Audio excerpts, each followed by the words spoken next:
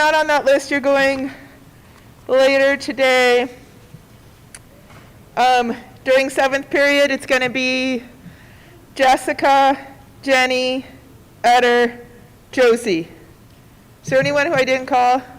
Jaden's going during 5th.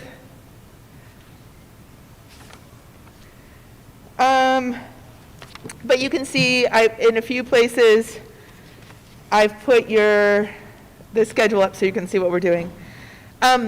If you guys all want to come up here and try, but just trust me, I'm going to be sitting right there, so I'll tell you, but you can just give your speech like this, and if you're at the taller one, then just rotate this way. But pretty much everyone is going to be on this one, unless if you're 5'10" or taller, you could be on that one, but most of the school will be on this one, okay? So we can see you. But anyway, I will do attendance and lunch count just kind of like when you guys are, I guess I'll do lunch super fast right now. And then we will get started.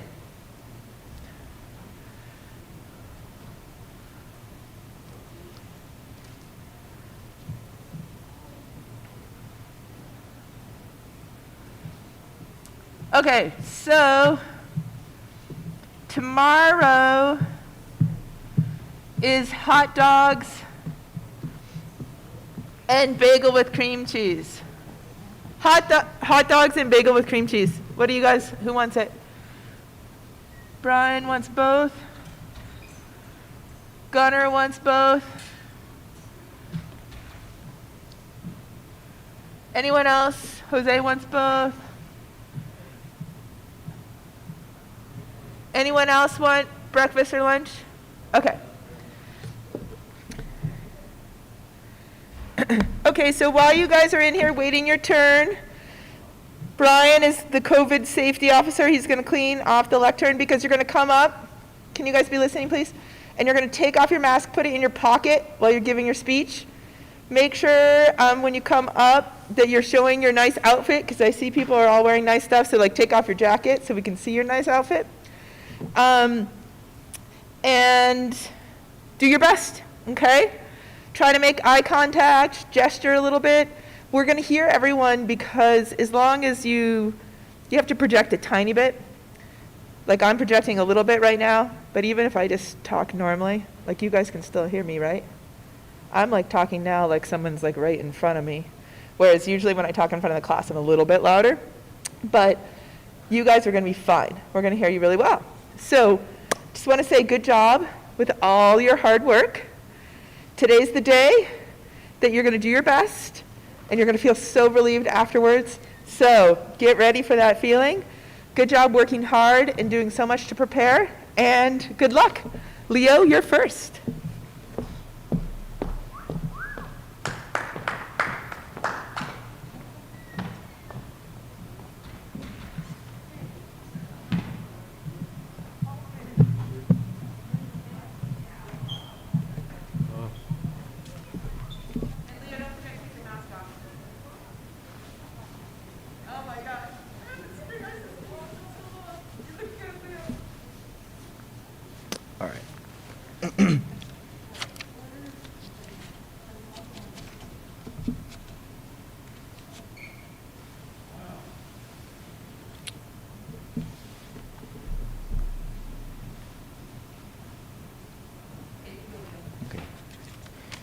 The greatest mistake in life is continually fearing you will make a mistake, once said Albert Herbert.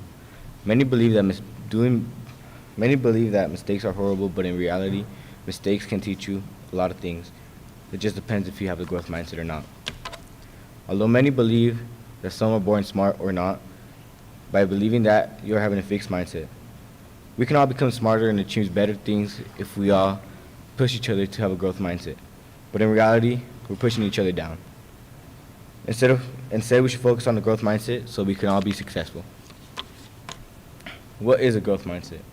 Having a growth mindset is important, mainly because it can help you mentally but physically. The growth mindset is the idea of a change, which only you can do for yourself. By changing into a growth mindset, Not only will it improve your intelligence levels, but also your talents and abilities.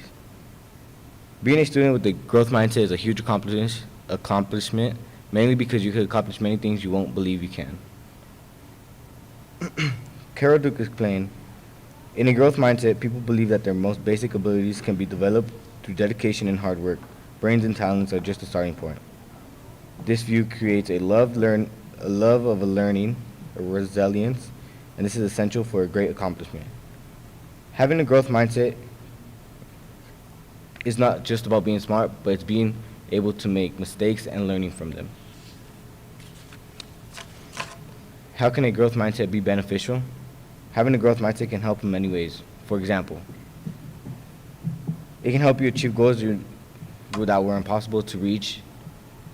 Not only does a growth mindset push yourself to become a better person, but it can help you push others around you as well. For example, a growth mindset in young girls who struggle with math can help them recognize the fact that it certainly had nothing to do with their gender. Here, a growth mindset would help them persist their efforts in trying new learning techniques in order to improve their math skills, rather than to give up because they believe that they are genetically doomed to fail at the subject. Many girls believe that their genders are barriers, but in reality, by thinking that, they are having a fixed mindset. And instead of having a fixed mindset, they should have a growth mindset and push each other up so that they can achieve goals and more opportunities. Having a fixed mindset is a thing many of us had or have. We believe that some of us are born smart or talented, but in reality, we all have the same chance. It makes us think that we can never be like them, but when students worry about how they look intelligent, they won't mentally be intelligent. Many people believe that they can only reach a certain level of intelligence, but in reality, we can all achieve what we want in life. A great example is from Cherry Kendra. In a fixed mindset, you'd want to hide all your flaws and not be judged or labeled as a failure. Lots of us people judge others because of the mistakes that we make. Because of this, people tend to be embarrassed of their mistakes and hide them. But in reality, we should fix them and make them a positive thing, not a negative thing. Developing a growth mindset may not be the easiest thing to do, but it's the best thing you can do for yourself. People with negative mindsets are less likely to proactively engage in healthy behaviors or healthy eatings, like exercising or doing lots of movement. It can also lead to becoming more stressed overall. How do you achieve the growth mindset, many ask?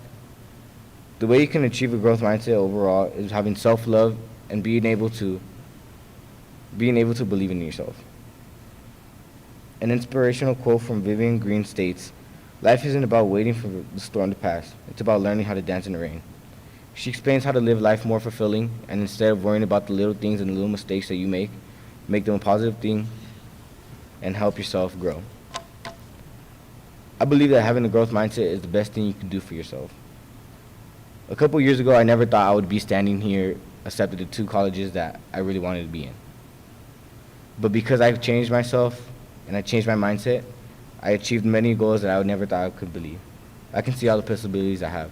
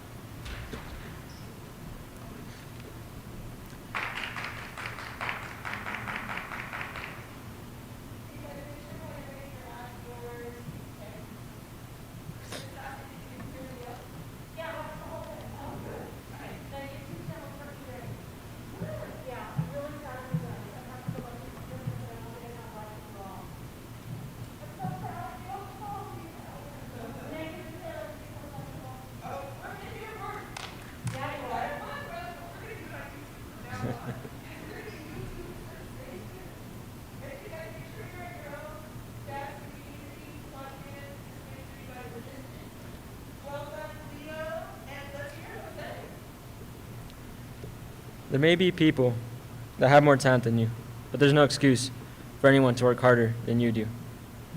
Recently retired first ballot Hall of Fame shortstop Derek Jeter accomplished a lot in his career with the New York Yankees and was widely thought of as a class act. Jeter was a player's player, a hard worker, and here he shows what got him there: hard work. Even staying strong whenever he received negative comments about being overrated or when he kept making errors on defense. It made him push himself even more. He knew that his mistakes helped him improve his skills. Although many believe that some are born intelligent or talented, the truth is, no one really is. Researchers say that people tend to learn more whenever they work on challenging tasks, and this helps them develop a growth mindset. But others who have a fixed mindset and lack experience or training tend to fail more because they don't believe or push themselves and are overwhelmed by the pressure. This understanding about the growth mindset comes from a researcher named Carol Dweck, who was fascinated by how some children face challenges and how they reacted to failures. She saw that some children who had fixed mindsets disliked being pushed out of their comfort zones, but others who had growth mindsets reacted differently. She explains, "I've always been interested since grade school in why some children wilt and shrink back from challenges and give up in the face of obstacles, while others advisedly seek challenges and become even more invested in the face of obstacles." She discovered that some children loved being challenged and even stayed strong whenever they're about to face failure. Believing that they could develop their abilities through hard work, lots of help, and mentoring from others. Although students who had fixed mindsets had the idea that their abilities are carved in stone, which means they couldn't improve their skills, and saw challenges as risky. So they believed if they failed, then their basic abilities would be questioned. Carol Dweck believes that students' hard work should be praised so they can be motivated and keep trying to improve their skills, so they could develop a growth mindset. Teachers and parents are a good example of this because they motivate and re-energize children whenever they fail at something in class or in life. An article from The Atlantic says, "The whole idea of the growth mindset praise is to focus on the learning process. When you focus on effort, show how effort created learning, progress, or success. When you put effort into something, it shows that you learned how to develop and improve skills."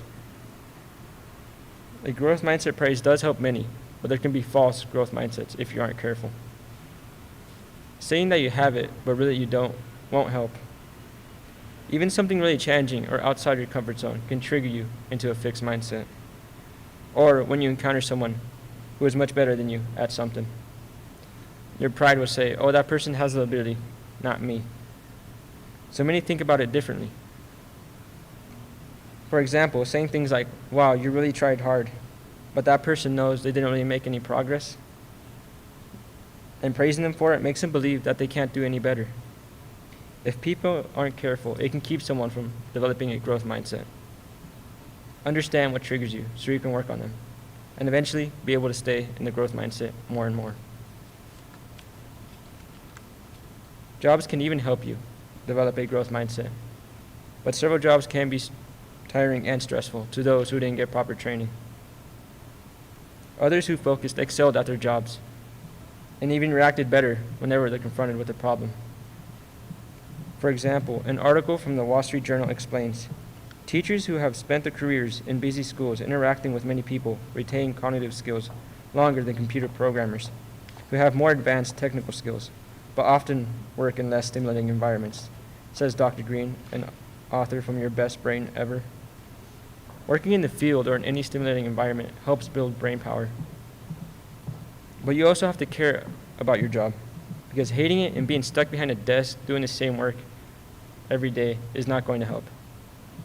Rewards and feedback must be clear and valuable to you, so you can stay motivated to work hard. I believe that with proper training and hard work can make you smarter, but just as long as you're passionate about what you're learning and there's something stimulating your brain. Know that you can grow even when you fail. Stay motivated and focused so you can have a growth mindset. But also know that nobody has a growth mindset in everything all the time. Everyone is a mixture of fixed and growth mindsets. Thank you.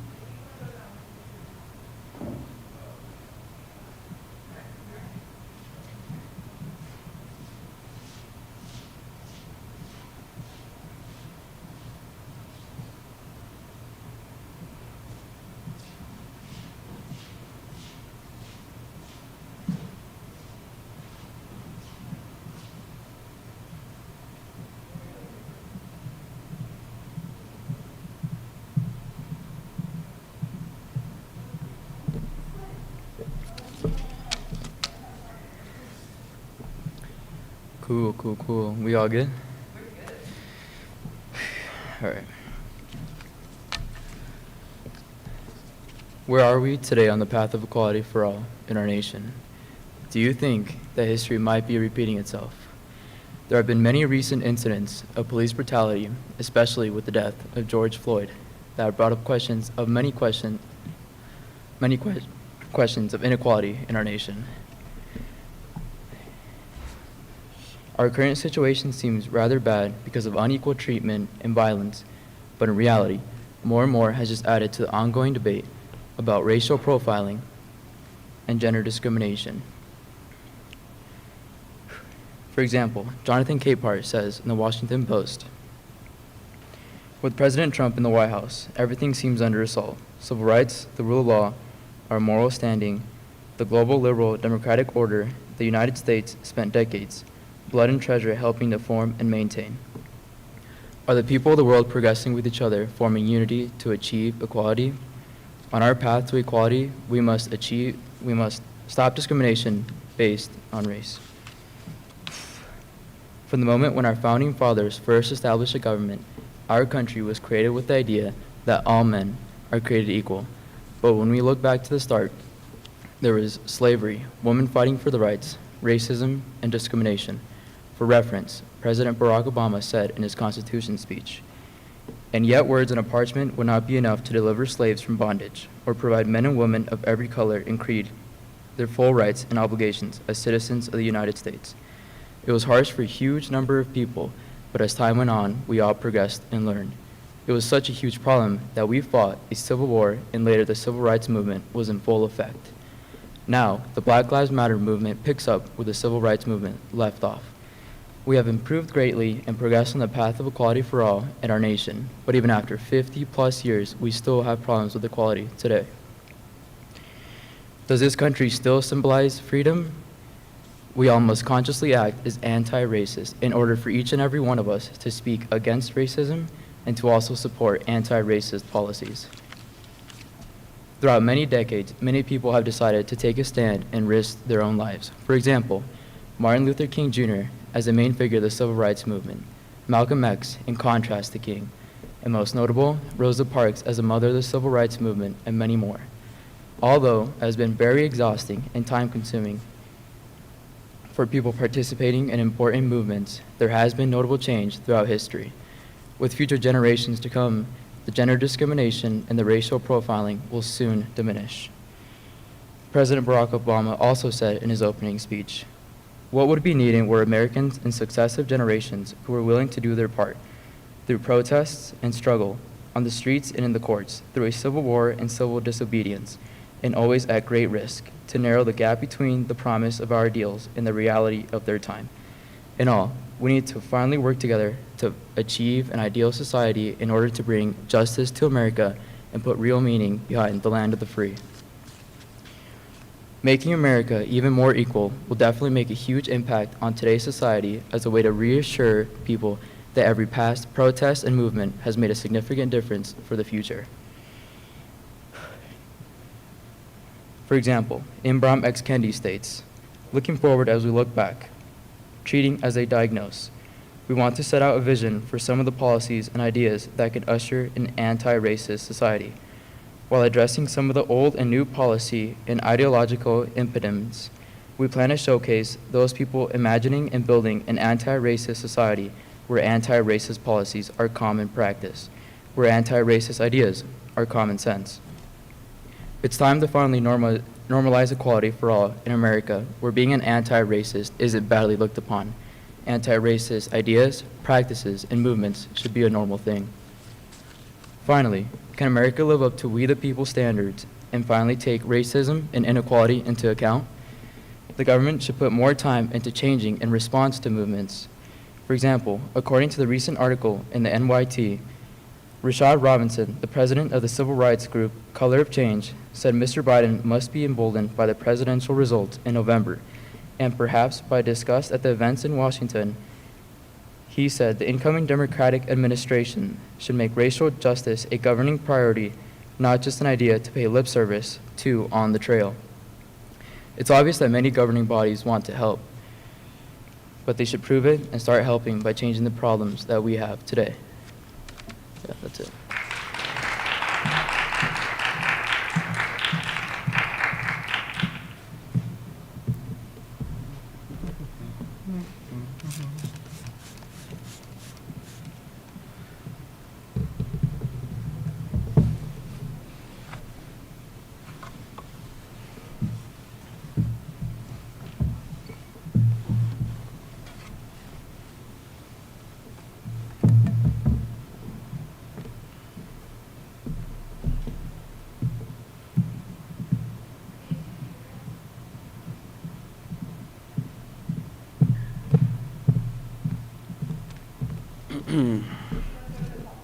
Oh yeah. Do I turn this?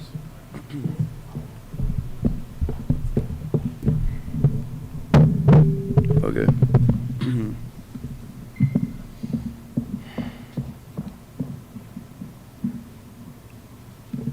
Okay.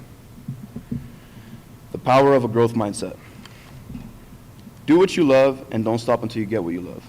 Work as hard as you can, imagine immensities. Debbie Millman's advice urges everyone to follow their dreams and work hard. Her advice reflects the studies of modern psychology. It is said that our belief system about our goals, success, and abilities is like fuel and pushes us to win. Many people understand the idea of working hard for their dreams, but there's also many that do not. If you picture less for yourself, then less is exactly what you deserve. The people who stay positive, work hard, and stick to their dreams carry a growth mindset and have a higher chance of accomplishing their goals. Those who believe that their talent or skill can be developed through hard work also carry a growth mindset. Many studies suggest that training in a specific mental skill can help one solve problems and build their brain's capacity to take in more information. With the practice of those skills on the job, it can sharpen mental abilities, and with that information, hard work assists the brain with growth, and the harder it works, the more it is expected to grow. Many who hold a growth mindset believe that they can better their craft through hard work and dedication of time and lots of effort. People with a growth mindset focus on fixing their flaws in order to improve themselves as a person. When practiced for a reasonable amount of time, they begin to understand what it takes to achieve and accomplish success. Many people often confuse the idea of being flexible, open-minded, or having a positive outlook on things with a growth mindset. These are very different because for growth mindsets, they never end their brain development. An article by Maria Popova states, "A growth mindset thrives on challenges and sees failure not as evidence of unintelligence, but as a hardening springboard for growth and stretching our existing abilities." Growth mindsets thrive to grow. They depend on challenges and new experiences, which is different than keeping a positive head. Many people always say, "I'm good at something" or "I'm bad at something," nothing else. Those who say this typical thing are usually enclosed to a fixed mindset. They should be saying things like, "I know I'm good at some things and I'm good at other things, and I need improvement in others." Albert Einstein once said, "No one is good at everything, but everyone is good at something." This statement is very genuine. Many could be good at multiple things, and those with a fixed mindset could say that they were just born with the ability. The truth is, those who aren't good at an ability or certain things can just practice and get good at that. Although there are many people with growth mindsets, there are also many with fixed. The people who continuously the people who continuously have a fixed mindset fear failure and fear the idea of being judged. They see their dreams and hopes as being much harder to accomplish than those with growth mindsets. An article by Brain Picking states, a fixed mindset assumes that our character, intelligence, and creative ability are static givens which we cannot change in any meaningful way, and success is the affirmation of that inherent intelligence. An assessment of those given measure up against an equality fixed standard. Striving for success and avoiding failure at all costs become a way of maintaining the sense of being smart or skilled. As we are shown, many people fear the idea of looking stupid, which causes them to do things they do not, or they already know, and stick to those only. Countless people don't believe that having a growth mindset is life-changing. Many think that it doesn't even work, and it's just a psychological game to make you work harder. The reality is that working hard and having a vision of what you want gets you closer to the end goal. A study done on students about growth mindsets reflect how they can improve their intelligence with effort. Research from the Inner Drive explains, this growth mindset could help develop a sense of both courage and curiosity, important life skills that extend beyond just getting good grades or playing sports better. As we can see, a growth mindset can change a person's life, but they also have to be willing to put in the effort. The mindset focuses students on learning rather than just performing well. In a study done by neuroscientists, they put an EEG cap on students' heads to measure the brain activity. While the scientists estimated brain activity, they asked students trivia questions. As the students received the results, those with a fixed mindset tuned out. They were not interested in learning the correct answer. After the study took place, the participants were given a pop quiz where the same questions were asked. Surprise, surprise, those with a fixed mindset did not do any better, and those with a growth mindset improved and did much better. Although this mindset may not appeal to everybody, it is still very healthy and a great exercise to practice within yourself and to get better. All in all, the power of a growth mindset can set you free and assist you in a better future. The truth is, the harder you work, the more likely you are to sharpen your mental abilities. Although many do not believe in this statement, the truth is that people who stay positive, work hard, and stick to their dreams have a higher chance of moving up in life than those who do not and picture less for themselves. Thank you.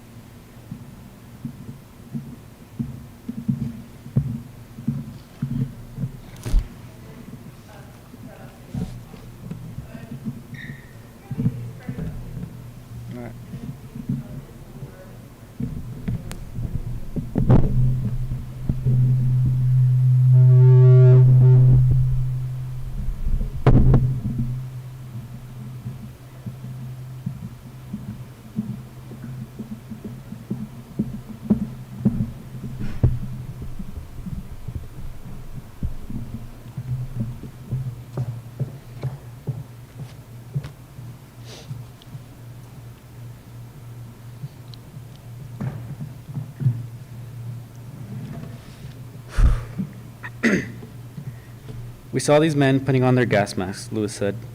They came towards us, beating us with nightsticks, trampling us with horses, releasing their tear gas. Several of us were hit by the nightsticks, trampled by horses. I was hit on the head, right here, by the nightstick. I thought I was going to die on that bridge. I thought I saw death.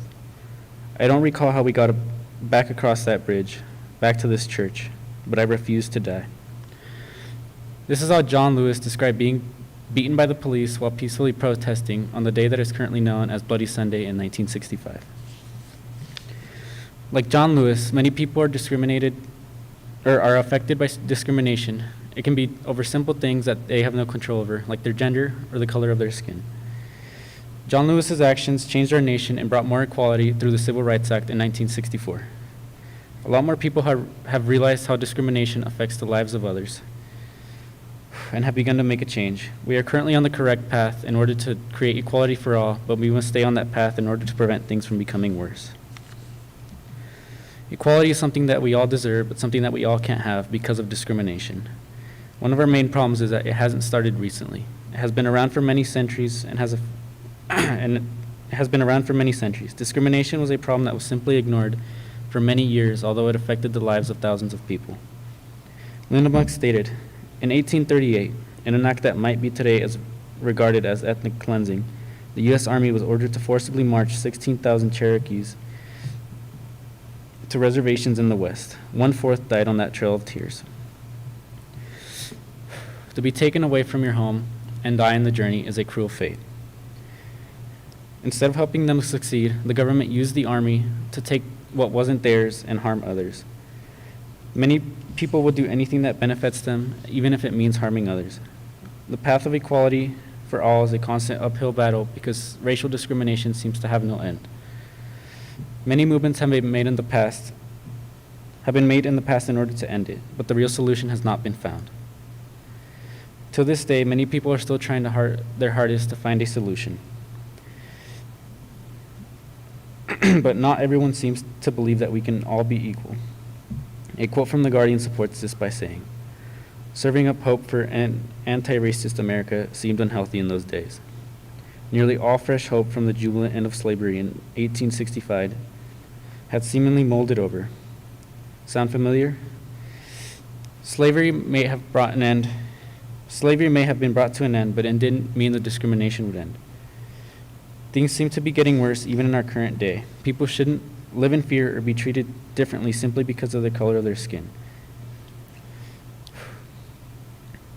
Many people have also lost their lives over things they have no control over. We can't choose how we are born, which truly shows how cruel some people in this world can be. Treating others differently simply because they're different from what our idea of normal is shows ignorance and intolerance. In the past, many movements have been made and been successful and have even caused legal changes. An example would be how women had to fight just to get the right to vote. But even if there is a legal change, it doesn't always change the way people think. Obama stated in a speech, "We need equal pay for equal work. We need paid family sick leave. We need affordable child care. We've got to raise the minimum wage. If we're truly a nation of family values, we wouldn't put up with the fact that many women can't even get paid day off to give birth. We should guarantee paid maternity leave and paternity leave too. That's how you value families." The 19th Amendment gave women the right to vote, but it didn't give them equality. Women still have to deal with the gender wage gap to this day. Laws can't change individual discrimination. Only working together and listening to each other can we finally bring an end to the discrimination. Not everyone will be willing to accept the change, but over time we must all accept that it is not right to treat someone poorly because they are different than us. Discrimination has affected the lives of people for too long and needs to come to an end. Many people have gone out of their way to make the lives of others miserable simply because they think they are different. By now we should all understand that having different skin color doesn't mean that we should be treated any different. We all live in this country together and we all deserve equality.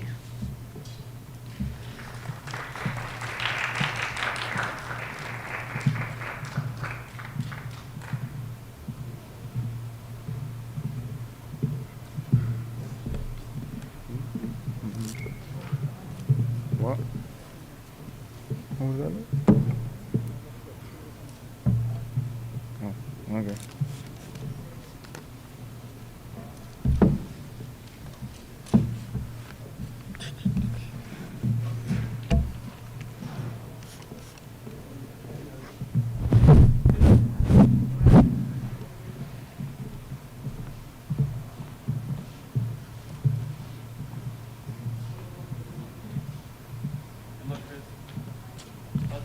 That's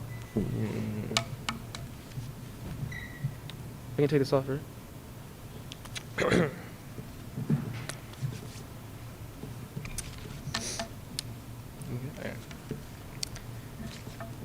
Have you ever wondered how famous people got to be so successful?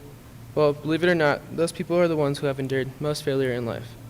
They failed repeatedly, but that didn't stop them, because they would just get back up and keep trying harder. Thomas Edison's teachers told him he was too stupid to learn anything. Michael Jordan has missed more than 6,000 shots and lost over 300 games. Albert Einstein didn't start speaking until he was 4, reading until he was 7, and was thought to be mentally handicapped. Even Elon Musk failed 3 major SpaceX rocket launches and numerous significant hiccups in his Tesla line. Well, now he is the richest man in the world. Mindset is everything. There is fixed versus growth mindset. One talks about a developing mindset, and the other talks about how people would just use their basic abilities to succeed in life without taking any risk. You have to embrace failure, become a lifetime learner, seek out challenges, go beyond your limits, and ask for feedback.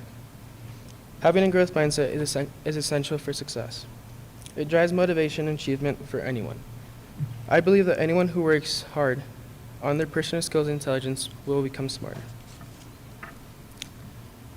Why do mindsets matter? Well, having a growth mindset makes you a successful person. There are 2 different types of mindsets, a fixed mindset and a growth mindset.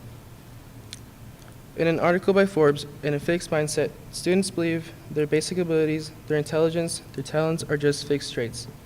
They have a certain amount, and that's that. And then their goal becomes to look smart all the time and never look dumb.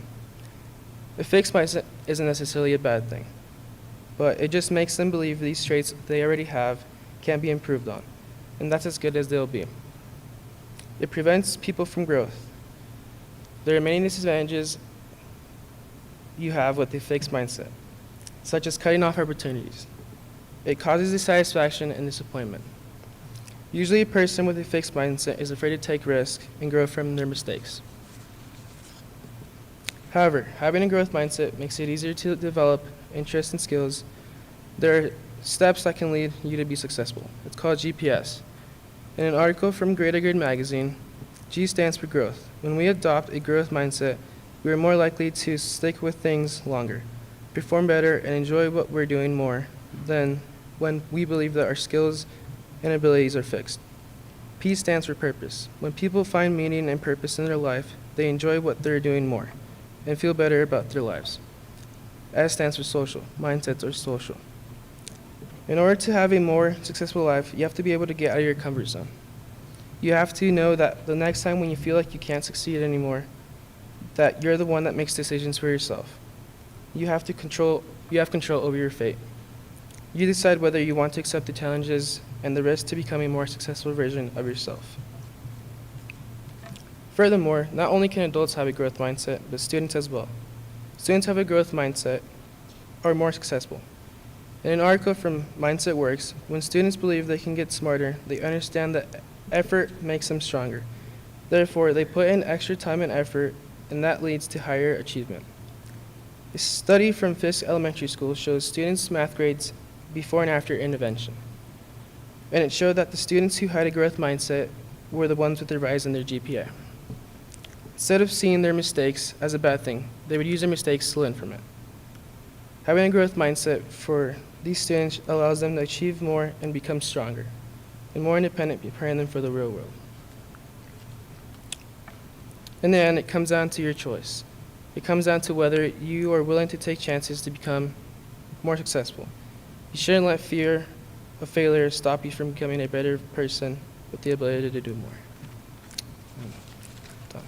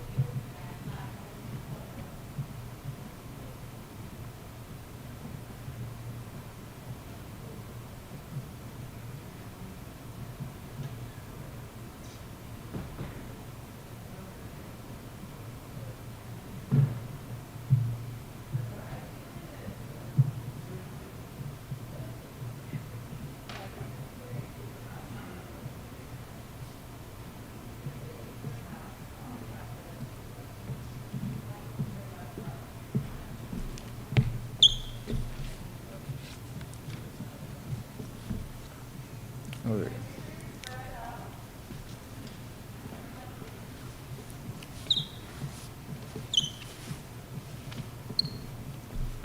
Okay.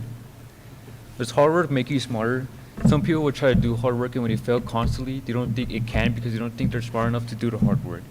But what they don't know is from doing hard work and failing, it is making them smarter. Take Michael Jordan, for example. He didn't start off as a great basketball player. He had many flaws and made many mistakes, but that didn't stop him from becoming one of the greatest of his time. He fixed his mistakes and practiced until he was able to compete and beat his opponents, setting in the example that from learning from past mistakes and bettering yourself, you can overcome anything you're faced with. Many people believe that some people have been gifted the gift of being born smart and the others are just unlucky, and there's nothing they could do about it. But what you don't know is that through hard work and mental practice, everyone has the capability to become smarter than they are now. The only way to do that is to grow out of a fixed mindset and into a growth one. Some people get stuck in a fixed mindset because they think they're either supposed to be right away, or they get stuck on a problem and give up when they're so close to finding the right way. We thought being smart is knowing how to pass difficult obstacles with no problem, not getting stuck on a problem, or just figuring out the right way quickly. Since we had the concept of being smart that way, whenever we were faced with difficult tasks and failed, we gave up and didn't think bigger. We thought we could never achieve it or pass it because it was too difficult, and so we felt bad about ourselves. In the article from The Atlantic, it asked, "What is smart?" This is a really exciting time to ask that question. For a century, we've been living under a depressive yoke IQism, that intelligence was something you were endowed with. Whatever you got, you got. Now, what they're saying is that we always thought we were smart or not depending on the score we got on an IQ test. And then having that score in our head whenever we were facing difficult tasks. So throughout the times we were facing hard tasks and failed, we started to believe that score more and more. And because we started to believe it, we didn't bother doing hard tasks anymore. The reality of being smart is that it doesn't matter what you get in an IQ test. An IQ test doesn't determine your full capability of how smart you can become. The score you got in the IQ test doesn't show how smart you are forever. You can tell you're improving your intelligence when you overcome a problem you couldn't overcome before. When you deal with a difficult problem, it doesn't matter what it is, and whenever you fail and look back and see where you messed up and found ways to improve it, you'll end up not failing future obstacles.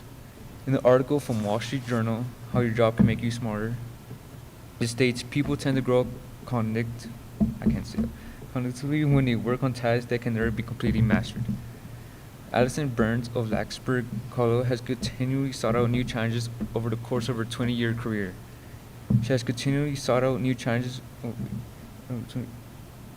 managing several different divisions for Alcatel-Lucent.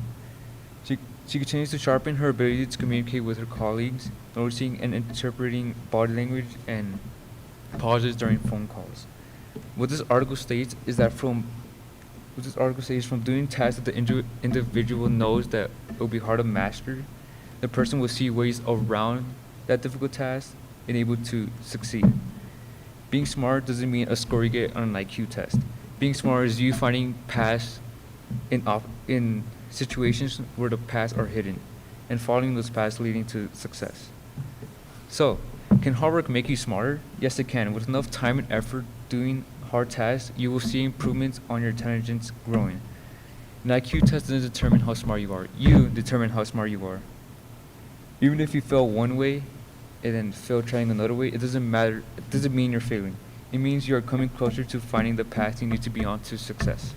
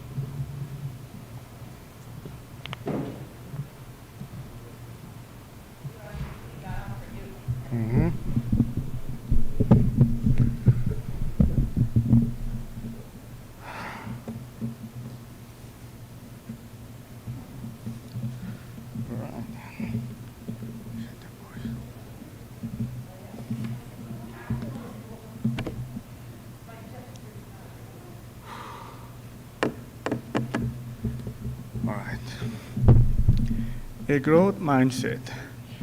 As you begin to understand the fixed and growth mindset, you'll see exactly how one thing leads to another. How I believe that our qualities are carved in stone can lead to a host of thoughts and actions, and how I believe that our qualities can be cultivated lead to a different host of thoughts and actions, taking you straight to a different road. Many people believe in the idea that we're all born smart, and that there's a limit how much we can learn, how well we can perform in any given task. Truth is, we can actually get smarter if we adapt ourselves to a growth mindset instead of a fixed one. Carol Dweck shared the definition of a growth mindset. Carol Dweck recently discovered that it's easier for kids to learn if they adapt themselves to a different mindset, particularly a growth one. But what's a growth mindset? Well, according to Carol Dweck, in a growth mindset is when people believe that the most basic abilities can be developed through dedication and hard work. Brains and talents are just the starting point.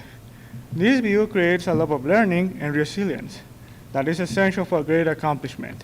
Or in fewer words, a growth mindset is when a student understands that his abilities can be developed. A growth mindset basically helps students to believe in themselves and encourage them to improve their abilities in any given ability, as long as they're willing to work hard for it in order to achieve a goal. There are many differences between a growth and fixed mindset. Carol Dweck, in her book called Mindset, described two different mindsets, fixed and growth mindset. Each of one of them have a different trait. For example, a fixed mindset assumes that character, intelligence, and creativity are static, given which you can't change in any meaningful way. And success is the affirmation of that inherent intelligence, an assessment of how those facts measure up against an equally fixed standard, striving for success and avoiding failure at all costs. Maybe some of us haven't heard about this before, but it's more likely for a student to have a fixed mindset. For example, in a math test, some of the students will be confident about the exam. Those are the people with growth mindsets. While the other half of the students are nervous about the test. By the end of it, the confident students are satisfied with the score they got, although not all of them didn't get a perfect score, and they're looking for solutions, asking for the teacher if he can explain some of the problems once again. While the other half of the students are worried about the score they got, and they're blaming themselves for not getting the score they wanted. But so far, I've only spoken about how awesome a growth mindset is, the difference between a fixed and growth mindset, but what I haven't explained yet is why a growth mindset is so important. Well, according to an article found in the Renaissance, having a growth mindset is important because it can help you overcome obstacles you may face while learning something new or developing a new skill. People with a growth mindset understand the importance of persistence and determination. In order to develop a growth mindset, you must change your perspective and cultivate a self-acceptance as approval from others. Fear of embarrassment can prevent a growth mindset. Try to redefine what failure means to you. And remember, patience is key. Although it may sound like acquiring a growth mindset could help a student, it's a little more complex than it sounds. I mean, it's hard, not impossible. Let me use myself as an example. When I first arrived in the U.S. to finish high school, I wasn't confident about myself. In some of my classes, I didn't get the grades I wanted. That frustrated me. I was lost, and I maybe thought that I didn't belong here. So I decided to practice speaking with my friends and teachers, and little by little, I began mastering this new language, getting better grades, and now I'm dreaming about college.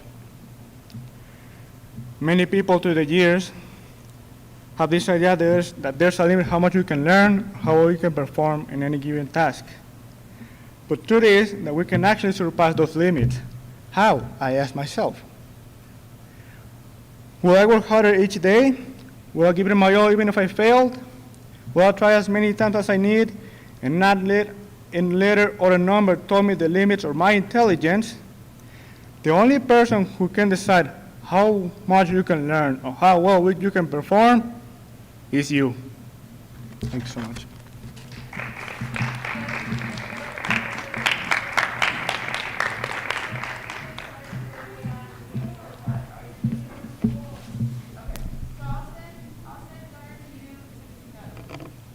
I just want to say happy birthday to Brian. It's his birthday.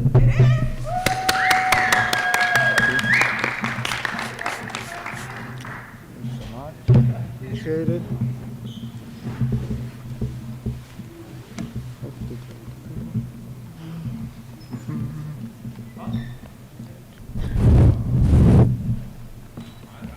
Ah, that was hard.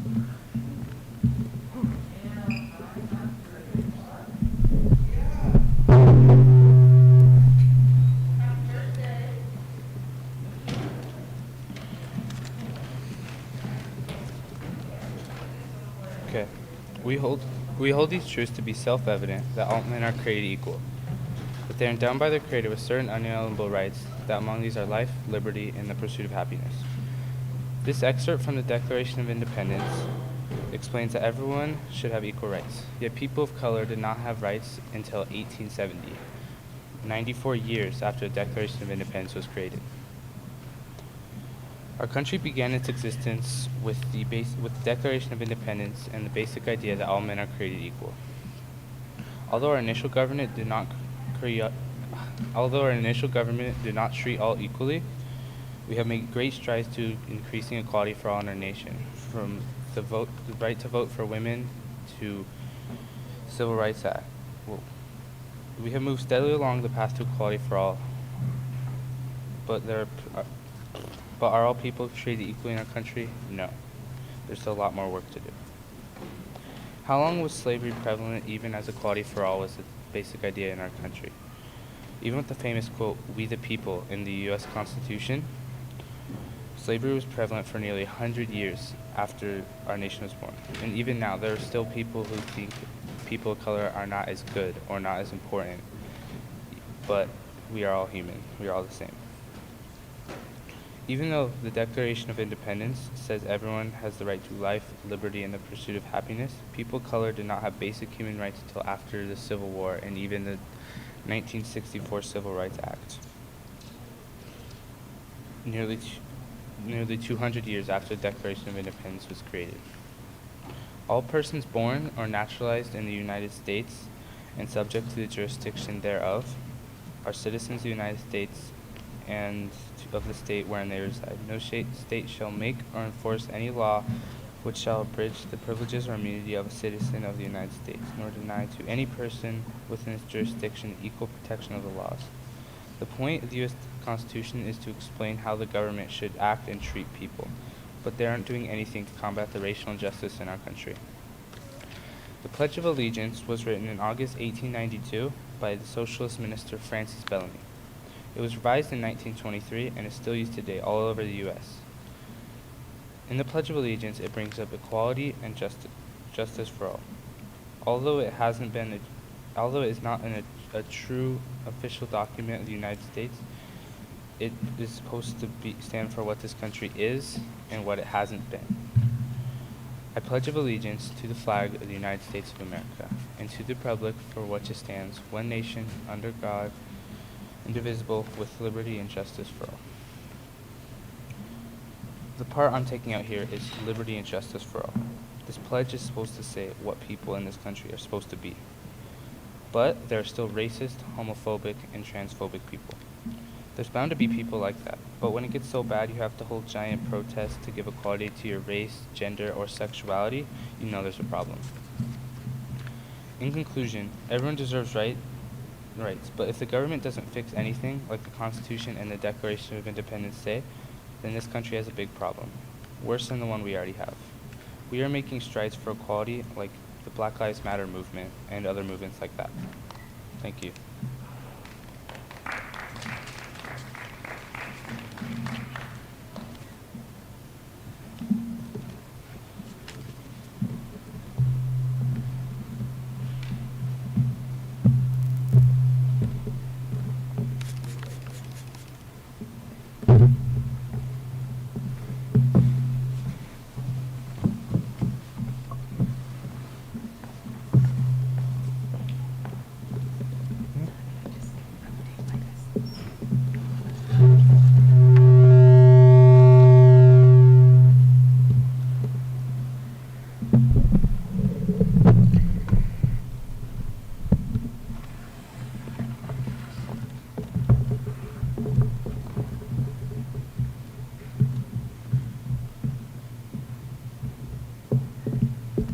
Okay, how do I sound? Can you guys hear me well? Okay, so remember that, since you guys didn't have a chance to practice on this yet, if you just come up and give your speech, I'm just talking in a regular voice. If I was trying to project, I'd be really loud. You can do that. It's not going to kill people's ears, but you can speak in your normal voice. So before we get started, I want to give a big hand to my first period, who just had to jump right in here and did a great job. Many of you are still here. I do want to say I was super proud. There have been so many great performances already today. I love the fact that this is going on YouTube, and there's lots of parents and others watching from abroad, so take it seriously, do the best job. Remember, when you come up here, unlike me, doesn't matter what my facial expressions look like, take your mask off, remember to pause, be passionate, have some power, gesture, do the best you can, because you've worked so hard on this speech. Now's your chance to shine, okay? Everyone get that growth mindset channeled right now before you go up. And I'm going to tell you the order because I think it's pretty much the same, but I'll give a hand once I tell you that.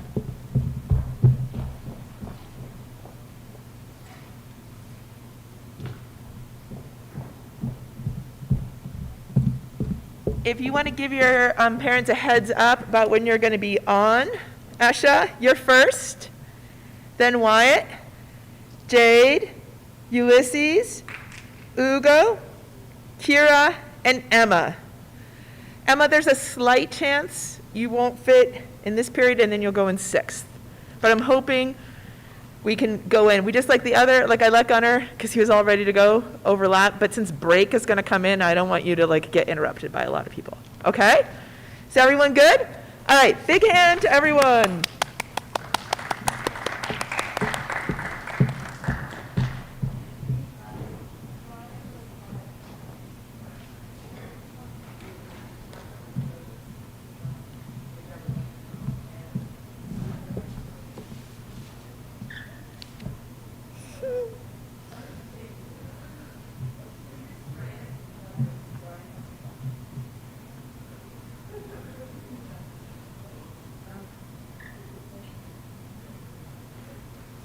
Do I take my mask off?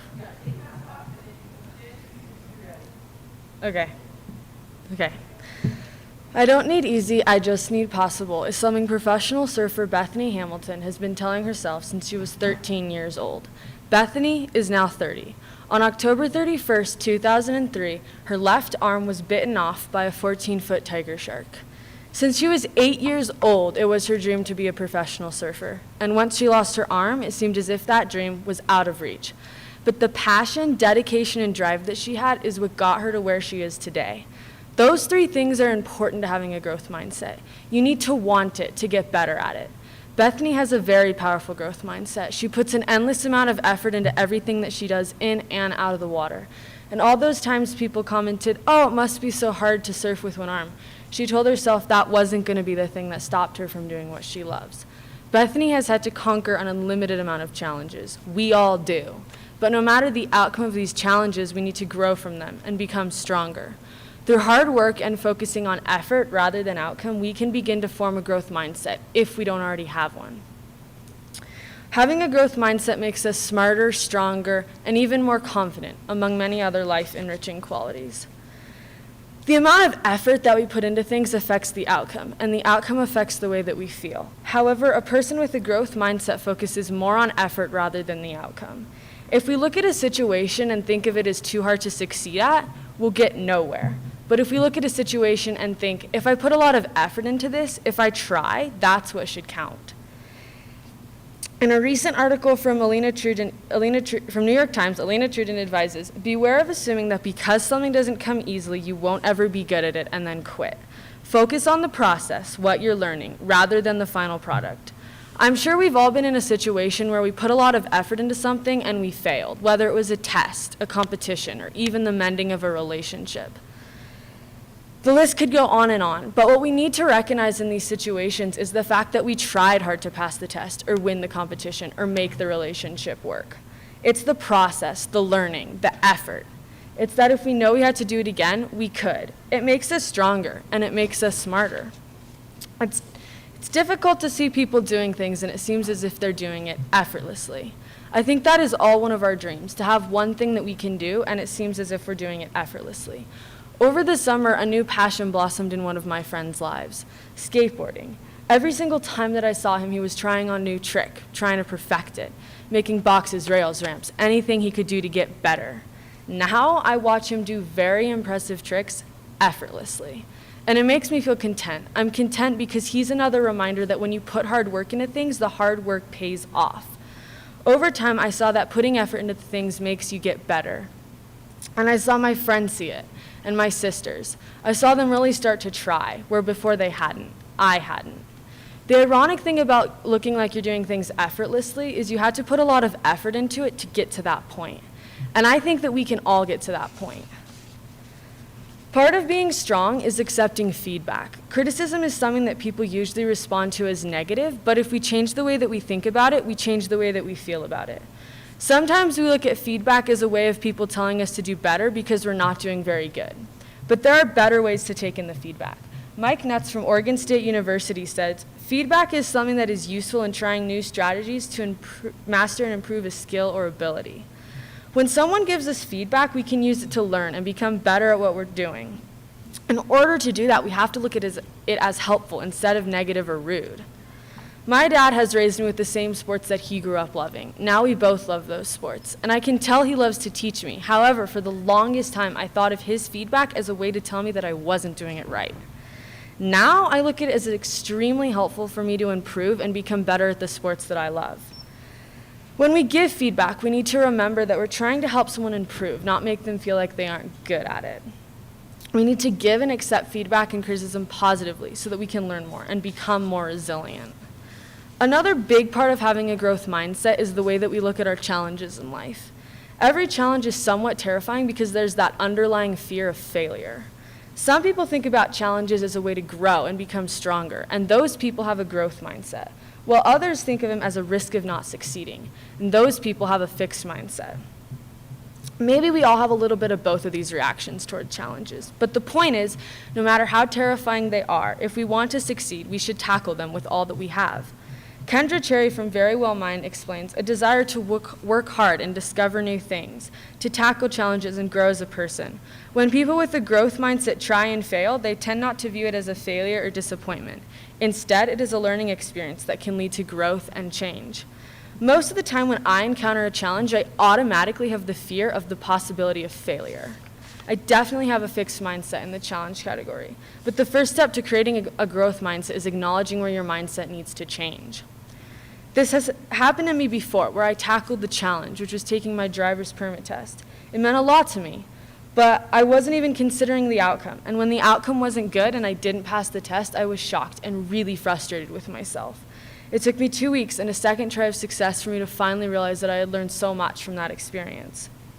It all takes time, patience, and courage to tackle a scary challenge. We don't know what the outcome is going to be, but that's the whole point.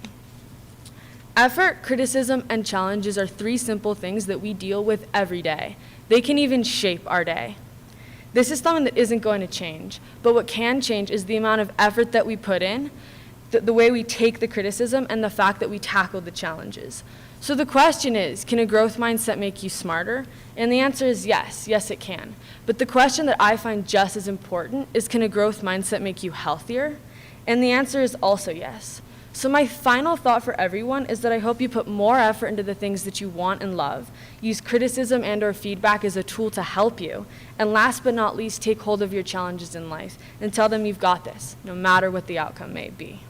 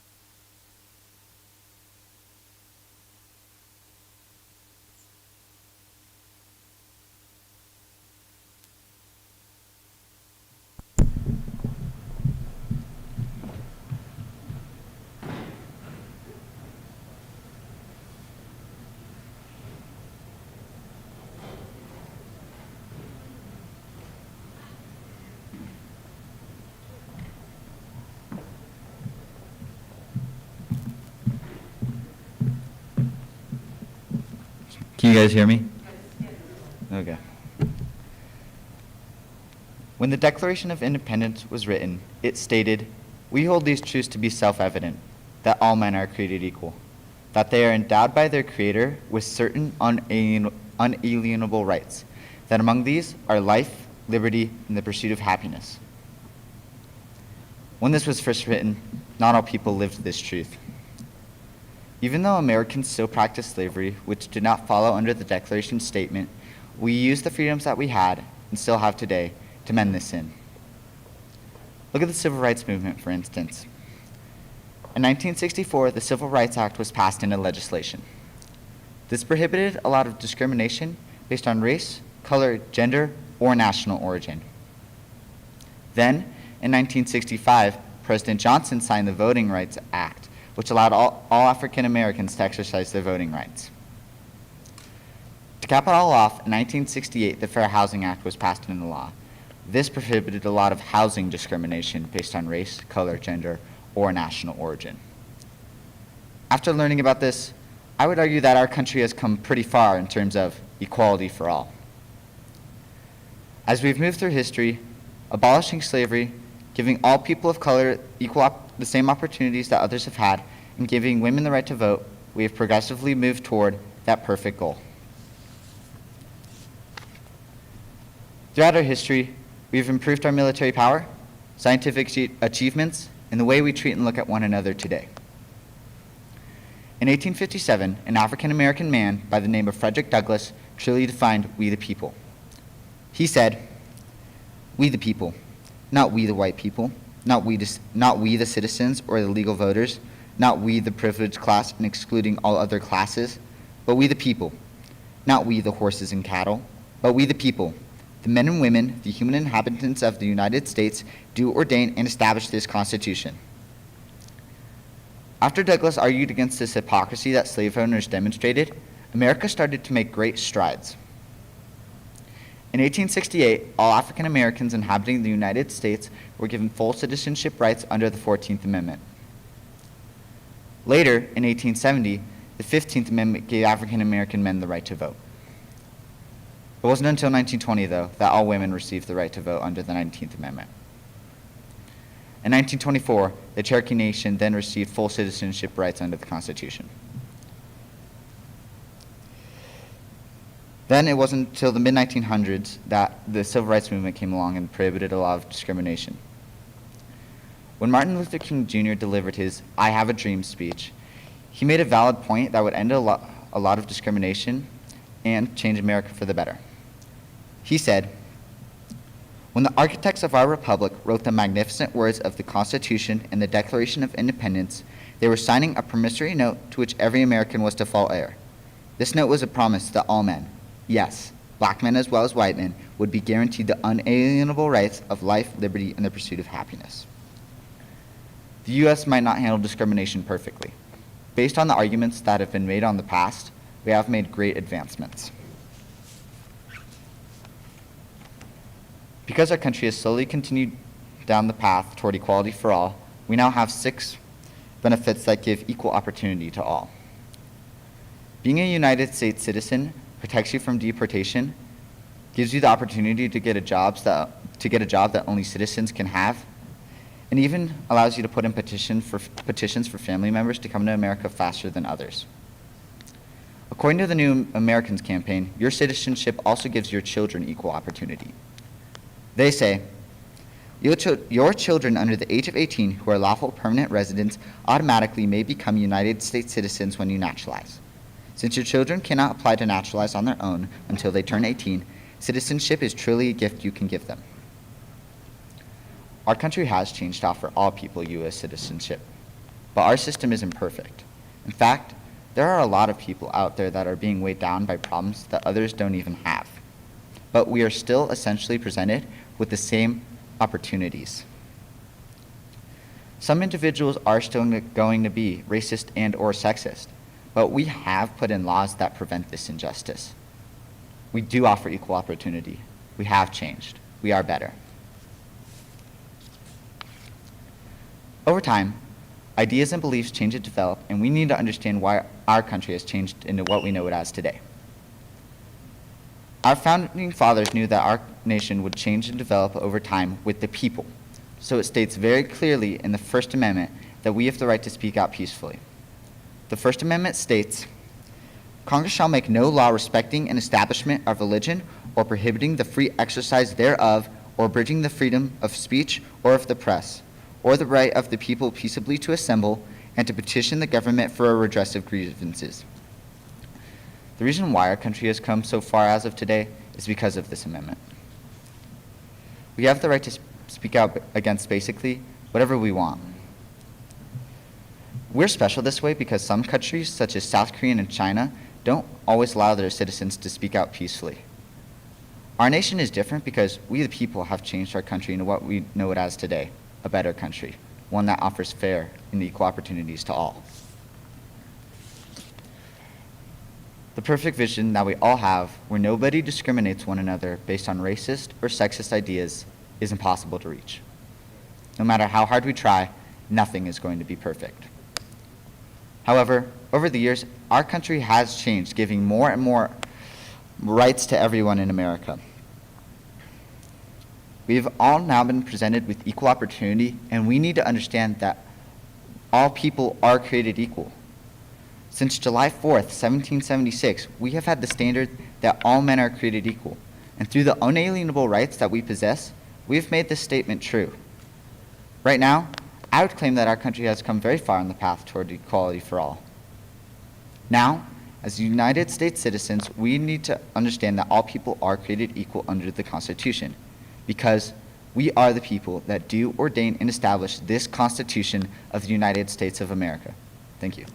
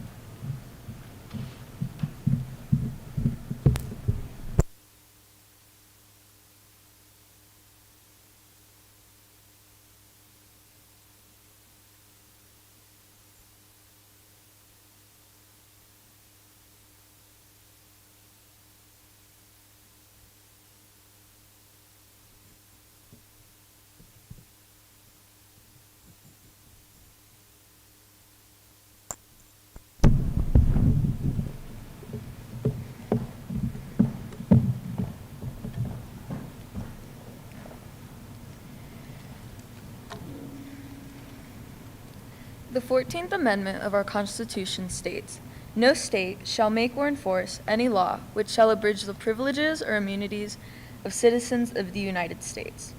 Nor shall any state deprive any person of life, liberty, or property without due process of law, nor deny to any person within its jurisdiction the equal protection of the laws." Our government has not fully abided by this amendment, and we have veered away from the foundation of our country, and it's one of the many reasons discrimination and racism continue to thrive today. We are nowhere near our goal to be free of inequality, racial injustice, and discrimination.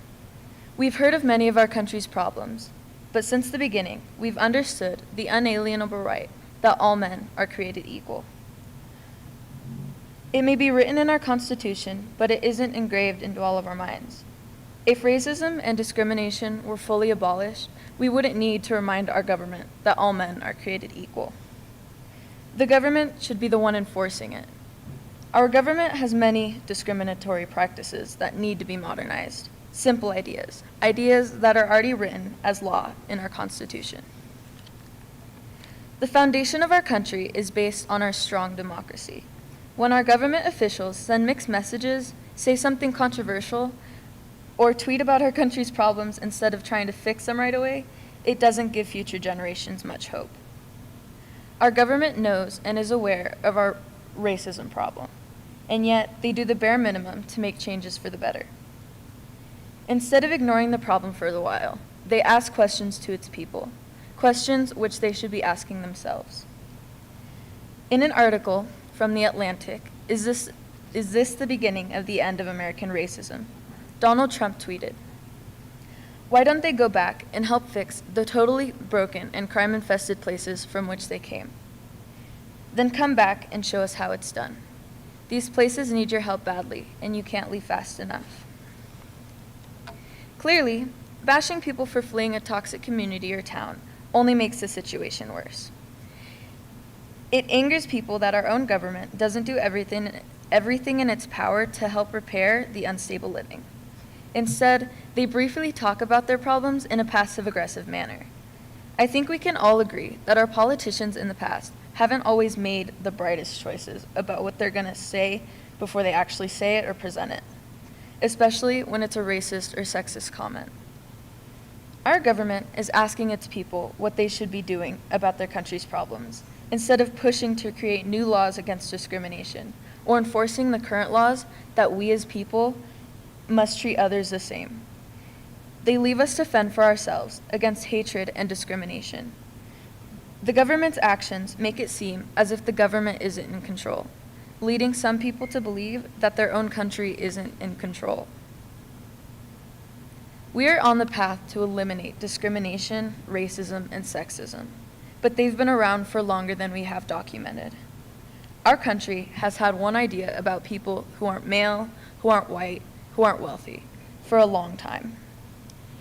Our government in the past hasn't always been as strong in the field of acceptance and equality. According to a recent article from Abram X. Kendi, the past may become our future if we don't do something about it now. When the all-white, male 57th Congress of 1901 sat in 1901, America had been made great again after decades of dueling, after all the force that had made the civilization were dominated by a southern mass of barbarous freedmen. This is only one of the many examples in history that we do not want to repeat. Having an entire Congress of white men calling every other person who is poor, of color, or female a mass of barbarous freedmen. We will never have to put up with that reality again. Now, in our lifetime, we will put our foot down and stop this. The future of discrimination, racism, and anti-feminism is up to us. Whether we want to stop it or proceed to disappoint our country's people over and over again. We have a goal that will be reached, a goal where everyone will come together and support one another for their ethnicity, gender, and age, a goal we have yet to find the path to. Although our country's problems have been around for decades, centuries even, not everyone knows what those problems are or their actual meaning. For instance, feminism. The controversial opinion on what feminism means shouldn't exist because there aren't two meanings of feminism. Feminism is the advocacy of women's rights on the basis of equality of the sexes, an act in which everyone is treated equally, no matter your race, gender, spiritual beliefs, or social status. Even after all the anti-racist movements, not everyone has quite got the hang of racial equality. Not everyone understands how much it would mean to themselves and others to finally find a balance of equality for everyone. According to the Washington Post, a generation after the Civil Rights Movement, Americans are once again engaged in the radical rethinking of their attitudes towards race, and major changes in public policy are imminent.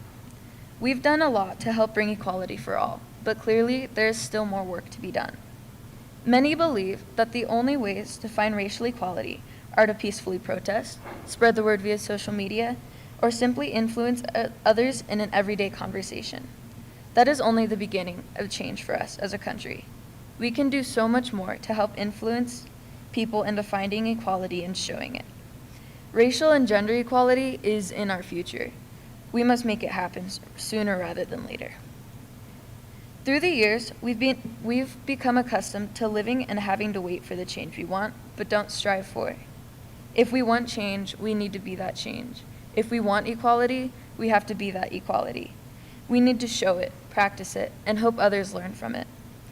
Our Constitution states, everyone is created equal. Yes, we have a law stating that we have racial equality, but simply looking around at everything that's been happening, we know we can do better than just saying we have equality. If we were to say it, we would be telling a lie. Amanda Gorman wrote, "Somehow we do it. Somehow we've weathered and witnessed. A nation that isn't broken, but simply unfinished. We must finish it."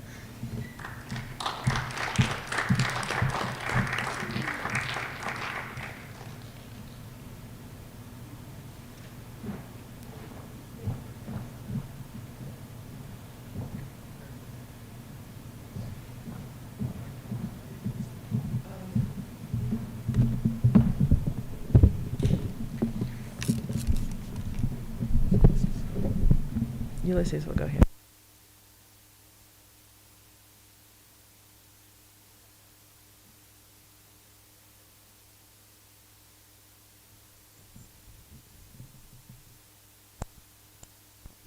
Right, good luck.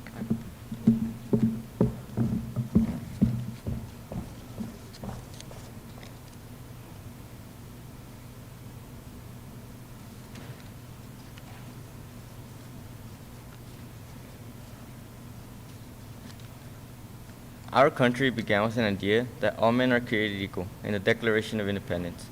Although it began with this revolutionary thought, the truth is that all men are created equal and endowed by the Creator, with a mighty urge to become otherwise.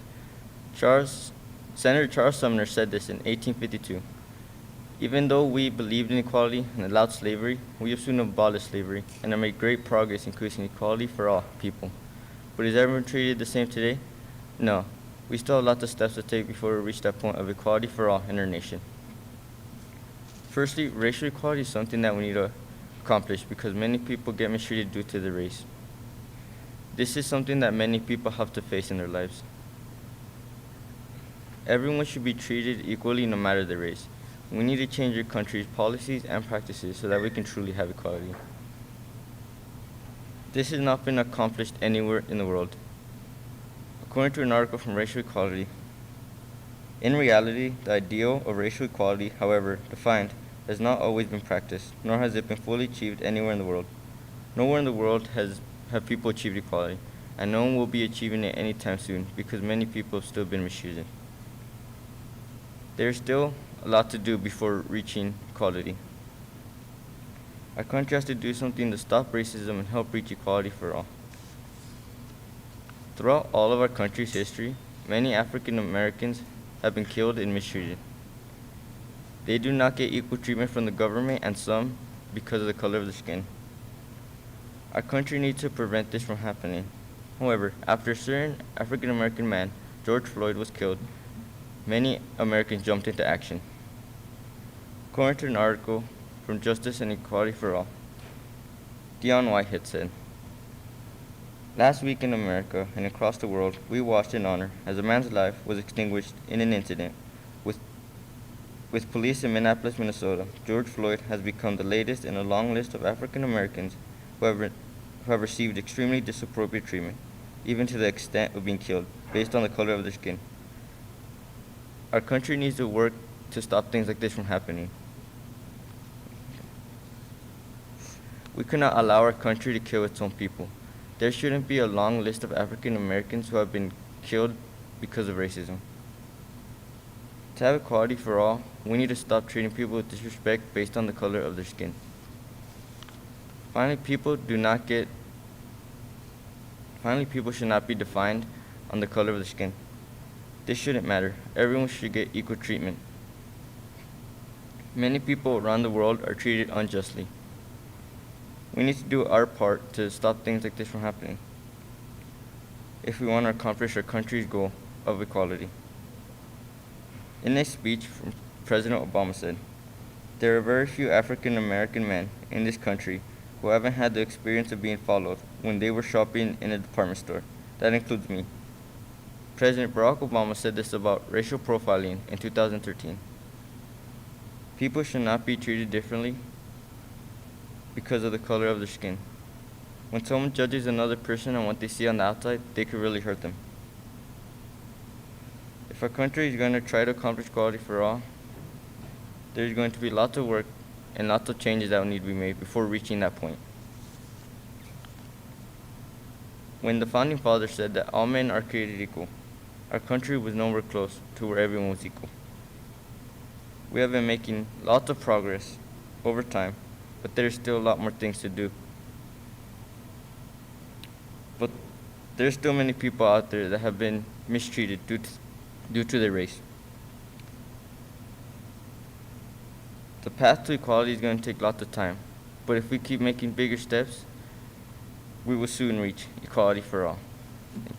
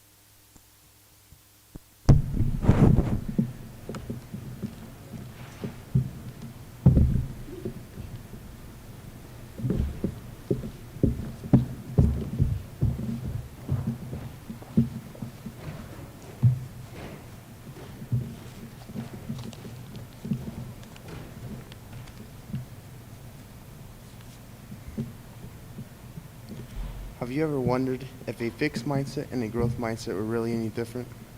Well, if you have, know that Carl Dweck changed a 13-year-old boy's mindset, and this is what he had to say.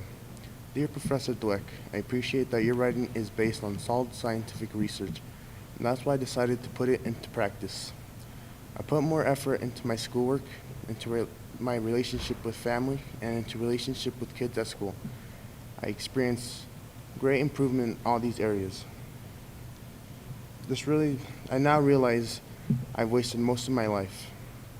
This really does show that people can change to live better and experience what a growth mindset feels like. Although many believe people are born smart or not, the truth is that many get their intelligence throughout their lives. By using hard work and different strategies on tasks, people can change their fixed mindset to growth mindset and deeply engage in things and actually get smarter, whether it's at work, school, or anywhere. People will stress out less when doing big projects and not worry as much if they have a changed mindset. At school, it is important that students are engaging in what they're learning about and should push out of their comfort zones. It is also important that teachers are teaching them the right way and not making them feel bad about a score they got or a mistake they made. In the TED Talk, Carl Dweck explains, in addition to teaching kids about Mabel intelligence, researchers started noticing that teacher practice has a big impact on students' mindsets, and the feedback that teachers give their students can either encourage a child to choose a challenge and increase achievement or look for an easy way out. This shows that teachers have a big impact on their students' mindsets because they go to their teachers for advice and better ways at looking at things. Teachers can also make their students work more efficiently and not look for a way to cheat because they would know what they are learning about and like learning about. What teachers should do is praise their hard work and effort because this leads them to have a growth mindset, whereas if the teacher is just saying that they're smart, they go to a more fixed mindset. The two mindsets are significantly different. People with a fixed mindset tend to give up easily and believe that they can improve, while the people with a growth mindset believe that they could figure it out eventually and participate in projects. According to an article from Mindset Works, this began a series of interventions and studies that prove that we can indeed change a person's mindset from fixed to growth, and when we do, it leads to increased motivation and achievement. This shows that you can change anybody's mindset with effort. One example is from 7th graders who were taught that intelligence is Mabel and showed how the brain works with effort and showed an increase in their math grades. It really does show their improvement in their work and showed, or even around family and around anywhere. It really, the fixed mindset leads people to have more motivation in what they're doing and can maybe change their mindsets from having to do something to wanting to do it. People can also learn from work. For instance, being a manager, you have to block out distractions, have problem-solving skills, and must learn how to read their co-workers' attitudes. This goes for many other jobs as well. In an article from the Wall Street Journal, Dr. Merzinch states, a rookie saleswoman is likely to improve her skills as she learns to listen closely, understands what customers want, and responds to their facial expressions and body language. Dr. Merzinch shows that you can just learn from listening to other people around you. Also, many people just learn from practice. No matter what it is, you can always learn from practice. Some people work hard at these core job tasks and can sharpen their cognitive skills, but you must like your job to improve. The growth mindset is for anybody in the world, and as long as we put enough effort into wanting to make a change in our lives, it can impact anybody and many people around us. By changing now, we won't have to waste part of our lives like that 13-year-old boy. And we can live in a place that creates mental growth and won't have to stress so much anymore.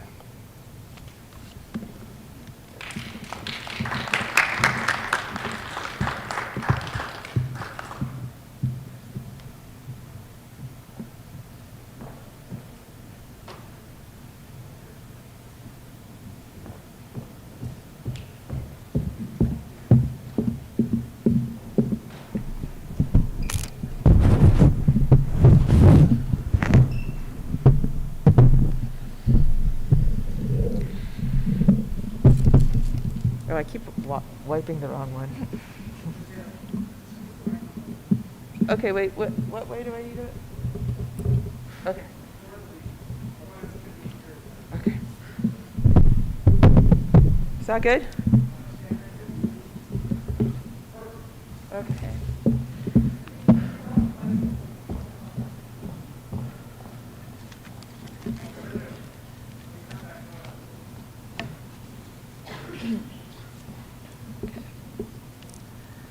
I do not like the label feminist, but I am an American citizen, and our Declaration of Independence states that you and I are equal. On July 4th, 1776, our Declaration of Independence was approved. It stated, "We hold these truths to be self-evident, that all men are created equal." America does not consist only of men, nor does it consist only of white people. So who exactly are equals, and what are the rest? Then, we the people refer to white, landowning men. Now, we the people includes people of every race. It has come to include women. But we the people are not done advancing our standards of equality. According to the United States Bureau of Labor Statistics, in 1965, women held a little over 30% of jobs. But by 2015, women held over half the jobs in America. We have come so far since 1965, but we are not done. We are not done until people of color are treated with respect and without racism. We are not done until all people are paid the same wage for the same job, regardless of race or gender. We are not done until women are treated as equals in all fields of work. We are not done. Firstly, we know that historically there has been prejudice against women in male-dominated fields of work, such as ski patrol, the fire department, and the police department, and it is hindering our country on the path towards equality for all. Some claim this inequality has to do with women not being physically strong enough for these demanding jobs, but that is not true. Historically, it has to do with the organization of family care. According to research from Yale University, in addition to raising children and providing unpaid household work, caregiving responsibilities for elderly, ill, or needy family members typically fall on women's shoulders. The reality of a mother's life is that she will take care of her family, whether that be her children or relatives. Historically, women have always been the caretakers, whereas men have been the ones going out and supporting the family financially. However, as our country continues to evolve, our families must evolve as well. More and more men are becoming the primary caretakers for the family, but the reality remains that more mothers than fathers are the caretakers. Not only do women want to work, they often need to, even if their spouse is also working. However, it's easier said than done. Childcare in America is too often expensive and therefore unavailable. Because of their duty to take care of their children, mothers cannot be expected to work a full-time job. If they are forced to choose between caring for their loved ones or working. The stereotype that women belong in the kitchen is difficult to break because it is based on the social organization that our country has typically developed. We are not done until our country finds a way for women to do more than care for their family, where women have options, where they don't have to choose between work and family. Undoubtedly, women face sexism and inequality, including sexual assault. However, more often, the sexism women face, which makes work life emotionally and mentally challenging, comes in the form of sexist comments from male coworkers. According to research from The Atlantic, routine sexist comments were the incidents that made them question their own talent and success potential. While it's tempting to dismiss such comments as a minor annoyance, the fact remains that these regular incidents of sexism are still diminishing women's professional progress. Words have a strong impact on a person's mental and emotional health. Even if we know that we are completely qualified, words can still take a toll on you. Some examples from the same article in The Atlantic share specific comments that were a staple in some women's workdays. This isn't the right job for you, and when are you going to have babies and quit? Hearing that you are not enough, that you don't belong, takes an emotional toll, and it makes work life disproportionately challenging for women. These microaggressions make the work environment much harsher for women. We are not done until women are given the same respect as men in all fields of work. And we certainly are not done until women can prepare for work without preparing to face an onslaught of demoralizing comments. Furthermore, America needs to include women in We the People, because women provide invaluable skills to these fields that men have been historically less comfortable displaying. These skills, such as kindness and compassion, are essential to professions such as the fire department, the police department, and ski patrol, where interpersonal skills are required for daily interactions with distressed people. Once women make up an equal proportion in these fields, we the people will be a stronger people, a stronger country. Careers such as the fire department often appear to require great feats of physical strength, but according to research from UCLA regarding the fire department, interpersonal skills are necessary. 2/3 of calls requested medical assistance. Although having the physical strength and technical skill to confront fires is absolutely essential to the job, the high proportion of medical calls firefighters respond to means that an additional set of skills is required to succeed as a modern firefighter, including the ability to display warmth, patience, and empathy for victims. Although men have the ability to be patient and show compassion, these traits are traits that women more often possess in abundance. The fire department needs employees with these qualities in order to do their job to the fullest extent possible. A field such as ski patrol also has a big medical aspect, which requires these high-level people skills. Women belong in fields such as firefighting and the ski patrol. And as a country, we need to start changing the inequality that makes it so hard for women to succeed in these male-dominated fields. Ski patrol is one industry that has been working to increase its percentage of female workers. According to Outdoor Research magazine, Crystal Mountain now has an unusually high ratio of women to men on staff, nearly 30% women. Crystal Mountain, Washington is an example to the rest of America, to our ski resorts.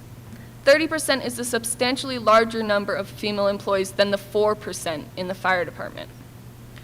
This one mountain shows us that women can be ski patrollers, that women can do what is seen as a man's job, and that women can improve the quality of work that a mountain does.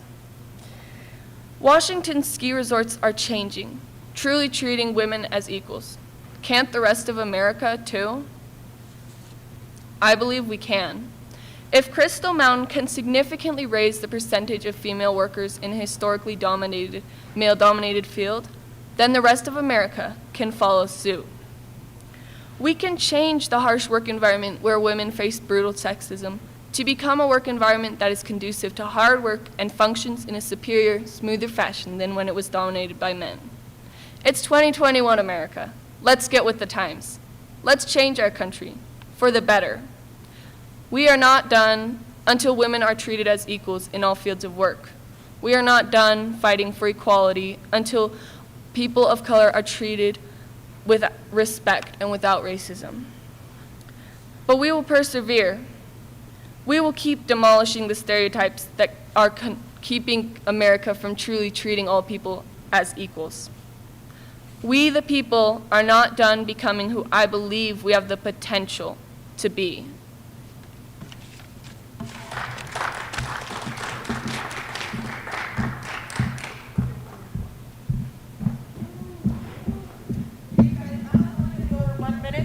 Going to go, and we will just ask people to wait at the door if they're coming in for break so that she doesn't have to be anxious about this for the next 3 hours.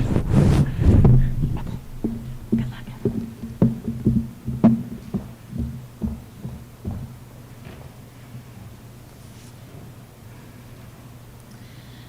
Have you ever felt like high school was really hard because of your challenging classes? Did you ever have the feeling that your mindset was the reason you were failing as a student? The truth is, our mindsets make us succeed or make us fail. Michael Jordan, the greatest basketball player of all time, went from a fixed to a growth mindset when he was in high school. He got cut off his basketball team, and because of that, he decided to add a new sport, and that was baseball. He kept working at basketball too. He says, "I've missed more than 9,000 shots in my career. I've lost almost 300 games. 26 times, I've been trusted to take the game-winning shot and missed. I've failed over and over in my life, and that is why I succeeded." This means that not only Michael added a new sport, he knew he was learning from his mistakes in his games. He knew he was learning from his problems that everyone makes in a basketball game. That's how we can learn to get a growth mindset, by understanding our mistakes, trying something new if the first thing goes wrong, and not giving up. Although many believe people are born smart, they're wrong. The truth is, hard work and applying more effective strategies can make us become smarter. If we move out of the fixed mindsets and focus on the growth, our abilities change based on our mindsets. Carol Dweck has spent many years studying how important our mindsets are. Dweck says, "Learning something new, something hard, sticking to things, that's how we get smarter. Setbacks and feedbacks weren't about your abilities. They were information you could use to help yourself learn." With a growth mindset, kids don't necessarily think that there's no such thing as talent or that everyone is the same. But they believe everyone can develop their abilities through hard work, strategies, and lots of help from others, and mentoring. Kids believe that they can improve their skills by trying hard and not giving up. Learning strategies can help kids be better students. These two things are important to find in the process of the growth mindset. Growth mindset is about personal improvement, not comparing yourself to other students. Having a growth mindset can help students do better in school. People have done research on kids' grades to learn about growth mindsets. According to Mindset Works, it turns out if you believe your brain can grow, you behave differently. So the researchers asked, can we change mindsets, and if so, how? This began a series of inventions and studies that prove we can indeed change a person's mindset from fixed to growth. And when we do, it leads to increased motivation and achievement. For example, 7th graders who were taught that intelligence is malleable and shown that the brain grows with effort showed a clear increase in math grades. Students can learn to get a growth mindset. Carol Dweck has provided advice for kids to learn how to get a growth mindset. We've developed a number of online workshops addressed at adolescents and shown that when we teach those students a growth mindset, many of them regain their motivation to learn and achieve higher grades, especially students who have been struggling, says Dweck. Kids were taught in a workshop on how to become more interested in learning, and after about learning about growth mindsets, they got better grades. When a student knows that they can improve, it's not hopeless, they will become more motivated. School becomes more interesting to these kids again. All kids wanted to do was give up when they kept doing the same easy problems. Those students felt like they couldn't accomplish anything. The only way they saw the way out of the problem was hiding from it. With hard problems, students get more interested in learning when they leave a growth mindset, a fixed mindset. Everyone can learn from new things. That's why students lost interest in school in the first place. Doing the same easy problem gets boring. Learning to get a growth mindset helps students succeed more in school. Researchers show that students have to learn the true way to get a growth mindset because that's how teachers will want their students to improve, and that's how they can get a growth mindset. With the right mindset, all students can succeed. Gaining a growth mindset doesn't only help students improve in school. Students also improve in relationships with family and get better at sports.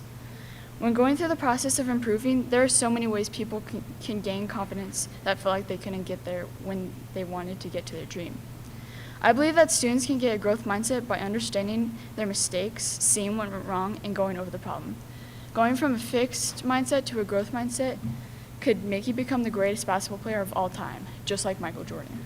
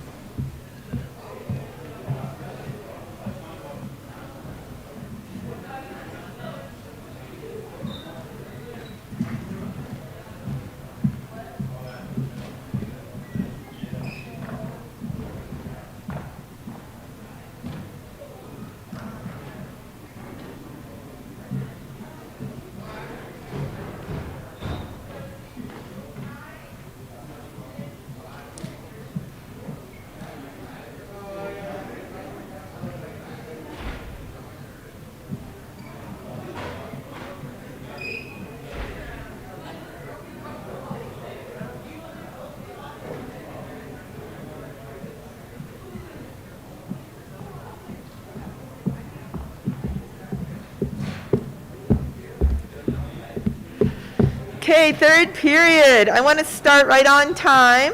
We're going to start, the bell's ringing in like 1 minute, so if everyone could take their seats, please.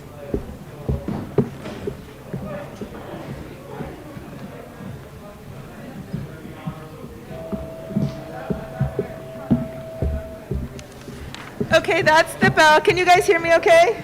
I think we have to move the speaker, huh?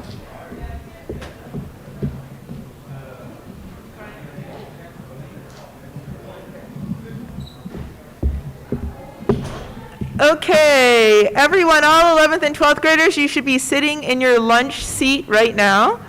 Brian, can you scoot it over a little bit this way so we just, that's perfect. Okay, but face this way now. Okay, all right, can you guys hear me fine just from right here? Thank you. All right, so in this group, we have some people with a little bit longer speeches, so we have fewer going here. So our order will be, what's turned off? Oh. Okay. All right, so the order for today is Ellery, Andrea, Caroline, Anna, Beverly, Emely. Okay? If, I think that's going to take up the whole time because some of these speeches are, 9 minutes instead of, a lot of them have been right at 5. So I just want to say a few things before we have our first speaker come up. First of all, we've had a lot of people watching on YouTube, so be proud up here. Feel good about yourself. Do your best. And it's kind of cool that we have like a little bigger audience. Can you hear me? Oh, great.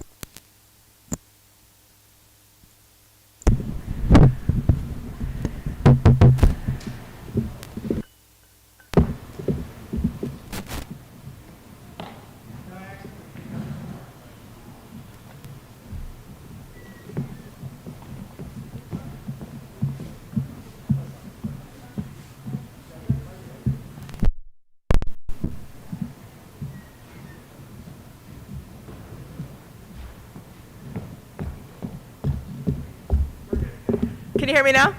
Okay. All right, so remember when you come up, you can project a little bit, but you don't have to do a ton. Give your speech and do the best you can. Pause. Let people see your facial expressions. Show a little passion. And know that in just a few minutes, you'll be done. Okay? So great job. I'm really proud of everyone for all their hard work. And I can't wait to hear all your speeches. So our first speaker, has she disappeared? Uh-oh. Okay. Andrea, is it gonna mess you up if you go instead of her?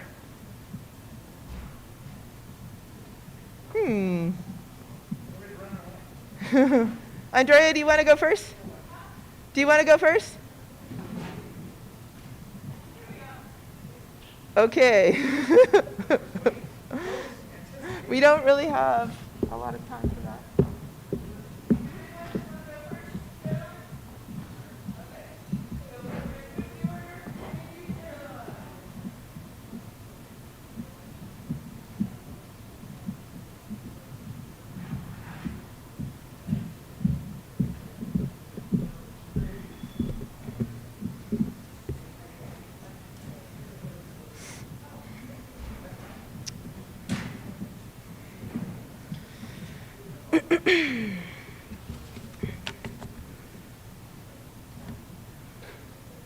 Can I go?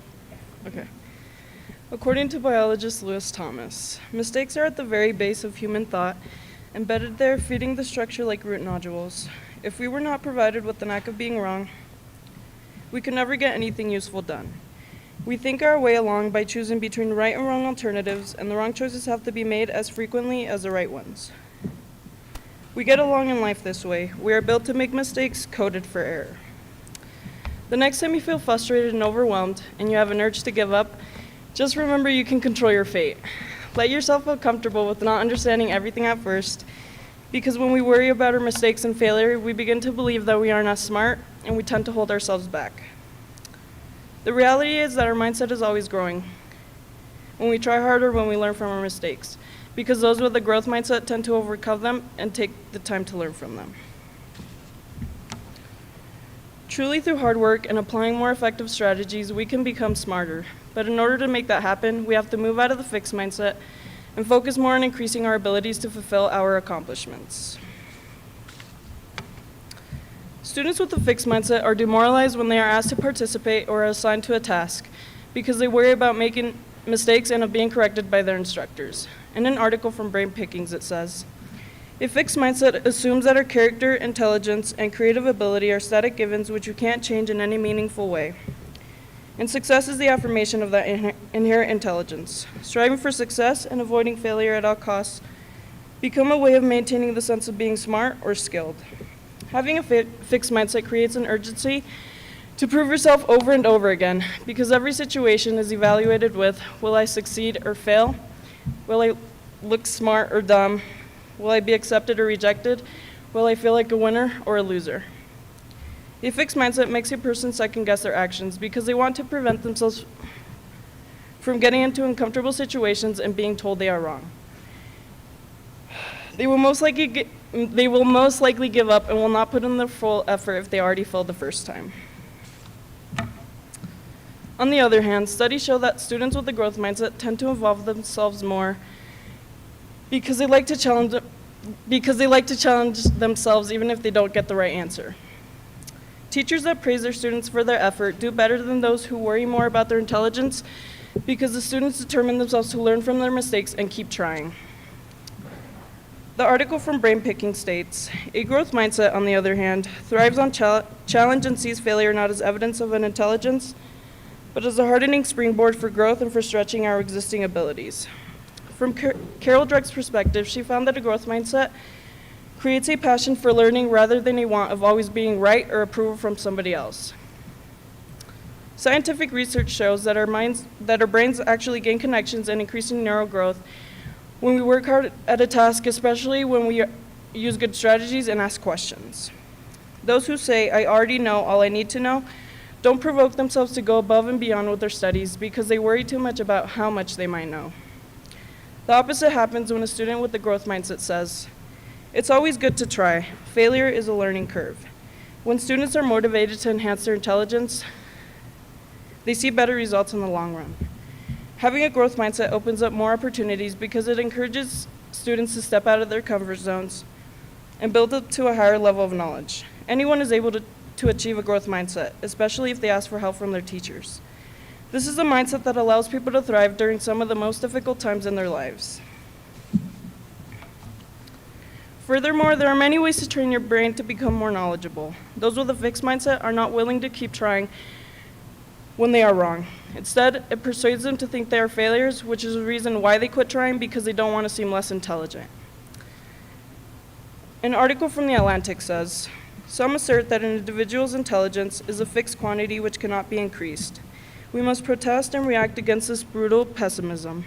With practice, training, and above all method, we manage to increase our attention, our memory, our judgment, and literally to become more intelligent than we were before. For centuries, we've been living under the impression that our intelligence is something we have been endowed with, and whatever you got is what we have to deal with. The truth is that any individual is capable of increasing their mindset with practice and lots of potential. But it also indicates that just believing that we will improve influences our behavior and test results." In the mind of Alfred Bennett and Theodore Simon, inventors of the IQ test in 1905, aimed to lift students up rather than assign them a permanent ranking. The specific reason for their invention was to identify French school children in need of most attention.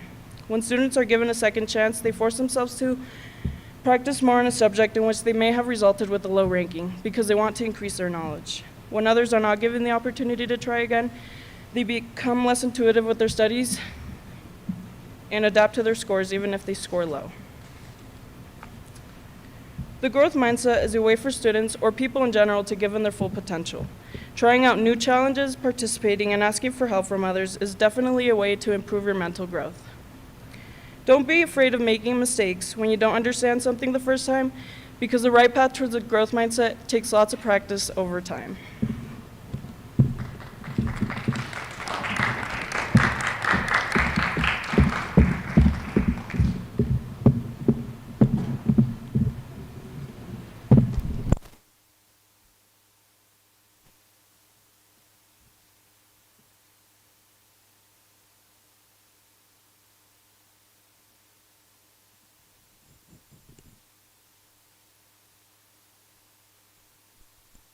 Grab my mouth.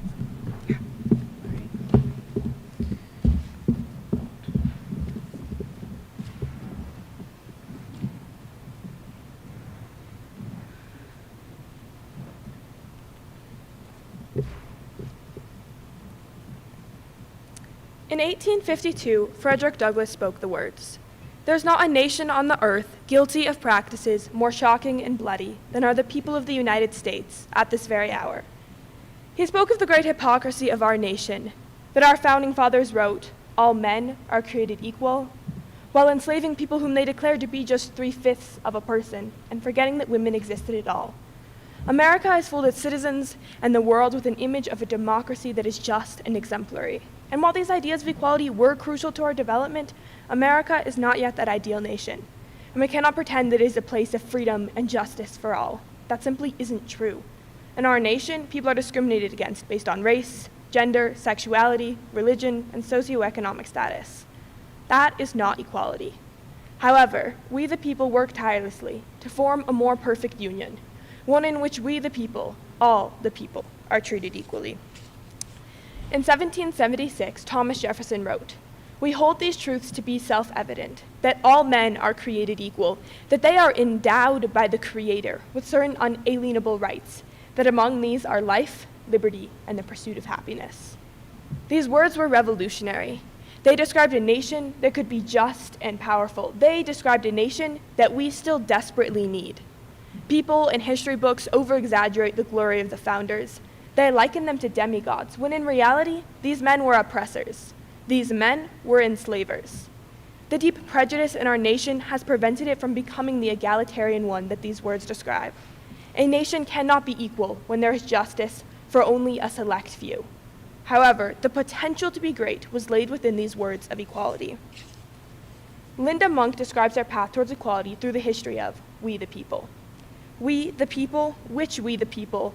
The women were not included, neither were white males who do not own property, American Indians or African Americans, slave or free. Yet one by one, these groups were eventually brought within the Constitution's definition of we the people, through civic movements dedicated to that purpose.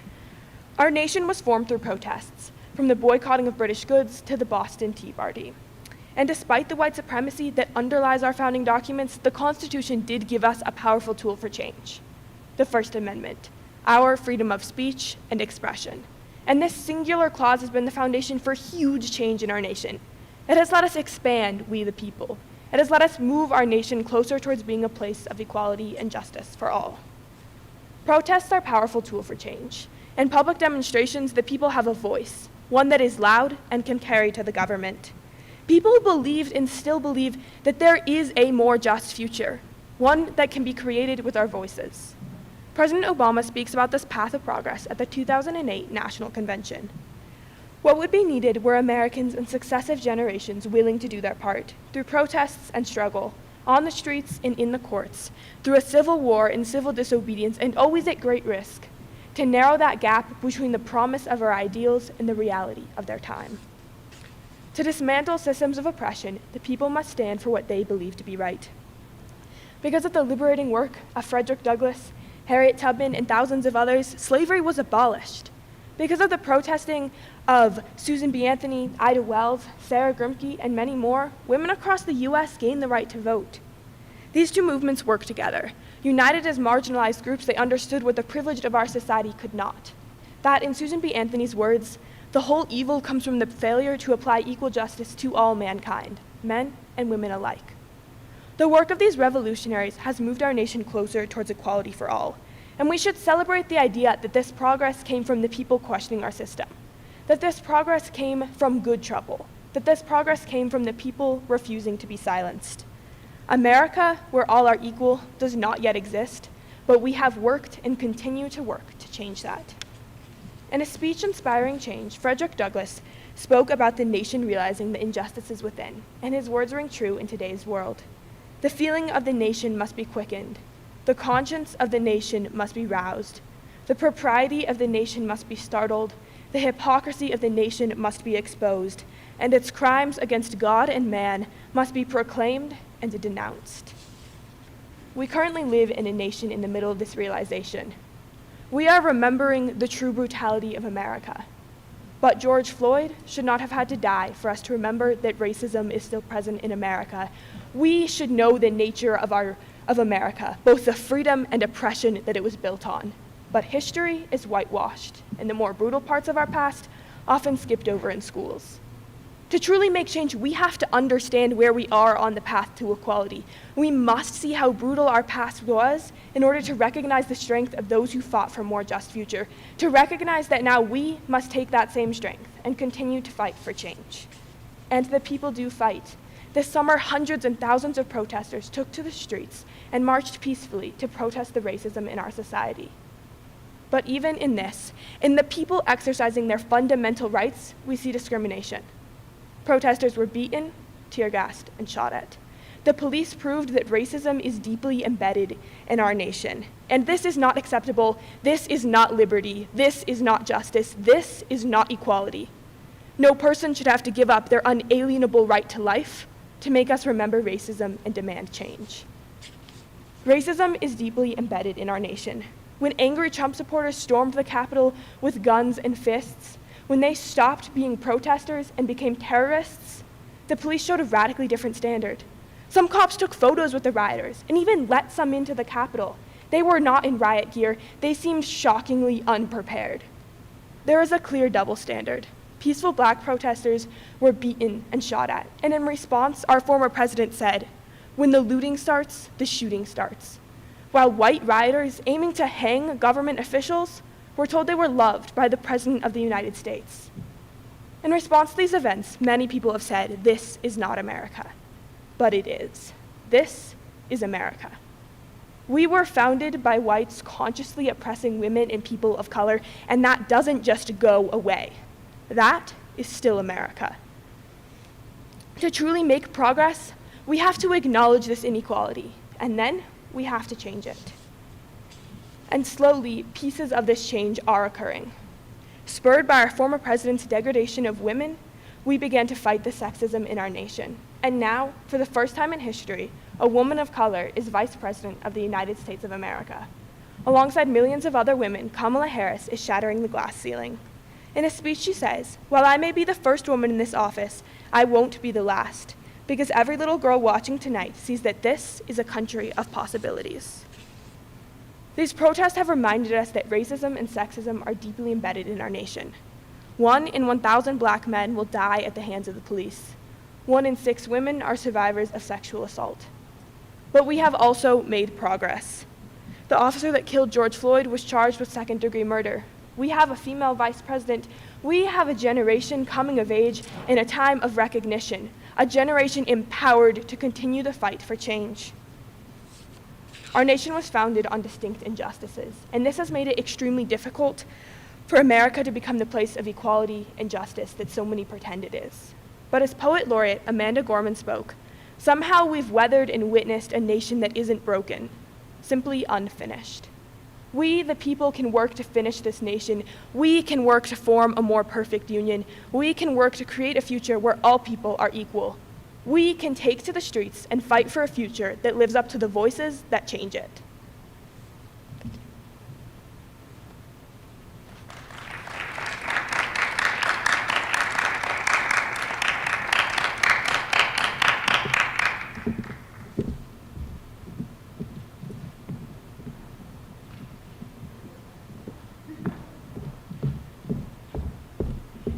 Hey Hey, you guys, just a reminder, I should have said this to a few people at the beginning. Everyone needs to be sitting at their own desk because you guys need to be spread out. You're too close. Miss Sasson shouldn't have to remind you of that. And no phones are out, right? Phones aren't allowed. You can be working on your computer. You can be practicing your speech, or you can be listening. But everyone should sit at their own table, please, so we don't have to worry about where people are, and phones should be away, okay? Thank you. I appreciate that.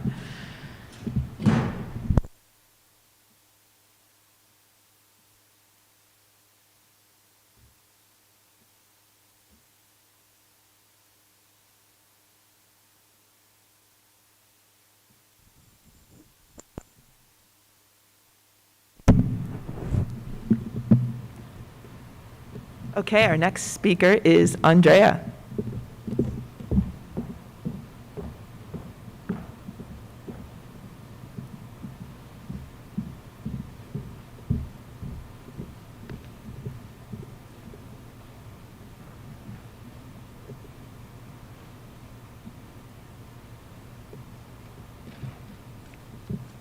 When the architects of a republic wrote the magnificent words of the Constitution and the Declaration of Independence, they were signing a promissory note to whichever American was to fly higher, and would be guaranteed the inalienable rights of life, liberty, and the pursuit of happiness.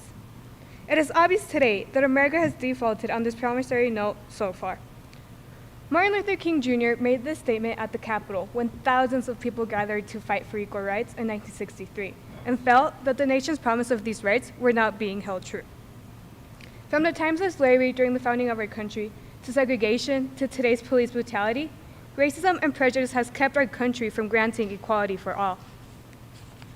Our country was founded on the revolutionary belief that we were all created equal. However, our initial government did not live up to their claims. Who we all referred to was not clear. When poor men were not taken into consideration, women were not being taken into consideration. Remember that people were enslaved at the time this statement was being written. Our country has had many advances in our path towards equality, from the abolition of slavery to the Civil Rights Act granting equal rights to people of color. But there's still a lot more to be done in order to achieve equality for all. On July 4th, 1776, the Continental Congress adopted the Declaration of Independence, stating that all men were created equal, and fought for this idea in the Revolutionary War. As these words were being adopted, however, they were human beings being held as humans should tell. As President Obama remarked on his speech, it was stained by this nation's original sin of slavery, a question that divided the colonies and brought the convention to a stalemate until the founders chose to allow the slave trade to continue for at least 20 more years, and to leave any final resolution to future generations. Out of the 56 people who signed the Declaration of Independence, 41 of them were slave owners. 41 people who believed that all men were created equal actually owned hundreds of men, human beings, being forced to work under terrible conditions with no wages, beaten, starved, separated from their families, and being sold as if they were property with no regards to their health, desires, or basic needs as human beings. How could they claim that they believed that we were all created equal when they forced thousands of men to refer to them as masters? Frederick Douglass brought up these matters when he asked, "Would you have me argue that man is entitled to liberty, that he is the rightful owner of his own body? You have already declared it. Must I argue the wrongfulness of slavery?" As a former slave, having lived through all the atrocities, Douglass questions the irony of the Declaration of Independence and emphasizes the hypocrisy behind it. It states all men, yet there were black men such as himself being enslaved, being treated like property. Poor men were not being taken into consideration. Native Americans were being forced out of their homes, and women had no say in what was to become of them. On the 4th of July of 1776, when our founding fathers stated that all men were created equal, they were referring to wealthy white men specifically. Our country, however, continued to fight for equality, to fight the Civil War, and pass the 13th Amendment abolishing slavery. Even after this advancement towards equality, however, people still had to continue their fight for equality in the civil rights movement of the 1960s, because traces of racism, prejudice, and white supremacy were so strong.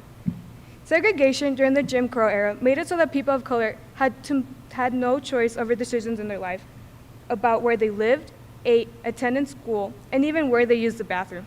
Today, segregation is seen as unacceptable, But in the ruling of Plessy versus Ferguson, the Supreme Court ruled that segregation was still constitutional because it still technically granted equality for all by being separate but equal. The Black community has shown great resilience in their fight towards equality, yet there are still policies such as these making this fight an extremely difficult one.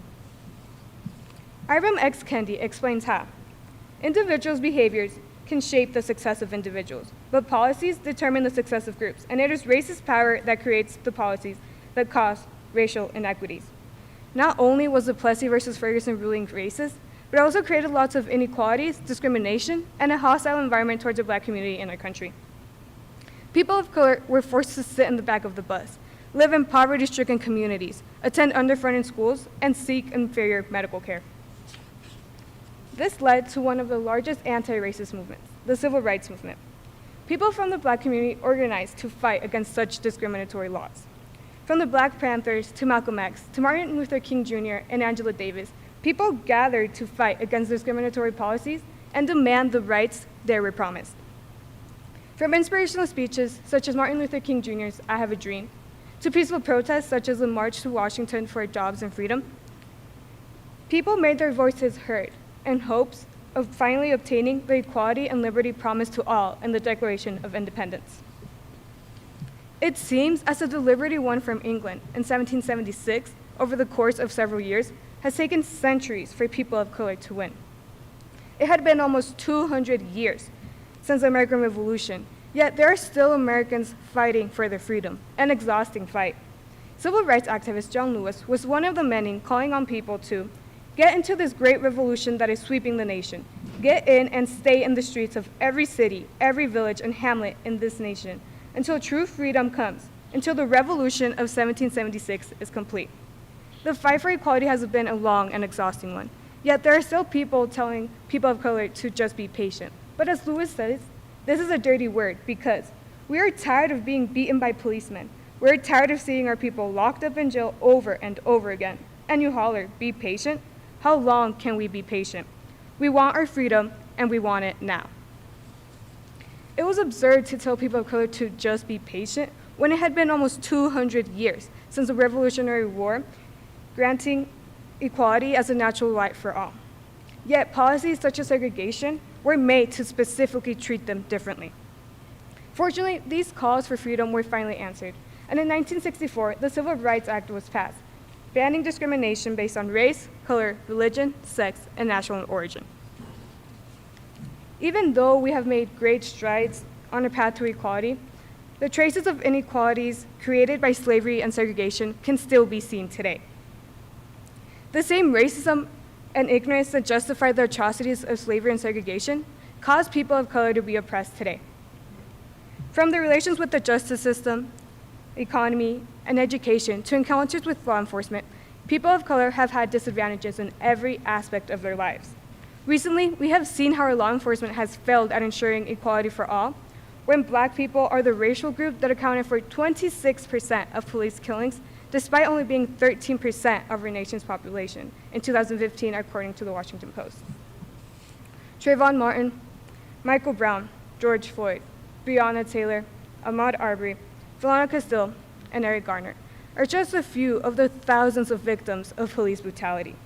It is because of these innocent lives that were lost that we know we must continue the fight for equality, and we are doing so with the Black Lives Matter movement. According to the New York Times, Black Lives Matter protests, or even the possibility of them, have changed the way that people in power respond. If those had not happened, we would have never been this big. People still would not be caring about Black lives. Slavery and segregation may no longer be a part of our country, but racism is still relevant. Racism is still hurtful because it has impacted and cost the lives of many, which is why we must be actively anti-racist and fight for better policies. Thanks to movements such as the abolition and the civil rights movement, people are no longer enslaved and protected against discrimination. Thanks to the Black Lives Matter movement, people are now more aware about the injustices in our country and are urging the people in charge to advocate for change. Thanks for people fighting and speaking up for what they believe in. We're still continuing the fight to finally obtain the life and liberty and the pursuit of happiness we have we have been promised in the Declaration of Independence. We have made great progress in our path towards equality and can continue to do so. Ruth Bader Ginsburg, who dedicated her life and career to fighting for justice, stated, "The first step in getting power is to become visible to others and then put on an impressive show." This was true when fighting for equality in the American Revolution, the abolition, the Civil Rights Movement, and is still true today. Our voices and hope are what makes us powerful, what makes us visible. Our courage and determination to achieve equality for all is what gives us the power to make the revolutionary claim that we were all created equal be held true for all. Thank you.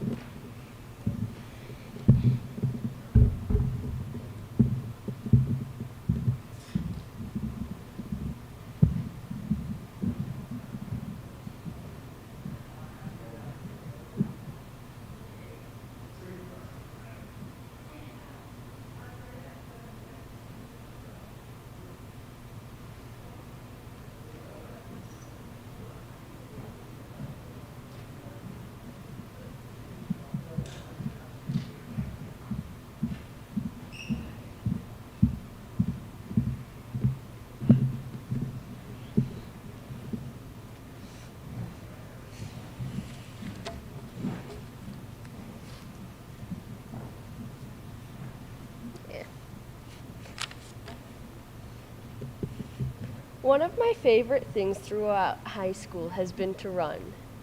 Naturally, I'm not very fast, but since freshman year, I've been running 3 to 5 days a week and working through training routines during the summer. All my hard work paid off, and I was able to improve my race time and even got 6th place out of 150 in one race. Through hard work and practice, I improved. But the question is, what does this have to do with the growth mindset? Well, it turns out that the same principles that apply to growing academic understanding, or that apply to building physical strength, apply to building academic understanding. Although many people believe that intelligence is something we are inherently stuck with, this is not true. People may be born with a certain natural ability in any field, but with hard work and practice, it's possible to improve and build up one's skills. In building up one's skills, one also improves their intelligence. In other words, hard work does make you smarter. The idea that someone is either born smart or not is a myth. In an article from The Atlantic, Alfred Bennett, who invented the IQ test in 1905, said that some assert that an individual's intelligence is a fixed quantity which cannot be increased. We must protest and react against this brutal pessimism.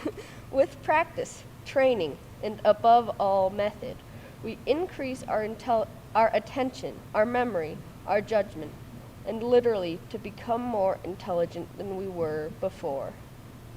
This idea that understanding can be built up with practice, training, and method is the foundation of the growth mindset. People who understand the growth mindset know that failure isn't a catastrophe, but rather a learning experience. By trying and trying again, we build up our mind strength the same way we would by working out with our muscles. When we're working on a difficult problem and the answer seems out of reach, we need to try to look for the answer outside of the box. The method in which we think is just as important, if not more important, than the right answer. The key is not giving up. This is the opposite response to those who live with the fixed mindset belief, which is based on the idea that intelligence or strength in a given field is something inherent and static. In a study done by Carol Dweck, a psychology professor at Stanford University, she examines two groups of fifth graders who were given some puzzles to solve. One group was praised on effort during the process, and the other was praised on ability and success. As a result, the effort-praised group exhibited more challenge-seeking behavior and cited learning goals as most motivating. The intelligence-praised group avoided challenge-seeking behavior in favor of ensured success and cited performance, i.e. looking smart, as a primary goal. The students who were praised on ability fell into the fixed mindset. These students were unwilling to learn from mistakes or try new challenges. Praising students on ability and success teaches them that the right outcome is the most important part of learning. This builds a fixed mindset where students believe that only those with the inherent ability can succeed at a given task. If you don't get the right answer or it takes longer, it must be because you don't have the ability. This makes people stay in secure, known areas. This fear of new challenges makes the people stop forming new connections in their brain by solving new problems. This literally stops the brain from evolving. Students are also more likely to turn to cheating if they believe that the right outcome is the most important part of learning. This is the opposite of what the fixed mindset focuses on. The growth mindset is a powerful factor in a person's success and can be taught to a child in school. Teachers have immense power to shape a student's outlook on life and are starting to see the importance of a growth mindset. An article from Education Week examining math anxiety states, students who plow through lists of equations unconnected to each other are less likely to understand how their progress builds over time. In classes where students are praised for rapidly churning out the right answer using approved methods rather than solving problems creatively or collaboratively, students tend to compete and judge their own ability only in comparison to how others see them. Students and people in general need to know that the process is what matters more than the actual answer. In solving problems and thinking outside of the box, students are exercising their brains and becoming smarter. Some people may more easily understand the concepts behind math, but anyone can learn to be a math person. If they are willing to put in the effort and build up a foundation of basic understanding, anyone can become a math person. Math is seen as a difficult subject where only those with the inherent ability can succeed. But with the fixed mindset, anyone can learn to succeed. On the contrary, with the growth mindset, anyone can learn to solve any problem. An Imagine Learning article examines how to create a growth mindset environment in schools. To effectively build a growth mindset in school culture, everyone needs to believe their abilities and potential are still unfolding based on the effort they commit, no matter what phase of life they are in. Educators need to believe this about their own ability in order to teach this to their students. To teach the growth mindset, teachers need to go over the process and go over incorrect answers with their students. Success in math and any field isn't so much about getting the right answer as it is about understanding the concepts behind the answers and understanding how these concepts work. Intelligence isn't an inherited trait so much as a learned one. The environment a person is surrounded by shapes how willing they are to try something new and possibly fail. If a school is based on the process of learning rather than getting the right grade to move ahead, anyone can succeed. The growth mindset is an important part of a person's success in the wider world. As a student grows up and starts to look for a job, they can settle into a fixed mindset and stop learning. But, as Dr. Merzenich, a brain exercise scientist, once said, a job can improve cognitive ability if it's the right kind of job with the right kind of engagement. The job has to matter to you. You have to be into it. And the rewards and feedback have to matter to you, have to be valuable and clear to you.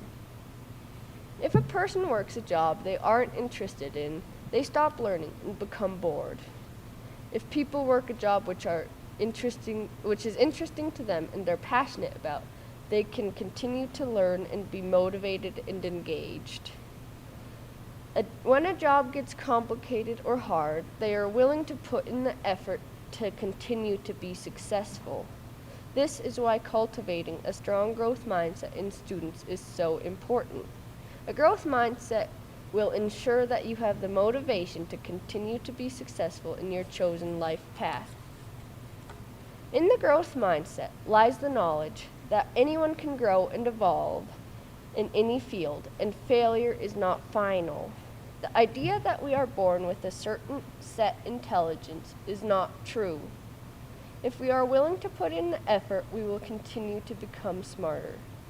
And to make this true, we need to continue to work through problems even if the answer seems out of reach.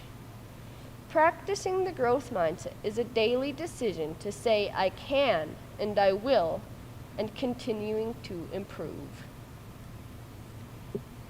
Thank you.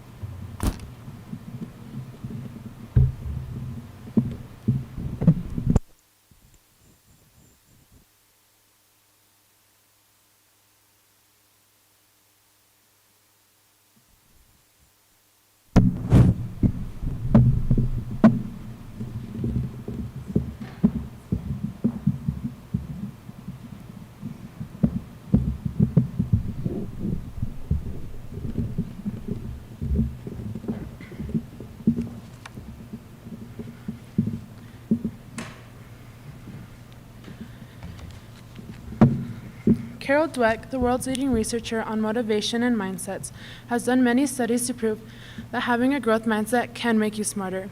One of her studies included a fourth grade class in the South Bronx area. She describes how the class was behind academically, but in the course of 1 year, they became the #1 fourth grade class in New York on the state math test. According to Dweck, this happened because they started to achieve the growth mindset, and as a result, the effort and difficulty were transformed, meaning that their neurons were making new and stronger connections, which increased their intelligence. Although many believe that people can't get smarter and their abilities can't be developed, the truth is that with perseverance and applying more effective strategies, we can become smarter. If we moved out of the fixed mindset and focus on the growth, we can see so much progress and accomplishments. You might ask, what is a growth mindset, and how is it any different from a fixed mindset? A growth mindset is when you believe that you can improve and get better at things you struggle in. You continue to keep pushing through challenging tasks to where you feel like your abilities can be developed. Amanda Gorman, the youngest poet laureate, grew up with a childhood speech impediment of her own. She had certain words that she could not say, but she didn't give up. She took many years of speech therapy, and it wasn't until she was 19 that she can say her R's. When she was 22, she delivered her poem to the entire world, and it was amazing. She knew she had trouble with certain words, but she still went up there, gave it her best, and succeeded. On the other hand, people with a fixed mindset believe that they were born smart or not, and others weren't, making them believe that they can't change.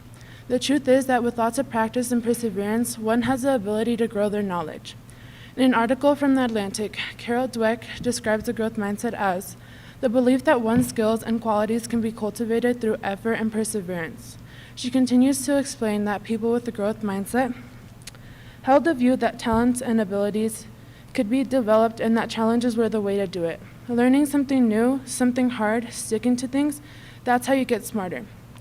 Carol Dweck has done many studies and came to the conclusion that if one puts more effort and believes that with all the hard work, one can change the outcome and get smarter.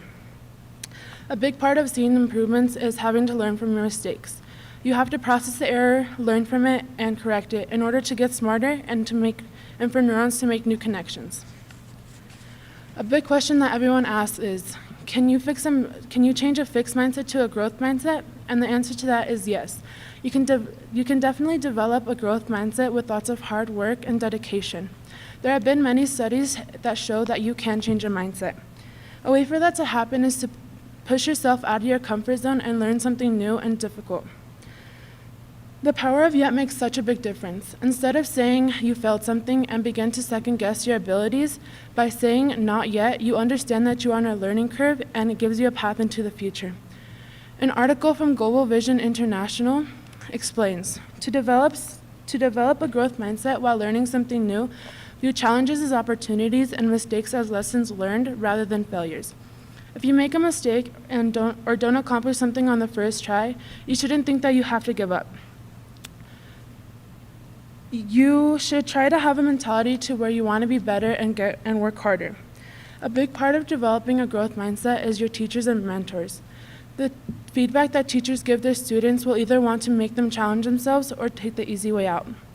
Studies show that if teachers praise their students by intelligence, they will take the easy way out and not want to work hard. Students that are praised by effort are seen to want to take the challenging path, learn from their mistakes, and get better. They increase their abilities and achievements, making them smarter. A person who has a fixed mindset gets less activity in the brain and doesn't make new neuron connections. They often run away from challenging situations and feel like all they can do is not even try. Researchers examined the 10th grade students' mindsets and performance in Chile on a national achievement test. Carissa Romero did some scientific research and her results showed students who held a growth mindset were 3 times more likely to score in the top 20% on the test, while students with a fixed mindset were 4 times more likely to score in the bottom 20%. Scientists observed the mindset and saw that when a fixed mindset came across a challenge, there was hardly any activity.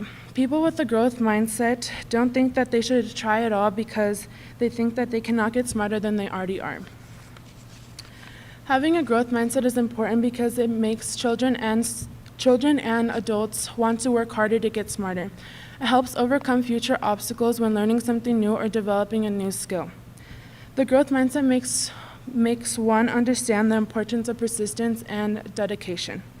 According to clinical psychology researchers Jessica Shield and John Wise, teenagers with a fixed mindset are 58% more likely to have symptoms of anxiety, depression, and aggression than their peers with the growth mindset. People with the growth mindset are more likely to be in a better mental state than the ones with the fixed mindset. People with a fixed mindset fear failure and their mistakes, and tend to give up more easily because they believe that they just can't do it. When they are obligated or expected to do something the next time, they will not want to put in their full effort because they will feel embarrassed about not being able to overcome it. Teens feel discouraged when they feel like they can't get any smarter than they already are because they believe that they were born like that. People with a growth mindset feel accomplished when they overcome a challenge, and it encourages them to want to take more challenges and feel good about overcoming it. Many people wonder, is there such thing as a false growth mindset? Yes, a false growth mindset is when someone doesn't get the core message of the idea. People can claim and think that they have a growth mindset, but their words and behaviors don't reflect it. Teachers that blindly praise effort give out the idea of a false growth mindset. If a student completely fails a test and the teacher praises them for the effort instead of telling them the truth about their current achievements, Instead of telling them the truth about their current achievements, it isn't going to prepare them for the persistence and need for future challenges. A teacher should help them find new strategies and approaches to overcome the challenge. When people with a fixed mindset are gripped to the tyranny of now. In a study after the students didn't do so well on a test, they said that next time they would probably cheat instead of study to avoid failure. In another study, after a student failed the test, that student went to go find someone else who did worse on the test to make themselves feel better. Having a growth mindset will make you work harder and put more effort into learning. It will make you want to take more challenging paths, increasing your abilities and accomplishments. It's important that teachers try to teach how to have a growth mindset by praising students by their effort rather than intelligence. Rather than teachers saying, "You're so smart," they should compliment on how hard they worked. Learning from mistakes and trying again makes new and stronger connections in your brain, which is making you smarter.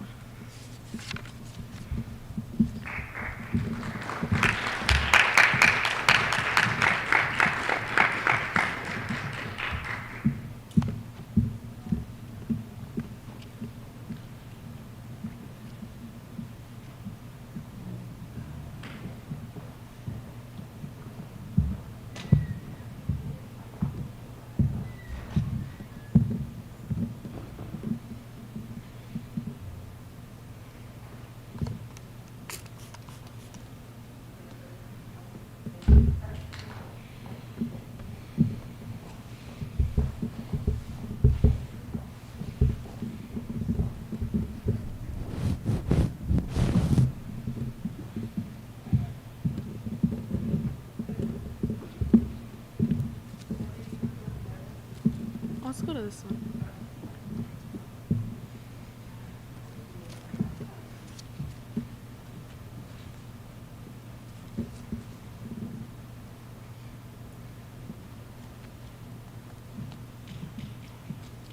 Have you ever wondered what type of mindset you have, or why you learn things the way you do?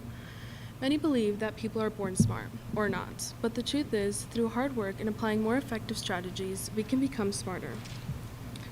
Carol Dweck, a Stanford psychologist, studied how students reacted with the growth mindset and the fixed mindset. Dweck and her colleagues offered 4-year-olds a choice. They could either redo an easy jigsaw puzzle or try a harder one. Even these young children conformed to the characteristics of one of the two mindsets.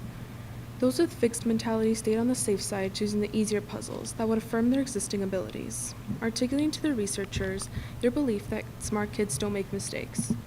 Those with the growth mindsets thought an odd choice to begin with, perplexed why anyone would want to do the same puzzle over and over if they aren't learning anything new. If we move out of the fixed mindset and focus on growth, we as people can grow as learners and we can become smarter. Many people think differently when it comes to challenges and failing tasks. People who have a fixed mindset can change their way of thinking towards things in a negative way. In an article, Carol Dweck explains how a fixed-minded person would see their failures as a validation of their lack of intelligence and their limited abilities that prevents them from achieving their goals. They give up easily with the fear of failure and a belief that they cannot improve. Having a fixed mindset can be really tough when it comes to learning, because it doesn't allow one to take risks or learn new things. One will always be stuck in their comfort zones when students or people in general don't allow themselves to challenge themselves. This type of mindset doesn't allow one to see failures as learning opportunities to try again because of their lack of confidence and insecurities. Similarly, many students think that people are just born smart and believe that they can never be smart. But it's all about having a growth mindset. Instead of having a negative mindset towards learning and trying new things, we should have a positive mindset and understand that mistakes can be learned from. And it allows people to learn easier and faster. In an article, Carol Dweck explains how the growth mindset can really bring out the best in you. We had the students write a letter to a struggling freshman, counseling that person in terms of the growth mindset principle, which is often very persuasive. We had testimonials from some public figures talking about how a growth mindset got them to where they were. Finally, we talked about why someone would want a growth mindset. We realized that some kids would be overjoyed to hear you can develop your intellectual abilities, but others might not think it was the most exciting thing. Having a growth mindset allows you to jump at the challenges and opportunities, even if you are going to fail at them. You still have a positive mindset that you are learning, and it's going to take you a couple tries for you to get it. But having a growth mindset allows you to stay positive about the difficulties you're going through, and it gets you motivated that you can do it. Although everyone switches between two mindsets with different kinds of situations, we can try to avoid that fixed mindset that doesn't allow us to learn and grow. Instead, we should become more comfortable with growth mindsets that allows us to stay positive on our challenging tasks.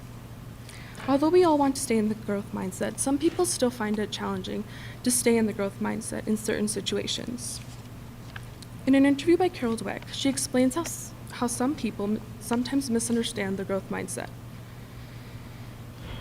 Growth mindset's popularity was leading some educators to believe that it was simpler than it was, that it was only about putting forth efforts, or that a teacher could foster a growth mindset merely by telling kids to try hard. A teacher might applaud a child for making an effort on a science test, even if he'd failed it. For instance, believing that doing so would promote a growth mindset in that student regardless of the outcome. Once people develop the growth mindset, they automatically change their perspective and their learning abilities and become more successful in their everyday tasks. People also realize that it's okay to make mistakes and show your weaknesses because it allows you to grow and make you mentally stronger as time passes. We as people switch between growth and fixed mindsets all the time, but having a growth mindset will help us succeed in life and become motivated to jump to challenges. This mindset will allow us to see tasks and other perspectives that we didn't think there would be. By gaining that positive mentality, we will be able to know how much knowledge we can gain just by having a growth mindset.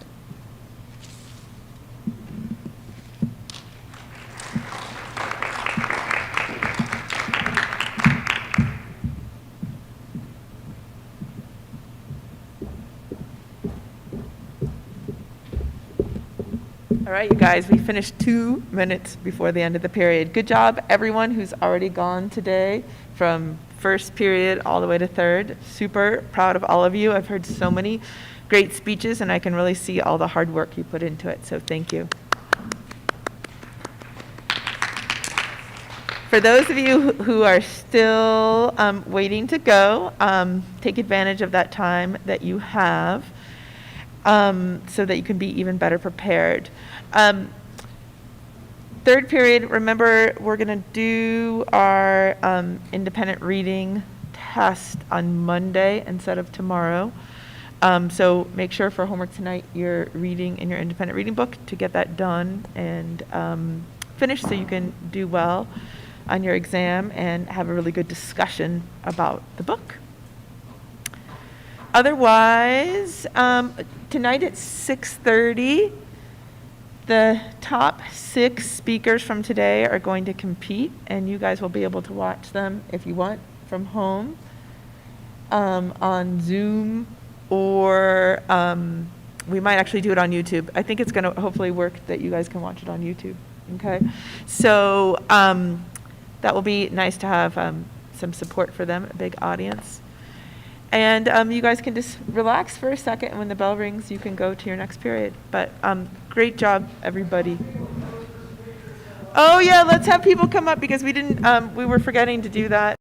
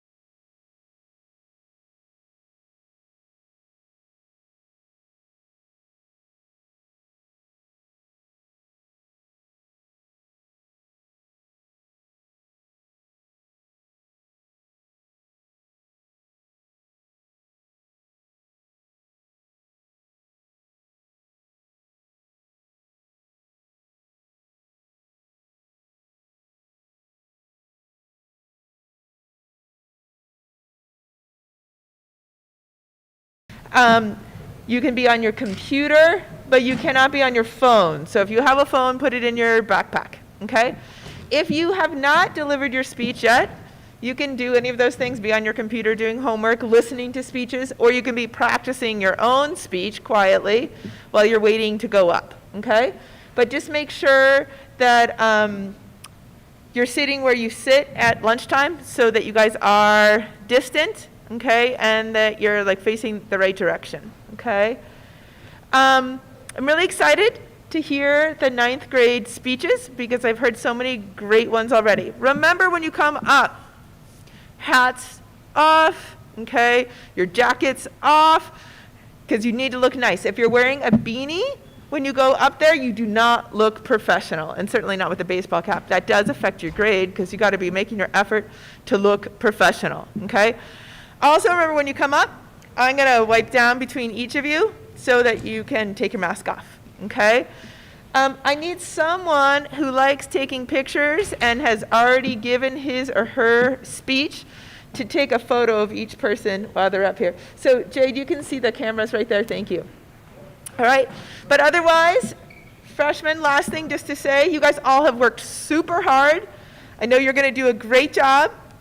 Come up, take a deep breath, and give it your best shot. Have a growth mindset, right? This is the perfect speech. I'm going to tell you guys the order.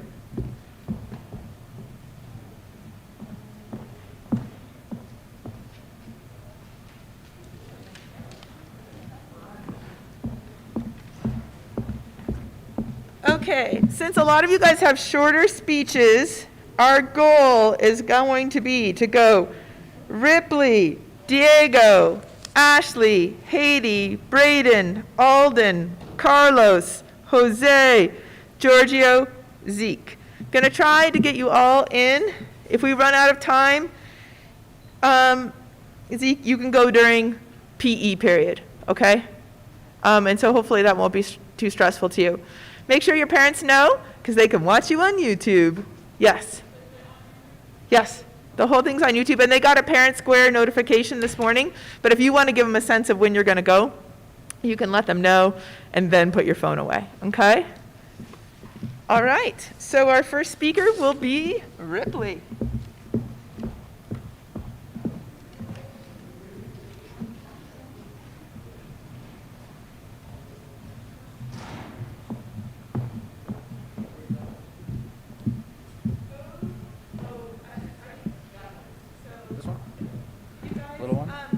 Ripley had a good question. If you are over 5'10", you can stand at the taller one. But most of you will see you better, you'll look better if you go to this one. You must be this tall, right? If it's a little too short for you, it's better than it being a little too tall, okay?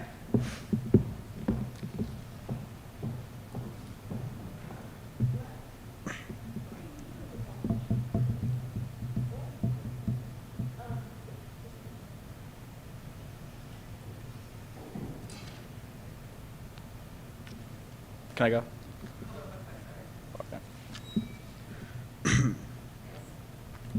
Okay. What is equality? The founding fathers said it was the idea that all men are created equal. But when they said this, they were referring to the rich and white man. But now we believe that it is everyone born in the United States. And although we have come a long way, we still have a long way to go.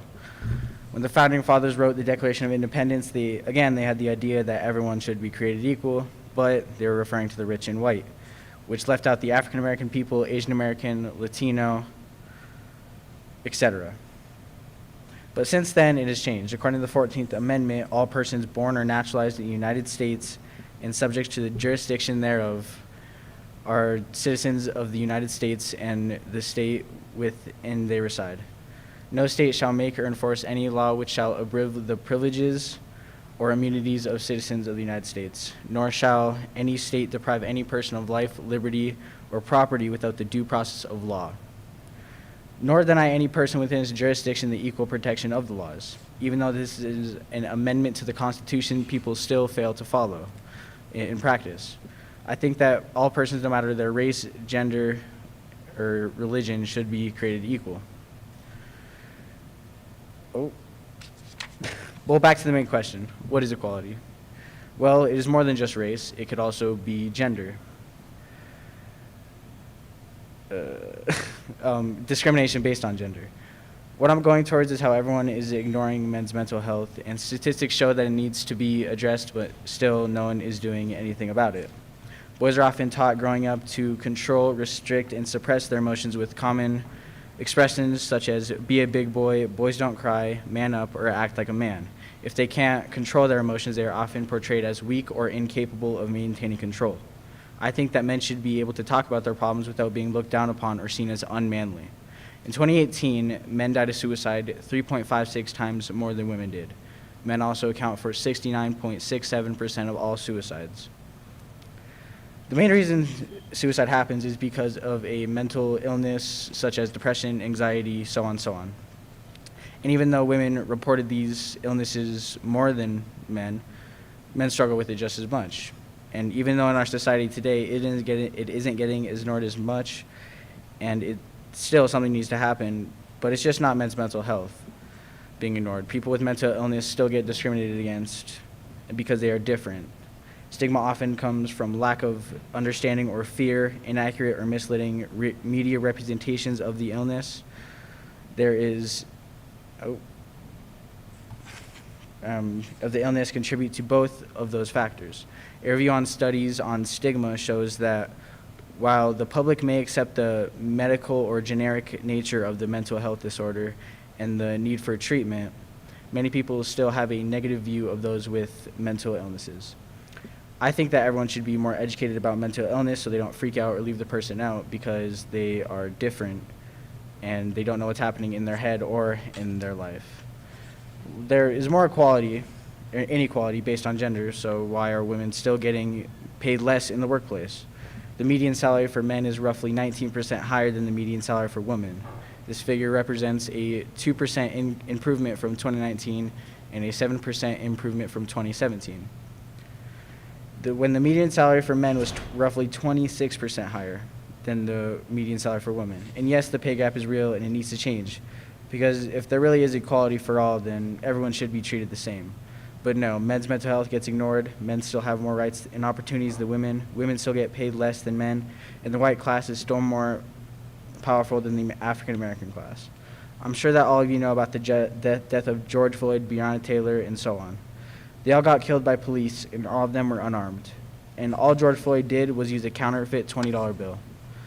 All that should happen was he would pay the actual money, but no. Instead, he served death. This needs to stop, and it needs to happen now. Well, those are just a few examples of struggles with our equality, and yes, we have come a long way, but we still have far to go. In America, with equality, it will almost be impossible right now. We still need to work towards it because it isn't right for people to be treated differently because of a belief, race, gender, or disability. It's just not right. Thank you for listening.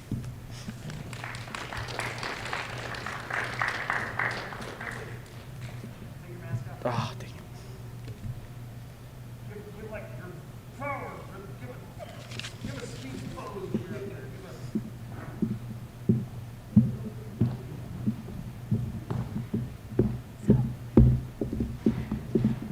So you turn that off. Do you see a little button? So you can, it's right here.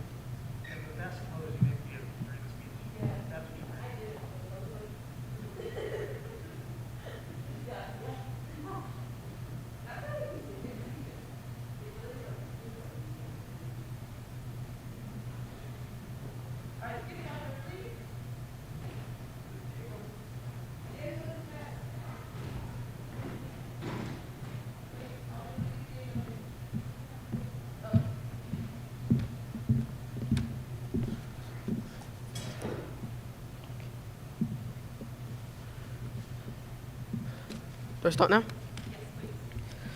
Martin Luther King Jr. said, "Injustice anywhere is a threat to justice everywhere." Racism is a growing problem in the United States. The main problem with racism is that African American people lose their lives due to police brutality, and Latinos get yelled at to go back to their own country. Since the beginning of the United States, our nation believed that all men were created equal. But that didn't really begin until the abolition of slavery, and then 100 years later, the 1964 Civil Rights Act made even more improvements. The 14th Amendment states that anyone born or naturalized in the United States is valid for equal rights and equal protection. Although equality seems better today, there are still some serious issues. As our nation seeks equality for all, our treatment for the Latino community must change. The Latino community started coming to the United States in larger numbers during the 1900s and have since kept coming in and getting risk caught by ICE, the U.S. Immigration and Custom Enforcement. Whether they're legalized or working, Latinos are often distrusted by racist Americans who don't support them. According to an article from the ACLU position paper, the myth most people believe is that Americans take away jobs from American workers, or immigrants take jobs away from American workers. But the fact is, most economic experts who studied the relationship between immigration and U.S. employment report that immigration or immigrants create more jobs than they fill. This represents what the racist part of America really believes in. Because of myths like these, Latinos are often victims of hate crimes, lower wages, poor schools, and sometimes police brutality. We must give more opportunities to Latinos in order to move along in the path for equality for all. As our nation struggled to give equality to more people, the Civil Rights Act, or Civil Rights Movement, pushed the nation forward. In the 1950s, this was one of the most important time events in history, as the Jim Crow laws were separating them from equal rights with the whites. Some Jim Crow laws, according to the History.com editors, were black people couldn't use the same public facilities as white people, live in many of the same towns, or go to the same schools. Interracial marriage was illegal. Yet after these laws were abolished, African American people face more discrimination and racism in recent times, with George Floyd and Breonna Taylor murders being one of the many people who have had their life taken by white police officers. Today we see our progress towards equality being hindered by police brutality and white supremacists. As long as ex-President Donald Trump encouraged this division, people kept doing these riots and hate crimes. According to the Atlantic.com, Trump did not condemn Rittenhouse, but he did condemn the anti-racist demonstrators. These are not acts of peaceful protest, but really domestic terror, he said, sustaining Rittenhouse's claim of self-defense, that he was defending law and order. Donald Trump did not condemn these actions of Kyle Rittenhouse, yet condemned the actions of people protesting for Black Lives Matter, for domestic terror, even though people were walking around yelling names from George Floyd, Breonna Taylor, and others. But in the words of Donald Trump, he was defending law and order. Ex-President Trump also caused the recent Capitol Hill riot and storming of the Capitol building. Many people observed that if those rioters were a different race, they would have been shot on the spot. Our country still has a long way to go for equality for all, not just for those who enter the United States, but for everyone. We must end police brutality, discrimination, and hate crimes. People change from who they were. All it takes is protest, forgiveness. No matter what their mistakes were, those people can change. The end.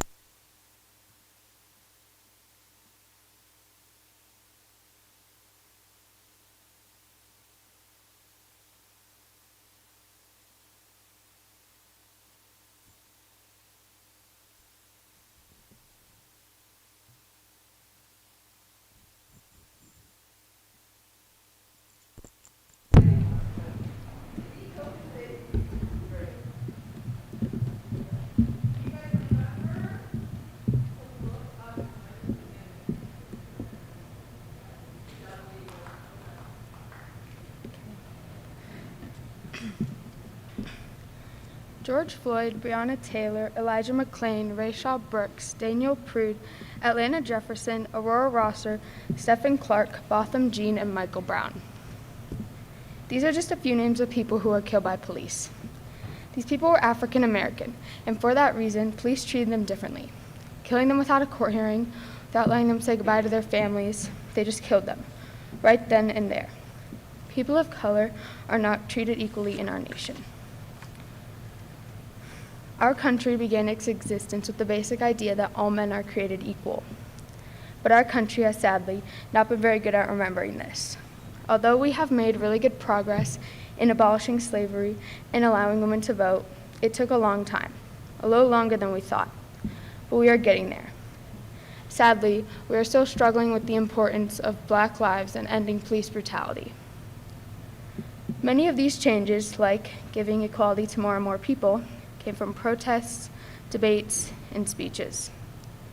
An escaped slave, Frederick Douglass, argued for abolition. Frederick Douglass said, "Slavery is not abolished until the black man has the ballot." Frederick Douglass was right. Once slavery was gone, we didn't immediately have equal rights, not even voting rights. It's not okay. I do believe that we can change that if we work together. The next step along the path of equality for all was the civil rights movement. It was a very powerful and important time. It was very similar to the BLM protests going on today. They both wanted the same thing, equal rights for African Americans. It took place in the 50s and 60s. It is now 2021 and Black Americans still don't have the equal rights they deserve. That is so sick that our government doesn't adequately enforce anti-discrimination laws. In fact, our government is dismantling the voting rights protections. And why? Because they have a different skin color? We are still acting like children. No, worse. Children don't care about the color of their skin. So tell me this, if a 7-year-old can be an anti-racist, why can't the rest of the world? An article from the History Channel says that in 1870, the 15th Amendment granted Black American men the right to vote.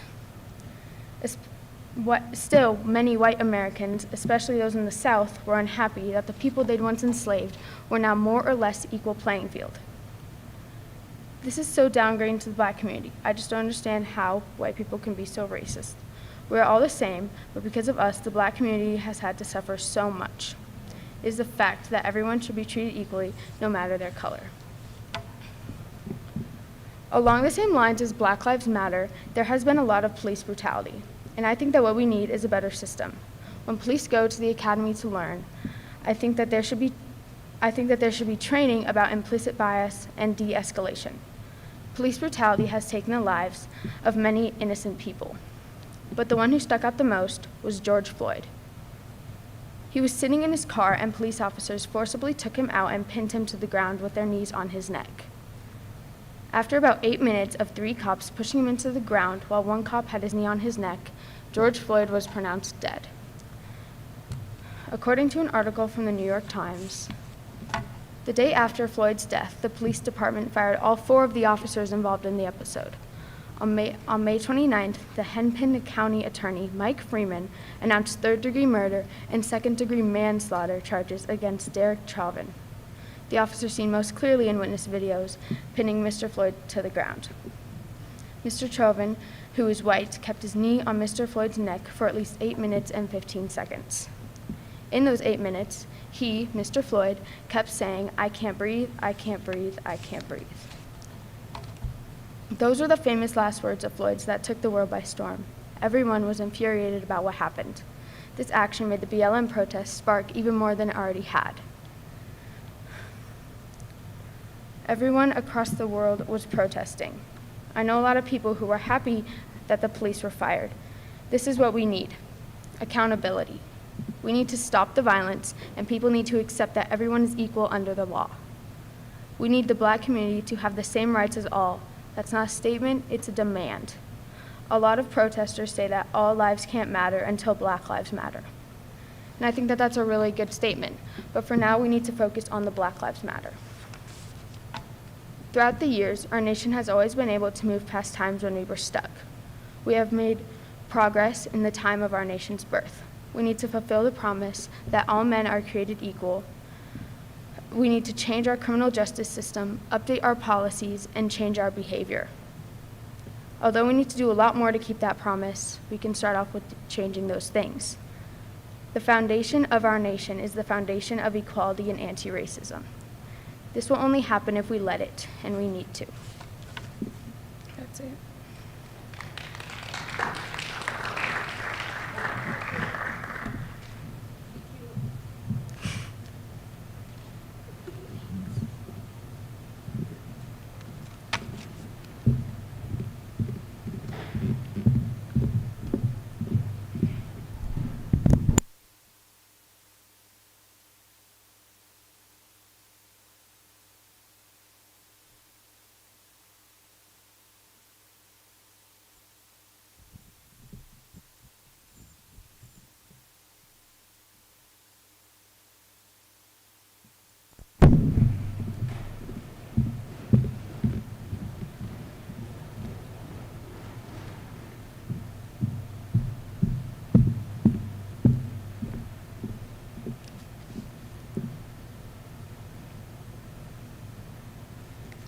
On May 25, 2020, a 46-year-old man named George Floyd was killed in Minneapolis, Minnesota. He had been arrested for allegedly using a counterfeit $20 bill. During his arrest, Derek Chauvin, a white police officer, held his knee down on George's neck, preventing him from breathing. Floyd kept saying, "I can't breathe," but the officer didn't move. He stayed in the same exact position. 8 minutes later, George Floyd died right there. The news shocked the world and was very heartbreaking. This death sparked so many social movements, and people took to the streets to protest. What it comes down to is respect. Everyone should be getting the same exact respect. Treat others the way you want to be treated. We're moving on the path of equality for all, but we must stop having so much racism towards people of color. People of color have been through so much, and for them to be treated this way is so wrong. So many African Americans have been shot and killed in the hands of policemen. But all this racism started was with slavery. The Declaration of Independence started, all men are created equal, 1776. But we didn't acknowledge the hypocrisy of slavery. Also, women were not treated as equal and were not able to vote. But with the 19th Amendment, women gained the right to vote, and the civil rights ended slavery. So our nation has made great progress since 1776. But we still have more to do to reach the promise of equality for all in our nation. We need so much progress in treating all people equally. During the civil rights movement, Martin Luther King Jr. used the power of his words, and he had meaning and spoke facts to his words. He believed in what felt right. When you have to concoct an answer for a 5-year-old who was asking, "Daddy, why do white people treat colored people so mean?" Quote by letter from Birmingham jail, Martin Luther King Jr. No one understands why people are like this. The little 5-year-old is asking why white people treat colored people so mean. Speak your truth. You have to stay humble and don't overlook your privilege. Rosa Parks also helped bring equality for all in 1955. Rosa Parks decided to sit in front of the bus with the whites, but she didn't care and stayed in the same spot. She was sent to jail for that. She explained, "No, the only tired I was tired of giving up." Rosa Parks. She didn't give up. She wanted to end racism back then. Rosa Parks changed the world with her actions. It was dangerous back then to do that. She bravely took a stand for civil rights. Rosa refused to give up and kept going. Rosa Parks changed things for a lot of people by helping pass the Civil Rights Act and ended segregation. One of the biggest issues of equality today is with our criminal justice system. Police officers need to start treating all people equally regardless of the race. It's not fair to other people to be physically harmed by police. Nelson Mandela said, "No one is born hating another person because of the color of his skin, his background, or his religion." Black Lives Matter is still a very big issue to this day. There have been many riots and protests due to police officers not doing their job correctly. It has turned into a Twitter hashtag Black Lives Matter. The Black Lives Matter movement came from the death of Trayvon Martin, and it continued to grow from there throughout the years. The saying, Black Lives Matter, will never be forgotten. Throughout the United States, everyone was shocked when hearing what happened to George Floyd. We all thought this would never happen again. According to the National Academy of Sciences, black males are 2.5 times more likely to be killed by police than white males. The Black Lives Matter has many goals: to treat black people equally and fairly in society. Racism needs to end, and it needs to end now, because this is ridiculous. We need so much progress in treating all people equally. During the civil rights movement, Martin Luther King Jr. used the power of his words and meaning and spoke facts to his words. He believed in what felt right. The Black Lives Matter movement needs to continue to grow, and as a social movement, it needs to become even stronger than it already is. Equality for all has come a long way. The future is right ahead, and better things are coming as we move forward. Thank you.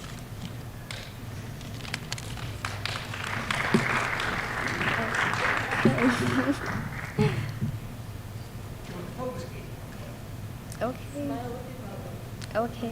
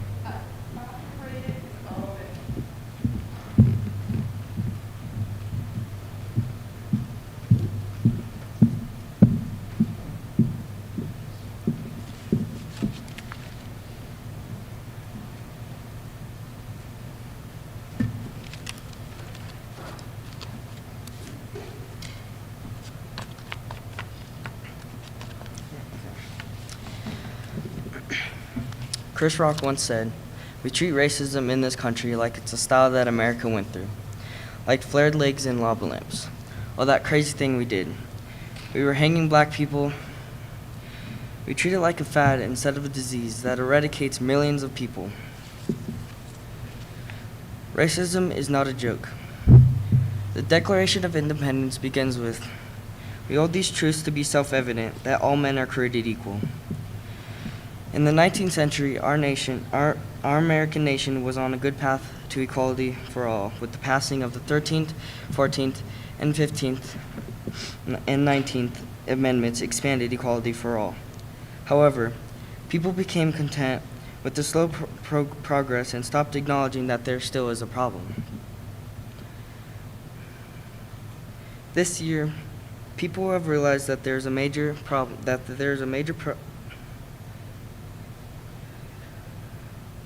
This year, people have realized that there's a major problem with inequality in our nation and began the Black Lives Matter movement. Although these movements are one step closer in the right direction, people are still realizing that there is a problem. These movements are not bringing different viewpoints closer together, instead they are pushing them further apart. There has been racial inequality for years, and it got better with the civil rights movement, but then came to a halt recently. The summer of 2020 saw the United States' biggest protests for racial justice in the civil rights generation. We saw racial tensions bubble to the surface during the week before the South Carolina primary. The press has scoured every exit poll for the latest evidence of racial polarization, not just in terms of the white and black, but black and brown as well. Now we are realizing that there is a problem. However, people have become distracted by violence and looting. That isn't the right way to do things, because innocent people's stuff are being destroyed, and there is now another problem. Peaceful protests are much more effective. all these different movements that have been happening, such as the BMO protests, show that there's a problem. But we are not getting.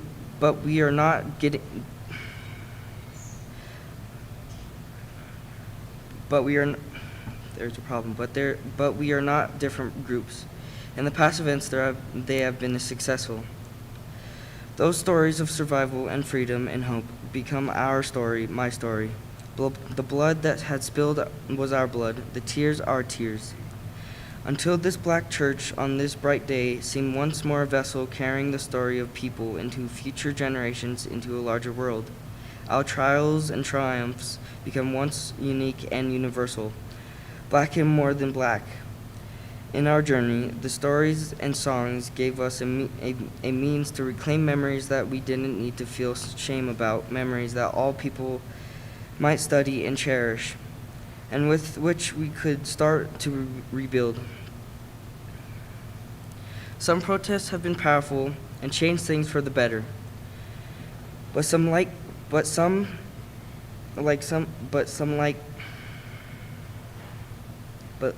recent ones have not worked. The divide between two big groups. We need to figure out how to come together and make a change. Another big inequality that needs to be fixed is gender bias. Although things have gotten a lot better, women can still experience getting paid less in the workforce. They have worked down for applying to certain jobs and even being told a woman can't do things because they are not a man. There are many different laws passed, movements in place, and much more to try and make problems better. Rachel Revesz once said, "I've made advancing gender equality a foreign policy priority, and we've implemented a comprehensive strategy to end gender-based violence around the world, from prevention to treating survivors to bringing perpetrators to justice. And we are helping to remove barriers that prevent women from participating fully in their societies." Inequality with gender has progressed a lot more than other examples of inequality. There are many movements and laws that have passed and made things a lot more equal with men and women. All these different movements have been happening, such as the BMO protests show that there's a problem, but it's not getting closer to equality because it's making a divide between two different groups. In the past events, they have been successful.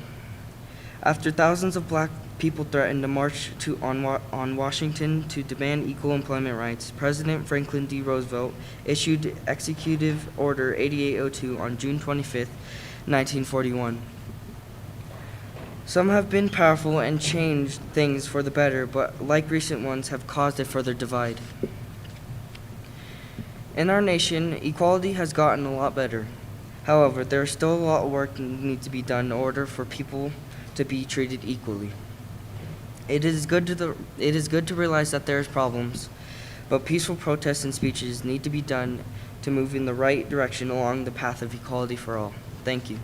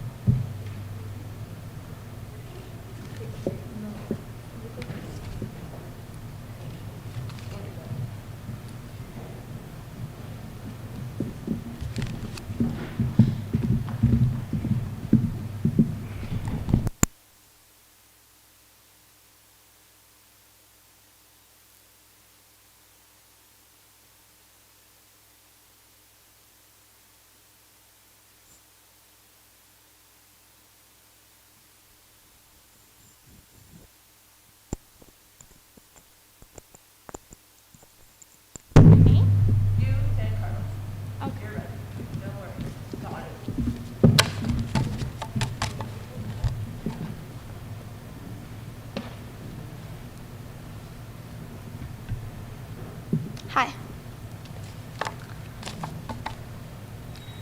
When I was younger, I could not read well, so my parents asked that the school do some tests to understand what was wrong. I was very angry I had to go take tests with this lady I had never met, but I took the tests anyway. They figured out I just needed extra help learning to read. That is when Miss Crawford came in and helped me with some new strategies, and I did learn to read. This shows that abilities can be created over time and are not something you were just born with. Some people believe that intelligence is based off genetics, or that some people are just naturally good, but that is wrong. You can get smarter and more athletic by putting in effort, time, and a good approach. What is growth mindset, and what should you believe about it? First of all, a growth mindset is the belief that putting in effort and good strategy can help you get better or learn from something. Fixed mindset is when people believe that their abilities are set in stone.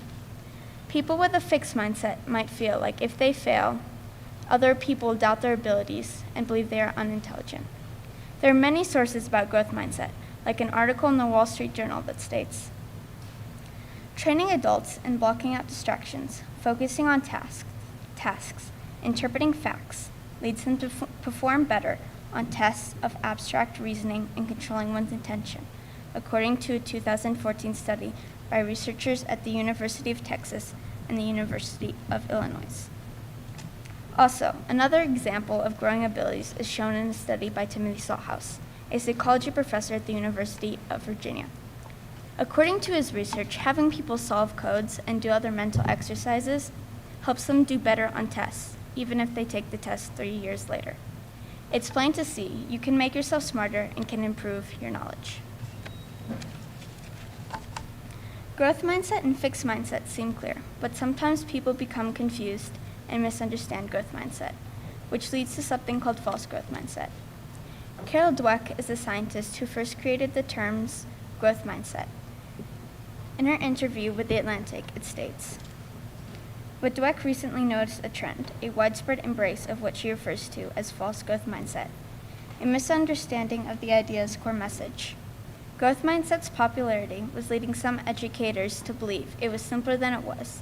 It was only about putting forth effort, or the teacher could foster growth mindset merely by telling kids to try hard. People believed they had a growth mindset when they did not. They thought if they told people to try hard, that would make them have a growth mindset. If students were doing things wrong, effort alone would not help, because they'd just be putting more effort into doing things wrong. Students need more than hard work. They also need strategies. Empty praise also creates a false growth mindset, because the student thinks they cannot do any better. The teacher thinks they're helping the student, when they're really just trying to protect the student's pride. The ability to learn and grow from challenges and adversity is called a growth mindset, but sometimes people misunderstand and think they're helping when they are not. Why do people believe people were born with natural talent and that's all one gets if it's not true? At least part of the reason is the hijacking of the IQ test by Louis Truman and his associates. One of the original first creators of the IQ, Alfred Bennett, said, "We must protest and react against this brutal pessimism. With practice, training, and above all method, we manage to increase our attention, our memory, our judgment, and literally become more intelligent than we were before." Though this was the mindset of Bennett and his partner, Theodore Simon, their test was made into something else. Truman helped the rise of heritability. Heritability means that your genes make you smart. But heritability is not the only thing that influences intelligence. Your surroundings, like where you live and where you go to school, interact with your genes and make you. We can improve our attention, our memory, our judgment by developing a growth mindset. Another advantage of having a growth mindset is because it's what the world needs. It's not a secret there are a lot of problems in the world, and we need people to fix those problems. Carol Dweck said in an interview with The Atlantic, "We know the world of the future is going to be about taking on ill-defined, hard jobs that keep changing. It's going to favor people who relish those challenges and know how to fix them. We need people with perseverance that won't give up on those problems. For instance, the coronavirus vaccination. Scientists had to try many things to make the vaccines to stop coronavirus. In addition to effort, we need people who have effective problem-solving strategies. That is why the world needs people with a growth mindset. We need people who come up with new ideas to solve different problems in our world. You can build your intelligence and improve your growth mindset. We must use all of these strategies to improve our intelligence. Carol Dweck says, it's false in the sense that nobody has a growth mindset in everything all the time. Everyone is a mixture of fixed and growth mindsets. We could have a prominent growth mindset in an area, but still things that trigger you into fixed mindset trait. Even if someone does change their mindset by doing things like practicing and being patient with yourself and your skills, you cannot expect you'll be perfect in all ways. That is really what growth mindset is about. Not expecting we'll be perfect, but just saying, okay, I can do this, I can learn from this, I can get better.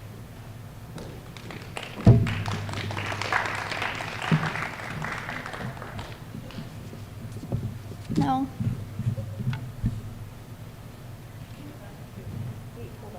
Did I blink?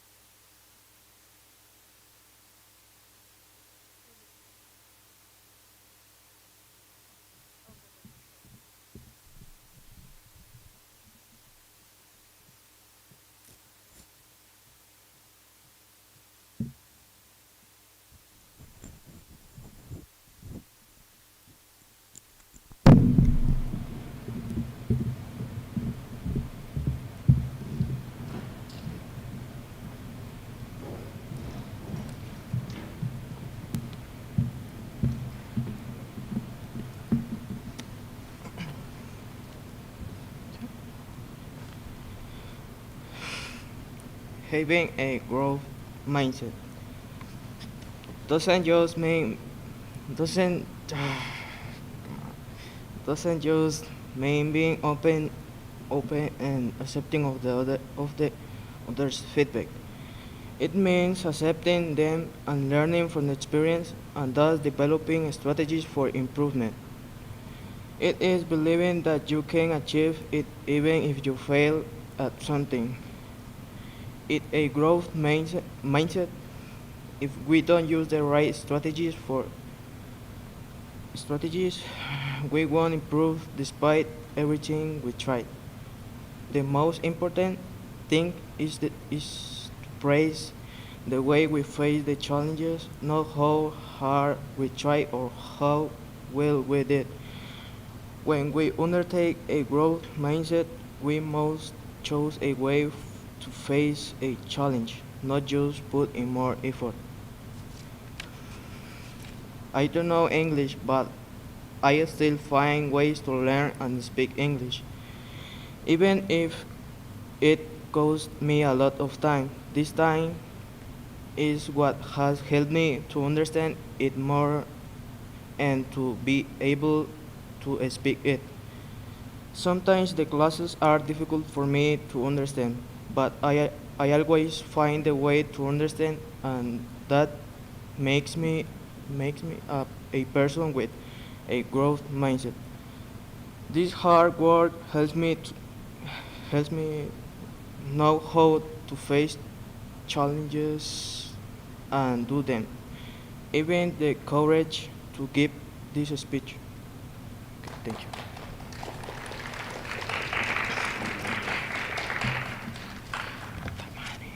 Okay,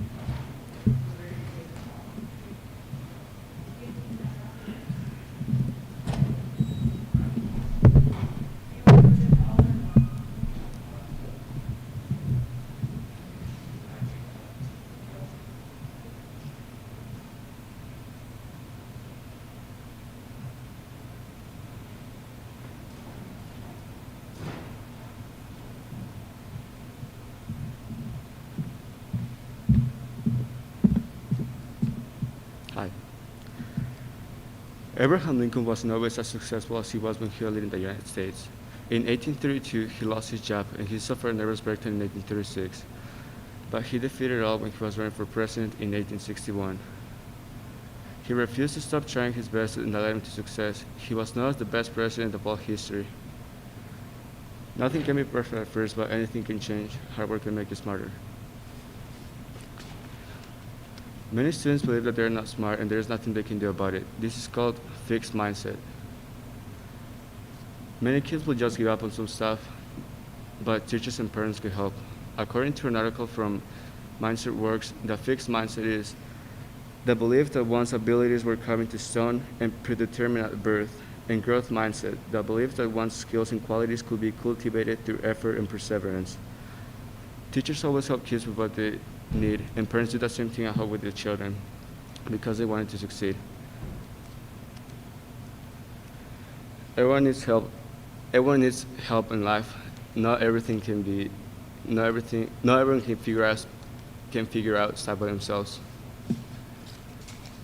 We can learn from failure. Not everyone is successful from the beginning. Not everyone that has succeeded in life has had it easy. Because everyone needs to fail so they can achieve in the future. According to an article from Wanderlust Workers, throughout history there have been thousands of famous failures. Even before recorded history, people were battling with push and pulls, created by burning desires to succeed. This stems beyond more survival. Survival is built into our DNA. It's part of that very fabric that makes us into who we are.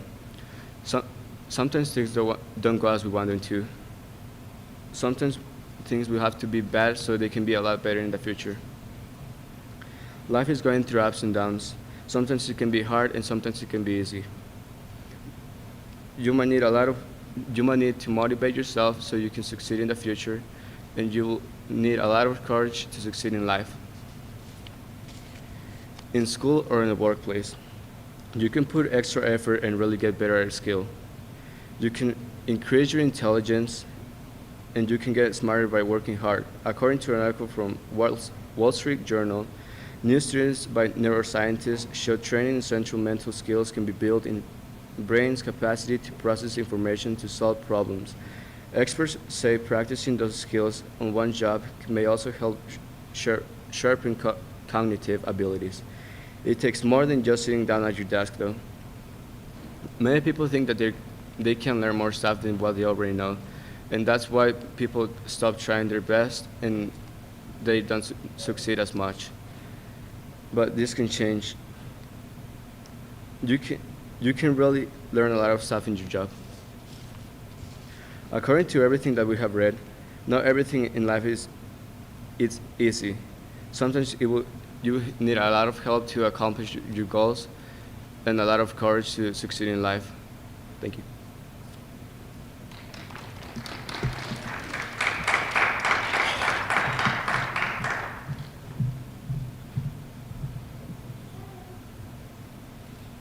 I don't know how to smile.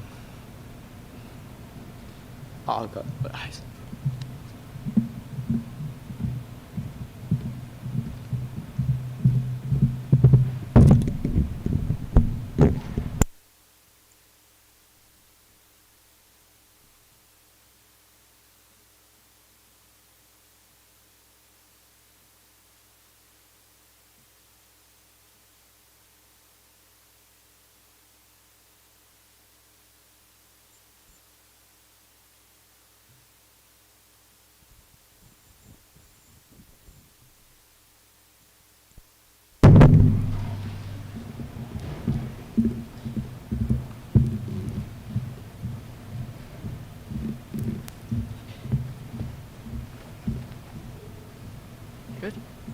Okay. Did you know that the writer of the 2021 inauguration poem, Amanda Gorman, was never able to pronounce her R's correctly until she was 19? Can you imagine having to stand up and giving a speech to hundreds of people after having a speech impediment for most of your life? Could you imagine nailing it? Well, Amanda Gorman did, and she's all everyone is talking about from that day. Although some people blame their struggles on the fact they weren't born smart or they weren't taught right, the truth is staying focused and putting your mind on what you want to achieve is the best way to accomplish that thing.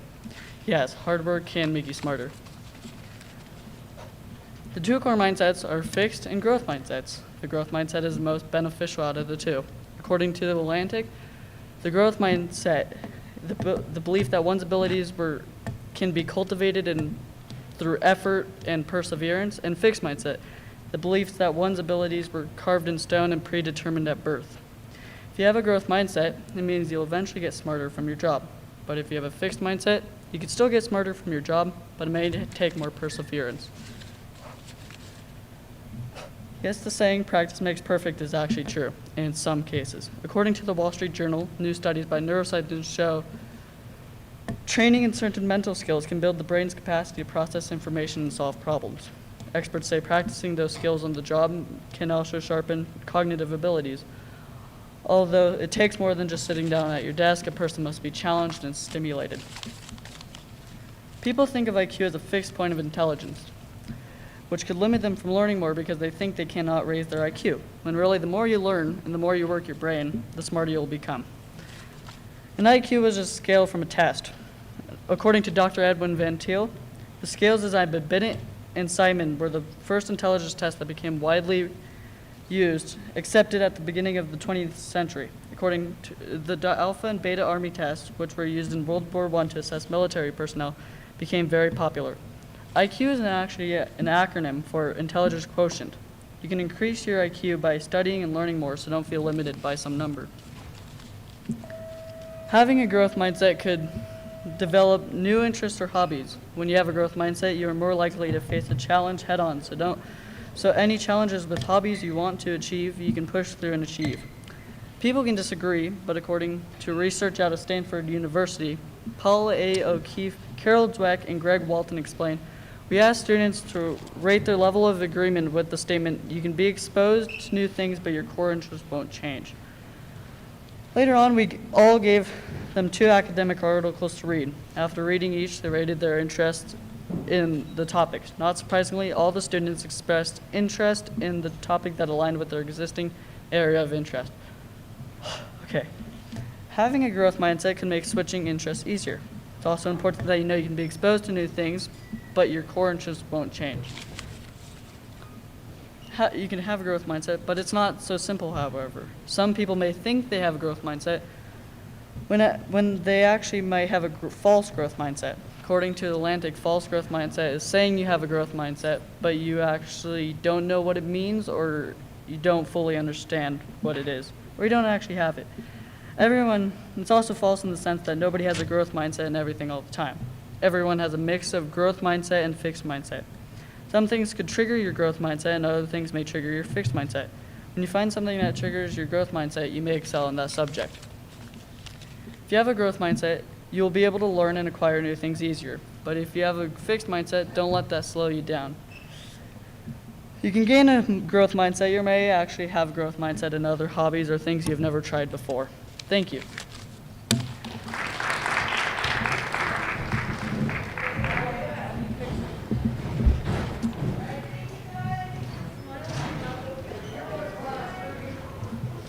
Okay.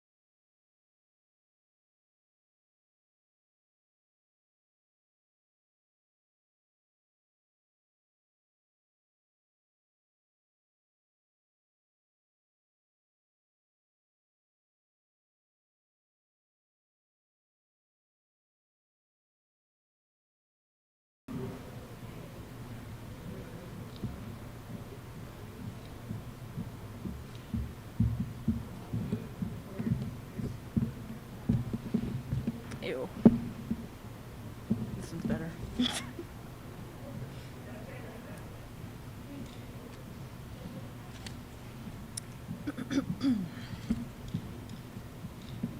Wait, can I turn this? Okay, there you go. Okay. After failing 1,000 times trying to invent the light bulb, one of America's greatest inventors, Thomas Edison, said, "Our greatest weakness lies in giving up. The most certain way to succeed is always to try just one more time." He is a true exemplar of the growth mindset. If we stopped following a fixed mindset, we would be able to see our true potential. For many years, people have believed that intelligence is hereditary, but the truth is, through hard work, we can become smarter. Mindsets can be difficult to control, especially for children with fixed mindsets. They struggle because they believe their abilities can only reach a certain amount or that they are born with a certain level of abilities. Children in schools often lack confidence and fear being wrong in front of their entire class. According to an article written by the Study Gurus, their subconscious mind will stop them from trying hard, they'll stop themselves from putting their hands up in case they're wrong, and they'll second guess themselves when trying to answer anything. Without confidence, children will build walls up, which eventually prevents them from challenging themselves. Peer pressure also plays a massive role in classrooms because the fear of failing in front of many others and possibly receiving judgment is hard to face. The study gurus also explain how children need constant reassurance that they're not about to make a mistake before they attempt to answer. It is very likely that teachers point out their favorite students in class without realizing it.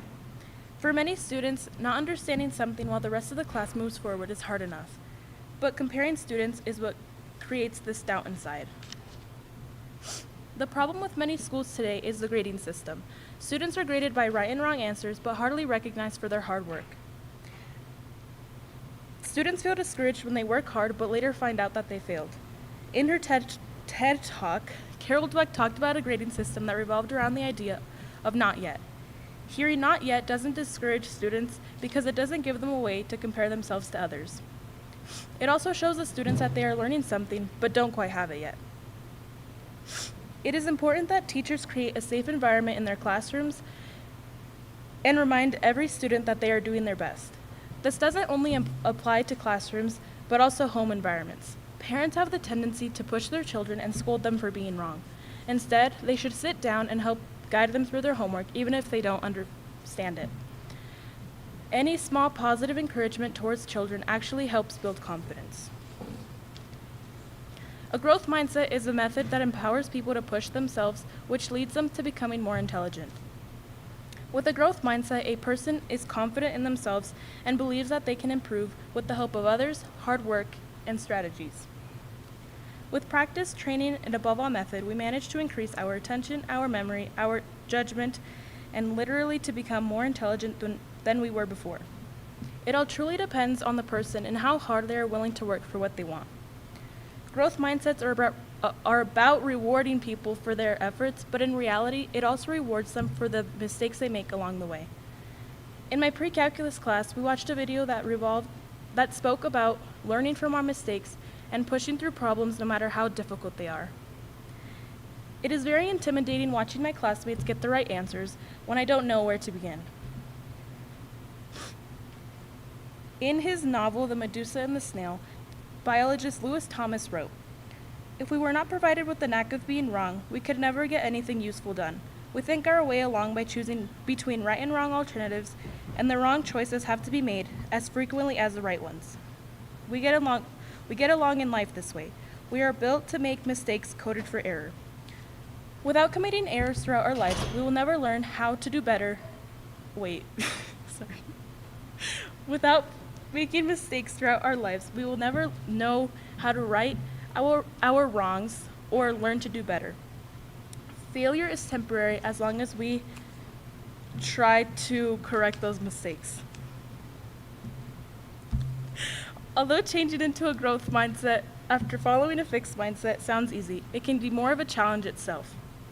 According to an article from The Atlantic, even if we correct these misconceptions, it's still not easy to attain a growth mindset. Mindset triggers are believed to be the reason why every single one of us has a mixture of a growth and fixed mindset. No matter how hard someone may work towards a growth mindset, nobody can achieve the perfect mindset. We all have our weaknesses. Shank says, when we face challenges, receive criticism, or fare poorly compared with others, we can easily fall into insecurity or defensiveness, a response that inhibits growth. I can imagine that everyone has experienced some kind of comparison with another person. It leads us to embarrassment, insecurity, and eventually causes us to become defensive. Which is why many people refuse to try. Schools can help students achieve this mindset by rewarding them for their efforts and pushing them to ask questions to receive feedback. This creates curiosity and motivation. For the purpose of our understanding, modern-day science and the research of others has helped us become more knowledgeable about how our minds work. For most of her life, Stanford psychologist Carol Dweck has dedicated her time researching why people believed intelligence was hereditary, where others knew they could improve their skills. She found that the growth mindset creates a passion for learning rather than a hunger for approval. Many children in schools today are scared to face failure because they already believe that they aren't intelligent enough, and showing that they have imperfections would confirm their beliefs. In one of her studies, she had 4-year-olds complete puzzles, and once they were finished, they could either redo the same puzzle or try the more challenging one. She discovered that even young children face these two different mindsets. The children with fixed mindsets chose to redo the puzzle so that they could prove that they were smart. On the other hand, the children with growth mindsets were perplexed why anyone would want to do the same puzzle over and over if they weren't learning anything new. It is very common among people to take the safe route, but the downside is that they aren't learning. All they want is feel that they are doing something right for once. Without encouragement, children will be driven into this fixed mindset. Dweck also found that rewarding children for their abilities was the main cause for feeling discouraged. Instead of rewarding ability, teachers, parents, or any kind of educator should praise effort and the outcome that results from it. Praising effort caused 90% of children to challenge themselves. The reason why praising someone's effort is better than praising their abilities is mainly because people like the feeling of encouragement where others don't want to feel bad for their errors. Students with a fixed mindset were also more likely to lie about what they got in tests in order to find some reassurance from their peers. They try to receive any kind of encouragement from someone. As a student, I understand the challenges of a fixed mindset. New subjects in math put me into panic because it means I lose the comfort of familiar problems and have to learn a brand new sequence. Most days in class, I hold back from raising my hand because I don't want to be wrong in front of my entire class. However, I sometimes do have the right answer. Math tests and timed writings are especially hard for me because I never know where to start or what to write. And I sometimes give up and guess.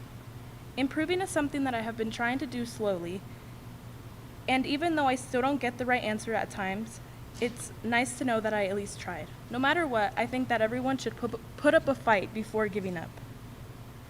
Fixed and growth mindsets are drastically different from each other, and it is important that we all understand the differences. With growth mindsets in classrooms, more students can become successful and more confident. Students should feel proud of themselves instead of putting themselves down. Intelligence is a possibility for all of us as long as we reach for it.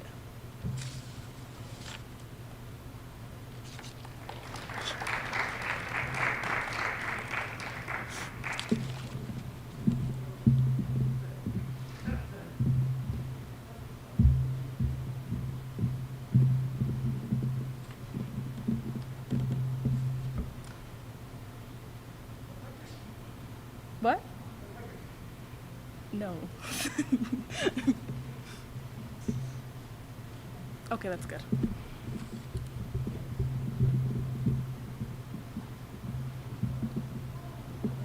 Good job, Stephanie.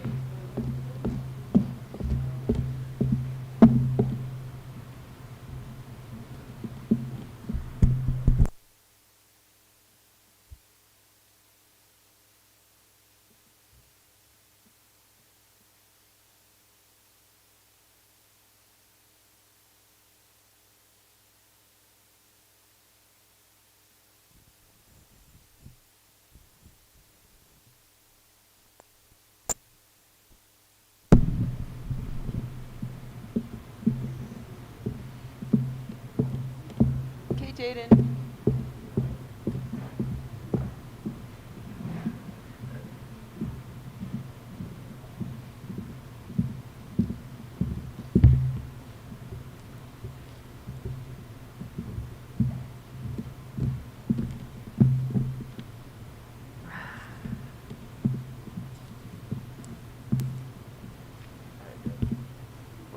When do I go?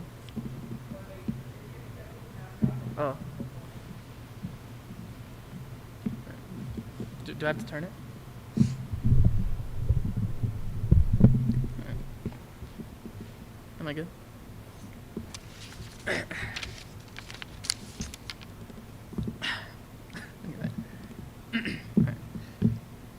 When Amanda Gorman was a little girl, she grew up with the difficulty, or she grew, I'm gonna restart. When Amanda Gorman was a little girl, she grew up with a speech impediment, having the difficulty of saying certain letters, especially the letter R. Before public speaking, she stressed on if she'd be able to say certain words out loud correctly. Striving to be the great poet she is, she didn't let this stand in her way. Amanda Gorman could have stopped pursuing her dream at any point, but instead used this opportunity to grow and further her skills. Little did she know she would be the youngest person to deliver a poem at a presidential inauguration. Although many believe you are either born smart or not, the truth is, through hard work and dedication, you can become smarter. And developing this growth mindset at a younger age will better set you up for the future. So, what is the difference between a fixed mindset and a growth mindset? When it comes to the two mindsets, there's a lot of differences between the two. A growth mindset sees that you challenge yourself and want to learn more, while a fixed mindset keeps you in one spot and you don't have the desire to get smarter. The article from Tech-Tello states, a fixed mindset pulls us back and prevents us from realizing our full potential, while a growth mindset makes us explore without being afraid of the challenge ahead. Developing a growth mindset will be much more beneficial in the long run. Having a fixed mindset will only prevent you from developing new skills. This mindset makes one believe that talent gets one places, not hard work and dedication. Having the characteristics of a growth mindset will set you on the right path. Some of these are believing that intelligence and talents can be developed. Mistakes are a good thing because they can make room for improvement and embrace challenges. Unlike a fixed mindset, developing the skills for a growth mindset has many advantages. Not only will it help you in school and sports, but in your day-to-day life as well. The article from Inner Drive says, this growth mindset could help develop a sense of both courage and curiosity, important life skills that extend beyond just getting good grades or playing sports better. Having a growth mindset is linked to many advantages such as comfort with taking personal risks, striving for more stretching goals, and higher performance levels. You can achieve these skills by avoiding hard work, but instead looking for it. For example, someone with a fixed mindset will go into a hard test with an immediate disadvantage because they're afraid to ask for feedback or afraid to fail.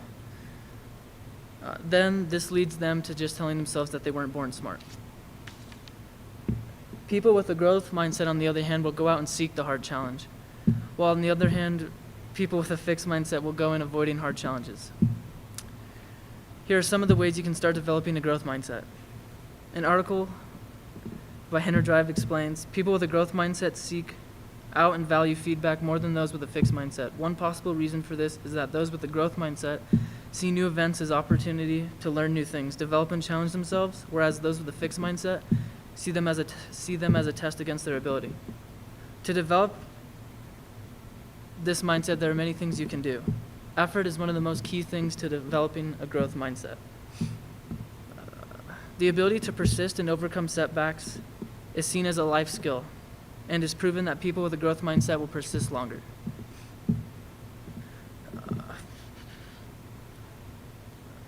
Like in my previous point, the student with a fixed mindset will go into the test telling themselves that they weren't born smart, whereas a student with a growth mindset will embrace the challenge and look for it.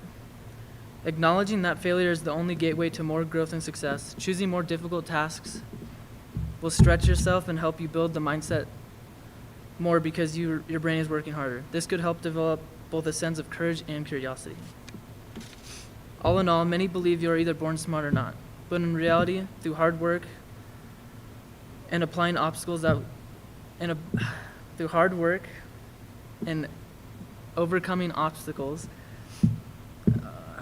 you will face in your day-to-day life will get you there. That's it. Yeah.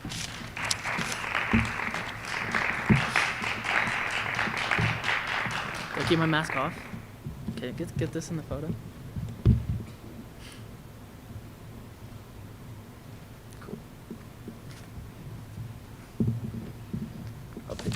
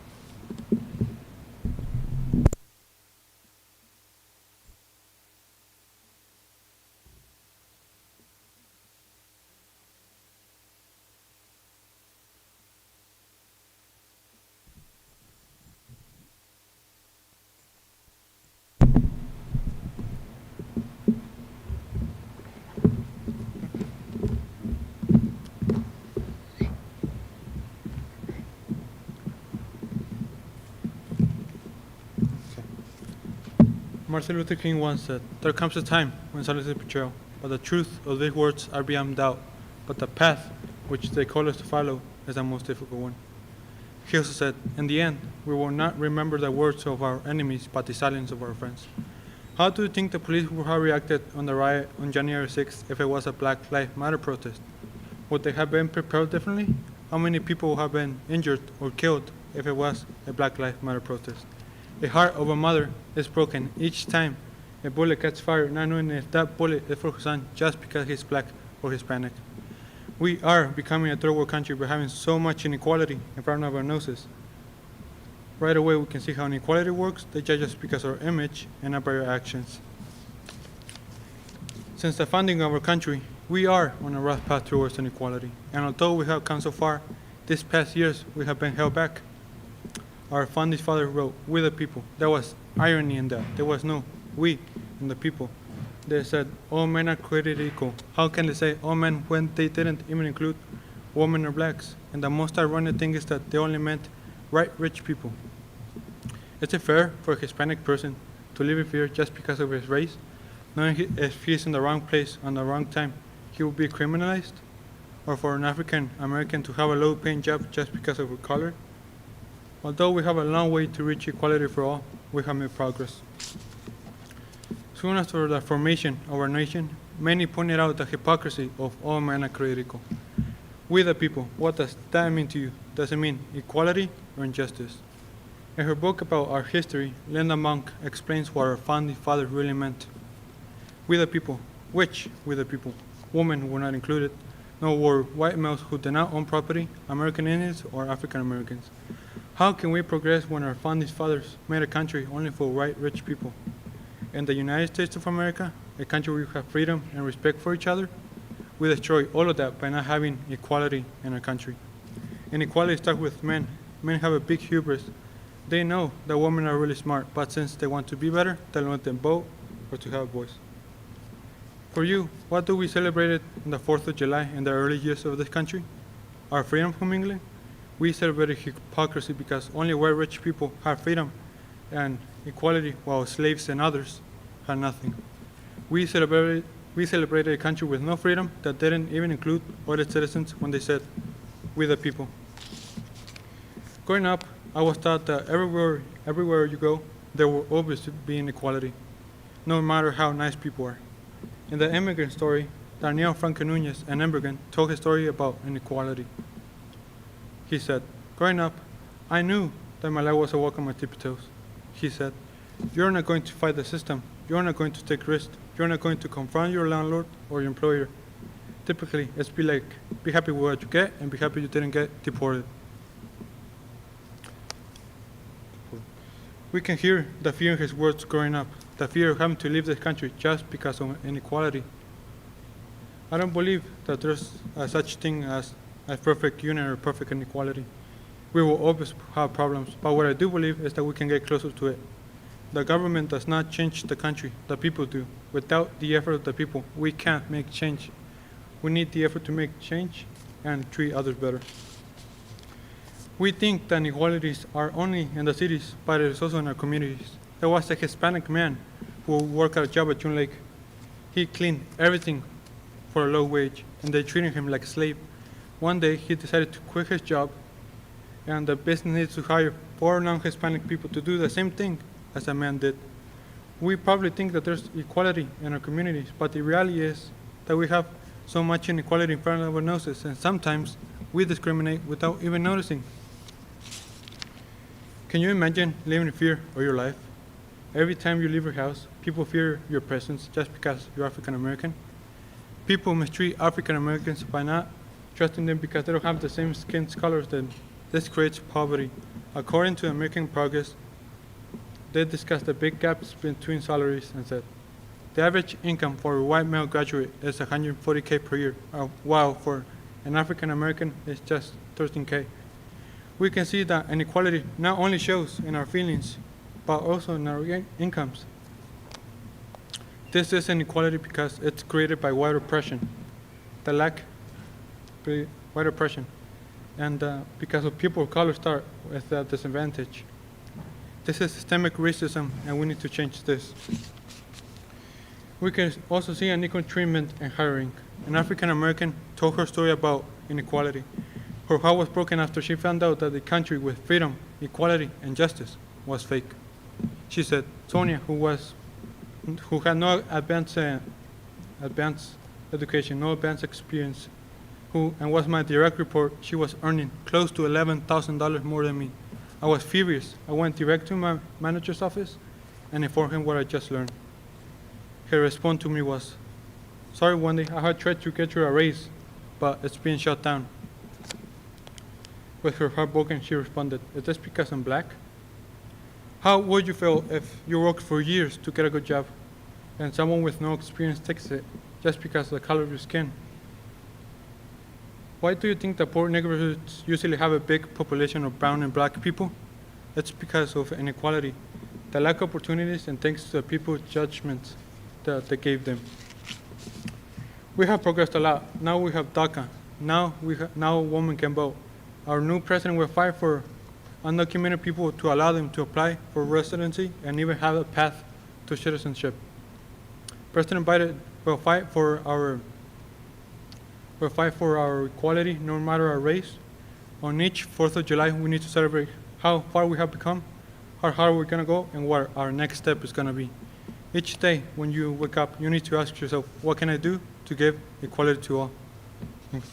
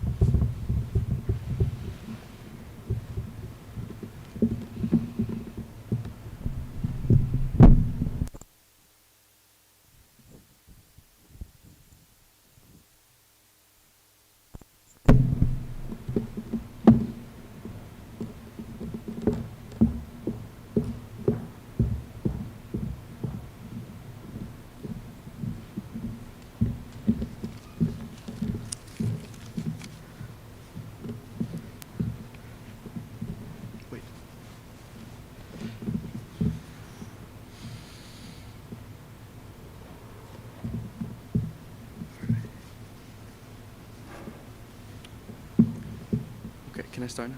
All right.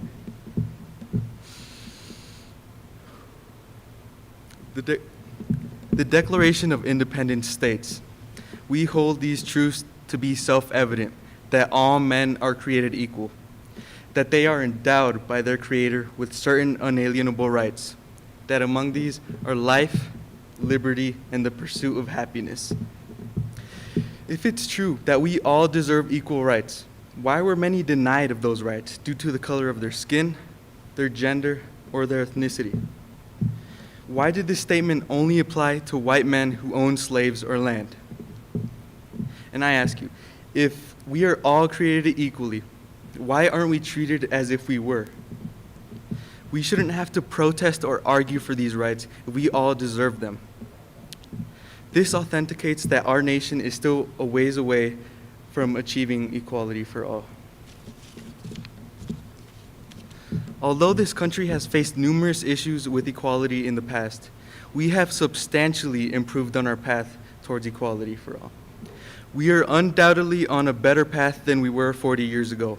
For example, we've elected the first Black African American president in Barack Obama, and the first female South Asian African American has just stepped into office in Kamala Harris.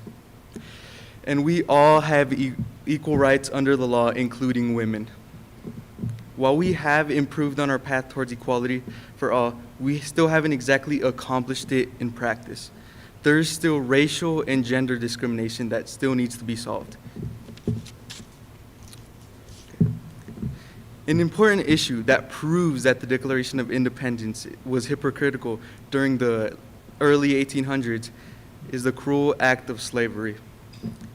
While slavery was going on, the only people that had rights at the time were white men, while the blacks and Native Americans were seen as slaves and had no rights compared to the whites.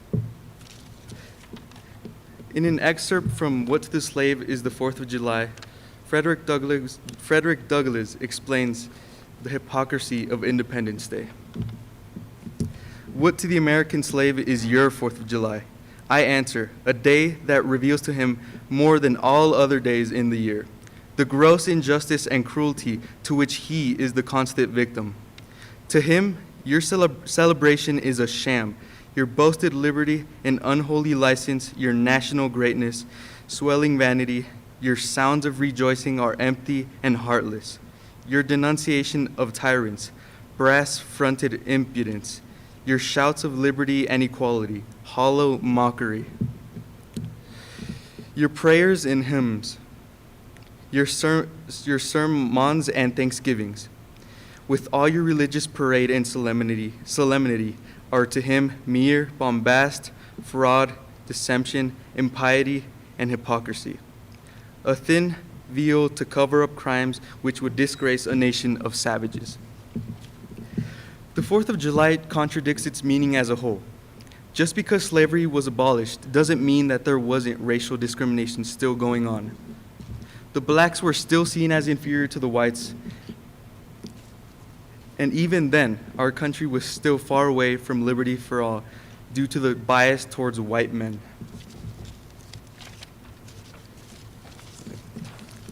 The Declaration of Independence claims, "All men are created equal." Key word, men. Where's women in this sentence? In reality, when our nation first adopted the Declaration of Independence, it excluded all women from it. Women weren't allowed to vote. They weren't allowed to have certain jobs that men did, and they had fewer rights than men. In Barack Obama's speech on modern feminism, he explains, "It was almost 100 years ago that Alice Paul and her fellow suffragists were arrested for picketing outside the White House for the right to vote. Today, women make up more than half of the electorate, and for the first time in history, a woman is a major party's presumptive presidential nominee." This shows how much of an impact women have on politics. Women were only given their rights centuries after the Declaration of Independence was established. And In order to resolve this issue, we must pass the Equal Rights Amendment so that everyone will have equal rights despite gender. And instead of all men are created equal, we should replace it with all humans are created equal so that we can avoid any future conflict involving gender, so that we can enhance our path towards equality for all. As we progress towards equality for all, we must also fix our criminal justice system. Racism still plagues our society. A recent phenomenon that involves racism is that of a black medical worker by the name of Breonna Taylor. She was brutally shot and killed during a raid in her apartment. An innocent black woman who was killed, who had her life taken away by law enforcement due to the color of her skin. After the malicious murder, no justice was initially sought until later. 3 officers were fired,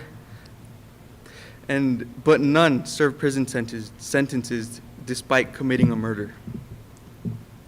This exhibits that this only brought injustice to the incident because no officers served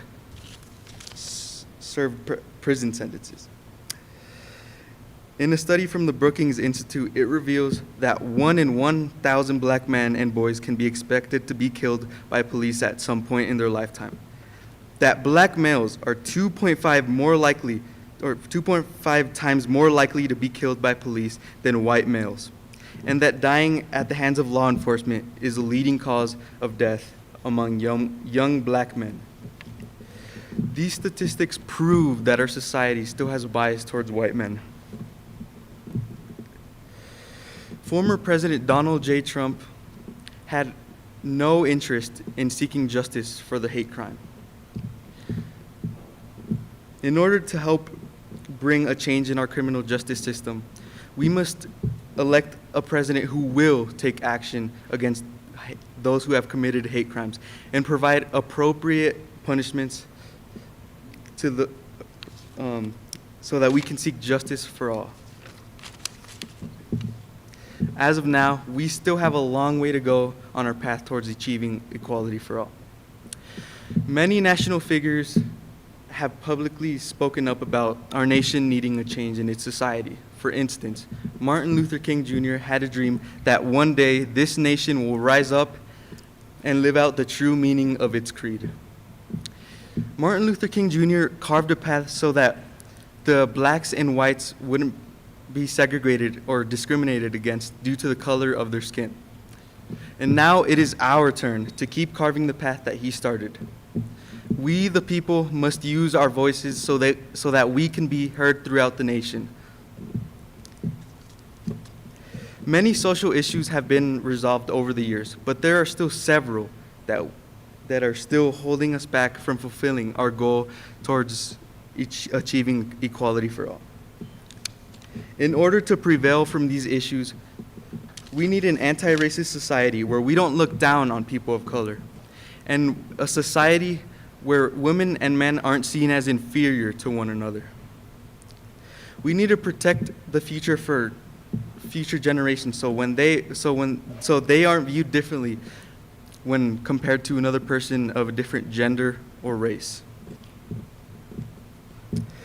I hope that in my future, protests aren't necessary to attain equal rights or to receive equal treatment. I hope that in my future, systemic racism isn't seen plaguing all over the nation. And I hope that in our future,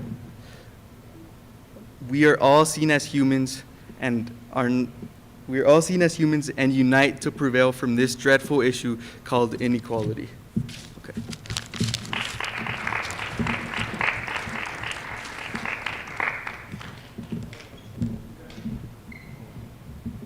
Can I put my mask on?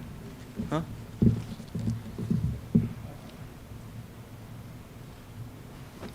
All right, there.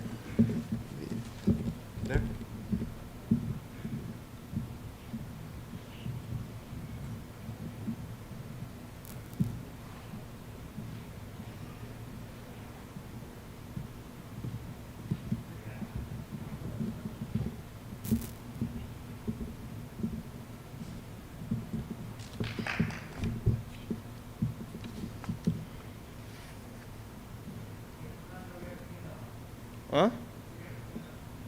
Oh, we haven't cleaned it? Do you want me to do that?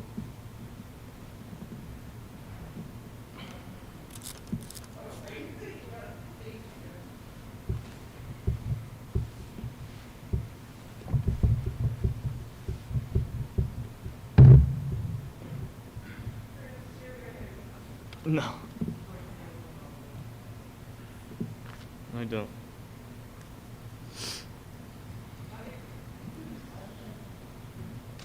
What? Why are you laughing, dude?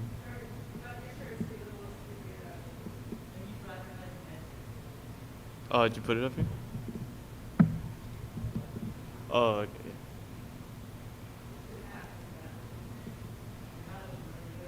Thank you.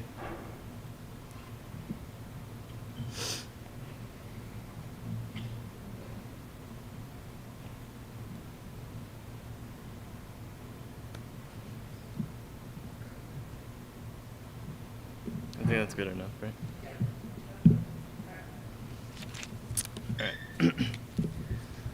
Alright. In an article from MindWorks, studies have proven that people with growth mindsets are more likely to succeed. In recent research done by Carol Dweck and her colleagues, it shows how some students rebounded while others are devastated by minor setbacks. Dr. Dweck then put these studies together and came up with the terms growth mindset and fixed mindset. The kids that believed they were smart and effort makes them stronger would go on to put in extra time, and this would then lead to higher achievements. Dweck's studies show us that if we set out and put effort into things, we can achieve anything. In the studies, we can see that the kids with growth mindsets do not get devastated by minor setbacks. On the contrary, the kids with fixed mindsets put themselves down because they did not believe in themselves. Many believe that people are either born smart or they're not. The truth is that if we set our minds to do something and work hard instead of getting discouraged by doing something wrong, anything is possible. If we get out of our fixed mindsets and focus on ways to improve ourselves, we can develop our brains and get smarter.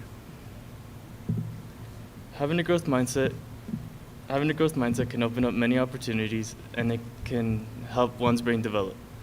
In an article by Forbes states that with a good work environment, one is open to better chances to succeed. Mindset is everything. Whether you're talking about career success, starting your own business, getting through a tough workout, or being a parent, having the right mindset can make the difference between success and failure. Many argue you have to be born smart because it comes in your genes naturally, or you've had family members that were smart. The truth is that all these ideas are false. Studies have proven that with a good work environment, one's mind can open up many opportunities to learn. By having a growth mindset, it can help with many more things besides just school. An example of someone with a growth mindset would be Steve Jobs. He did not let his initial failure with Apple discourage him from making his company bigger and better. He would go on to create other businesses and later on return to Apple to make the company greater. This goes to show that by initially failing at something or getting an answer wrong, the people with growth mindsets will persevere through this, and it will make them want to try harder and change the strategy. On the other hand, having a fixed mindset can really limit someone to the things that they already know. An article in The Very Well-Minded explains how people with fixed mindsets An article in The Very Well-Minded explains how having a fixed mindset can keep someone from achieving their goals. Children who are taught that they should look smart instead of loving learning tend to develop a fixed mindset. They become more concerned with how they are being judged and fear that they might not live up to expectations. Having a fixed mindset can set someone up for having their chances go out the window. The people with fixed mindsets are usually shy or don't participate much in things due to the fact that they are worried that someone will call them out on their mistakes, leaving them discouraged to answer. This is why most people with fixed mindsets usually have their careers on hold. Because they are too scared to step out of their comfort zone and the things that they already know. An example of someone with a fixed mindset would be me. As I was doing research for this speech, I learned that I sometimes tend to have a fixed mindset. Sometimes I do feel discouraged to answer because if I get the question wrong, I don't want to feel dumb after. Lastly, research shows that by putting time into something, it will better the outcome of it.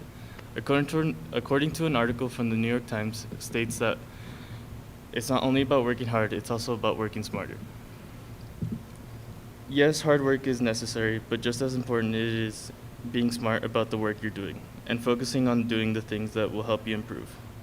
This shows how not only by working smart will make you smarter, but you have to be aware of what you are doing and if you're working smarter. Take, for example, you're working on a hard problem and it is taking up lots of time to answer, or to solve. It is taking up lots of time to solve the problem. By working smarter, maybe all that hard work wasn't necessary, but instead what you did to solve the problem was the key to not spending so much time on it. By focusing on yourself is a way of learning because you're opening yourself up to more options. Therefore, working harder does make you smarter, but you have to be aware of what you are doing. We can see that people become smarter by working smarter. This is very important because in order to work smarter, you have to be willing to have a growth mindset so you can explore more of your options. It is important, rather than sticking to what you already know, by having a growth mindset, it can set someone up for success and having more opportunities. It is important to have a growth mindset because your options for success increase. In that way, you won't be shy to go out into the world and explore it without being discouraged when someone tells you that you shouldn't be doing something or you can't accomplish a certain thing.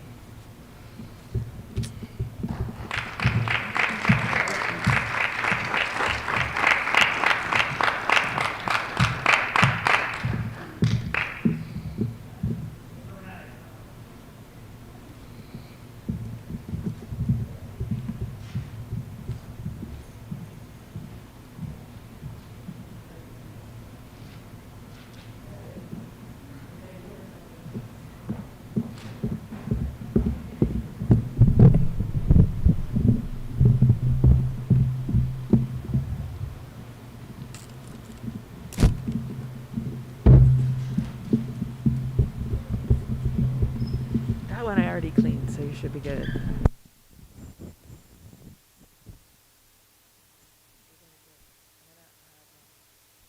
Make sure nobody comes in. Okay. Okay. Oh, right.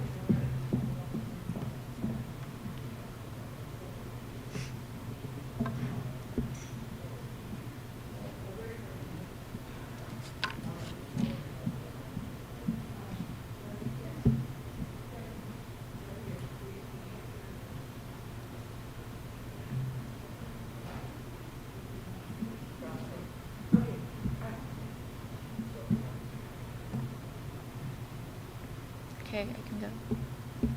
Okay.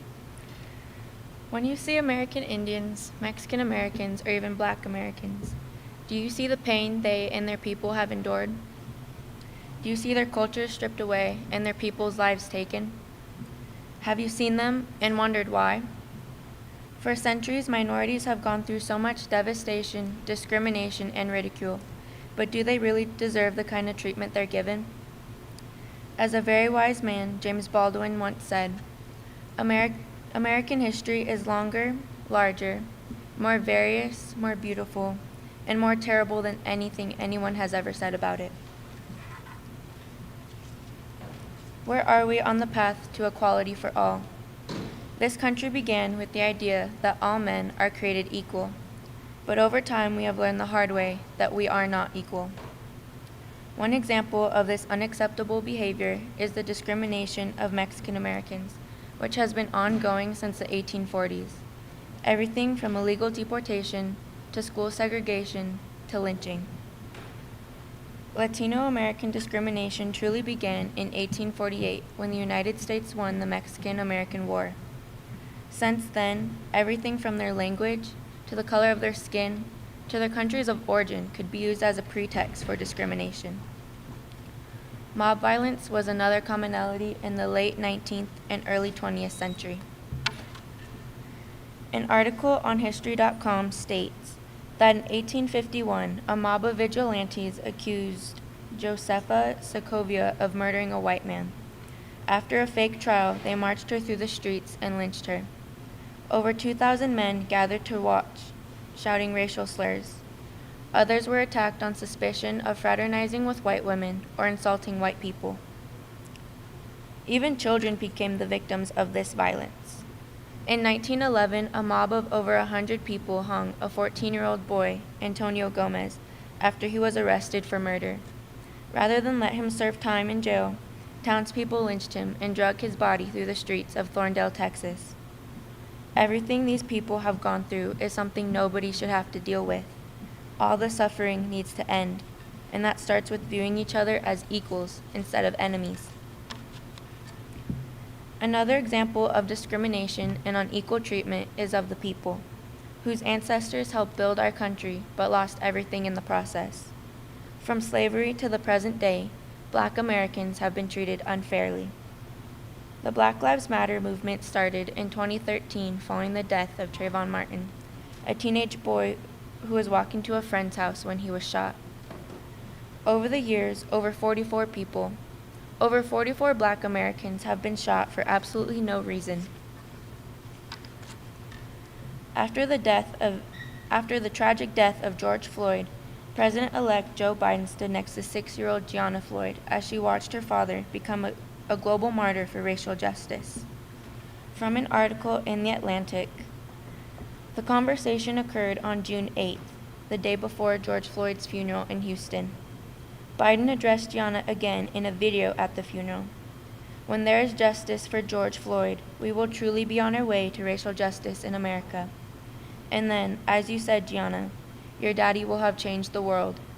Sounding like many of the demonstrators, Biden declared, "Now is the time for racial justice." Now is the time for racial justice indeed. People like George Floyd, like Breonna Taylor, and like Ahmaud Arbery shouldn't have to fear walking down the streets at night, or going to bed at night and wonder if they'll wake up the next morning. When the Founding Fathers wrote the Constitution, they stated, "We the people of the United States establish justice." Where is the justice for our loved ones whose lives were lost? Where is the justice for the families who now have to cope with that loss? If we truly are we the people, then we the people should stand together for the betterment of our society and learn that, yes, although we all look different, we speak different languages, and we come from many different places, we are all the same. We all have the same dream and goal at hand, a better future. From when the white settlers first arrived, to the battles on the plains, to the modern day, the discrimination of Native people never seems to end. They forced them off their land, they took children from their families and forced them to learn English, to strip them of their culture. Native youth around the country today is yet another example of discrimination. Some Native American children attend below standard schools. The government is supposed to look after the federally financed schools, but this task is seemingly beyond their ability to do, or just beyond their ability to care. The federal government is responsible for 183 Native American schools across 23 states. For example, Little Singer Community School in Winslow, Arizona wasn't the only one to perform poorly. As The Atlantic reported, Native American students received much lower marks than their white peers in reading and math in the National Assessment of Educational Progress. Underfunded schooling leads to a decreasing high school graduation rate. Their dropout rate is 2 times the national average. Another example is the MMIW, the Missing and Murdered Indigenous Women Movement. In 2016 alone, there have been 5,712 known missing and murdered Indigenous Native women. That sounded wrong, but the country's 310 Indian reservations have violent crime rates that are more than 2.5 times higher than the national average, according to data compiled by the Justice Department. According to an article in The Aquinian, American Indian women are 10 times as likely to be murdered than other Americans. They are raped or sexually assaulted at 4 times the national average, with more than 1 in 3 having either been raped or experienced an attempted rape. As a young Native woman, it kills me to see my people suffer from the losses of their daughters and sisters, to know that their children aren't getting the education they deserve. I believe that in order for my people to live a good life, they should push schools to give their children the attention and opportunities other kids do, and for the Native women to be observant and safe in their surroundings. Over the years, discrimination played its part in every bit of history, from the moment settlers arrived in America to the present-day United States. Our country was supposedly built on equality, but we are not equal. Mexican Americans are still considered illegal, even if they are U.S. citizens. Black Americans are still considered murderers or drug dealers when they are just hardworking people. Native Americans are still called savages when we aren't the ones who brought plague and genocide from Europe. We aren't equal until Mexican American lives matter, until Black lives matter, and not until we have no more stolen sisters.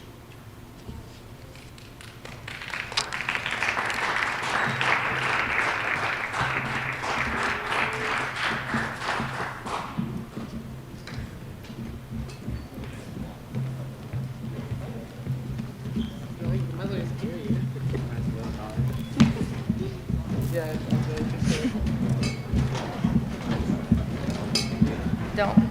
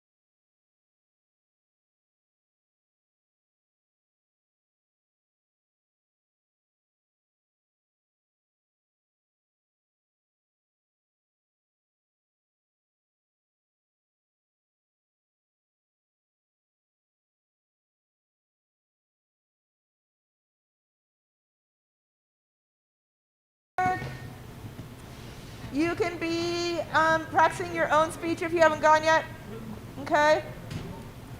But you should be quiet and not sleeping, and your hoodie should be down and phones away. So boys, you guys all need to spread out and sit at your desk. Chewy, you can go up. You're gonna go up on the stage with them to practice your scene, okay?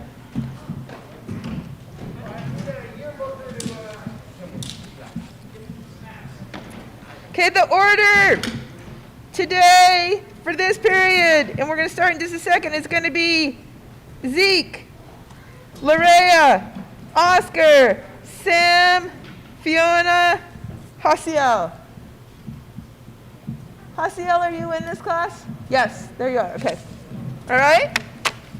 So, actors for my 6th period, if you guys could get up there really fast, Zeke is going to go right now. Okay, and Zeke, I didn't touch it, but you're good. Maybe I touched it a tiny bit. Let's do this.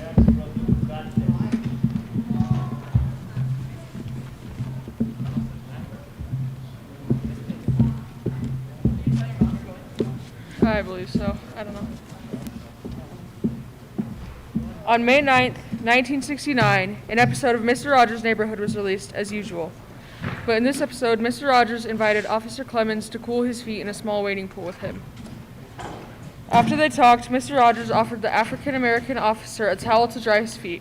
Mr. Rogers then used the same towel to dry his own, breaking a well-known color barrier. This little act of kindness that Mr. Rogers took stood against a huge problem with white society. African Americans were constantly discriminated against in countless ways, such as torture even. See, whites would put things such as nails, acid, and bleach into the pools where African Americans were allowed to swim.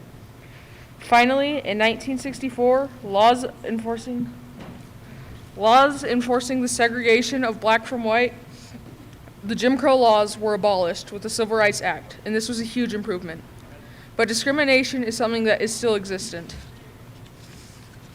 This country began with the thought that all men were created equal, though not all men, or all people for that matter, were treated equally in 1976. Large steps, however, have been made to put an end to discrimination, from making slavery illegal in 1885 to the Black Lives Matter protests of today. We as a people continue to move forward to reach a point where everyone will be treated as equal. Even though so much work has been done, we still have quite the journey before us. I hope that one day everyone will treat each other based on who they are, not their gender, race, religious beliefs, traditions, or even feelings. This country has come a long way as far as equality. We aren't there yet, but we have improved from where we began. There have been countless movements and stands taken against discrimination, such as Martin Luther King Jr.'s over 2,500 speeches, including his famous I Have a Dream speech, in which he said, "I have a dream that one day this nation will rise up and live out its true meaning, the true meaning of its creed. We hold these truths to be self-evident that all men are created equal." Not long after this speech was given, the Civil Rights Act the Civil Rights Act was passed in 1964. Jim Crow laws were no longer, and much more was changed that outright ended lots of discrimination. As of today, we are at a point where equality is in sight, but we are struggling to make it there. Those of us who support an anti-racist America are still fighting for equality. There are still protests and speeches being given, such as those given by our former President Barack Obama. In one of his many speeches, he said, "I know my country has not perfected itself. At times, we've struggled to keep the promise of liberty and equality for all of our people. We've made our share of mistakes, and there are times when our actions around the world have not lived up to our best intentions." I agree. America isn't perfect, and there are a lot of times when I lose faith. But I hope that soon speeches like this one won't need to be given, and inequalities will simply be a thing of the past. But we aren't there yet. Though we have improved, and we have come closer to equality, we aren't there. As Amanda Gorman said in this year's inauguration speech, we are not broken, just unfinished. We have gotten close, but we're not there. According to NBC News, 4 in 10 African Americans reported feeling as though they are being treated unfairly. That is 40% of black people that are still being treated unequally and treated.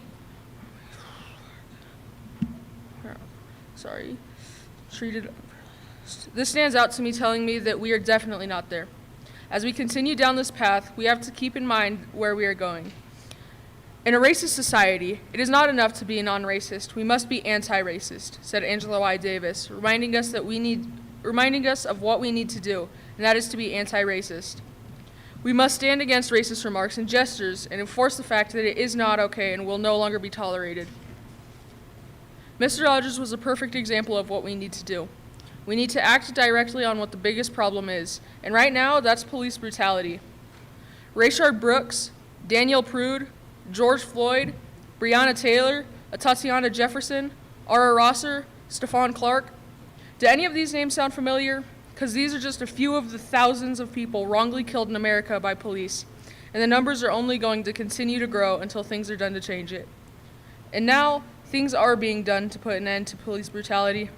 There have been many protests, such as the Black Lives Matter protests, and there have been many police officers who do treat people equally and have marched along with others, and some have even gone so far as to have quit their jobs to show that they don't support the brutality being portrayed by officers. All in all, we need to stop pretending that this is going to fix itself, because it isn't. Inequality is going to be here until we stop it. Almost isn't enough, and we aren't even at almost yet. We will get there, but it will take time and effort. As long as we stay strong and stay fighting for what is right, then we will have equality. Thank you for listening to my speech.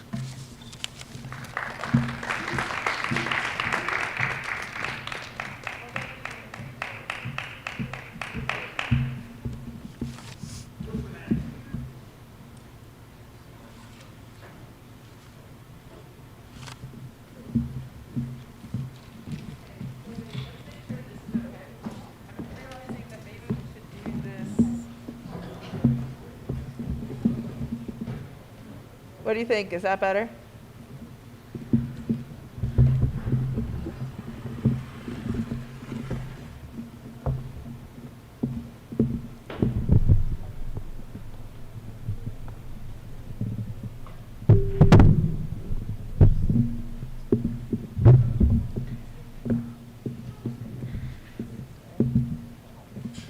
I think this might feel less weird.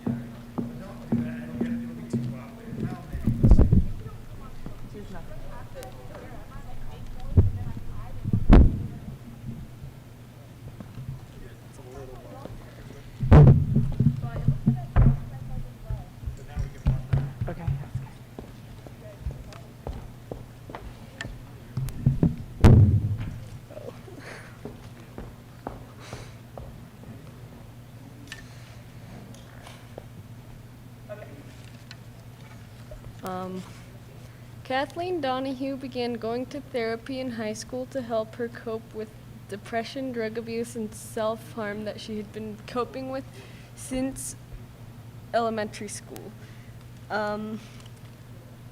In the last decade, hospitals have seen a 68% rise in self-harm among teen girls. As of 2018, nearly 9% of 18 to 25-year-olds have had a major depressive episode. In a recent study, it was revealed that students with a fixed mindset were 58% more likely to show signs of severe depression and anxiety. Research shows that with the growth mindset, your brain actually grows bigger and stronger. A study done on rats proves this. One group of rats was put in a cage with puzzles and mazes to solve, and the other group was put in an empty cage with nothing to do but eat and sleep. At the end of the study, scientists found that the brains of the rats who solved the puzzles had rewired themselves to be smarter, and their brains even weighed more. Just like when we work out regularly, we make our bodies grow stronger. The growth mindset makes our brains stronger.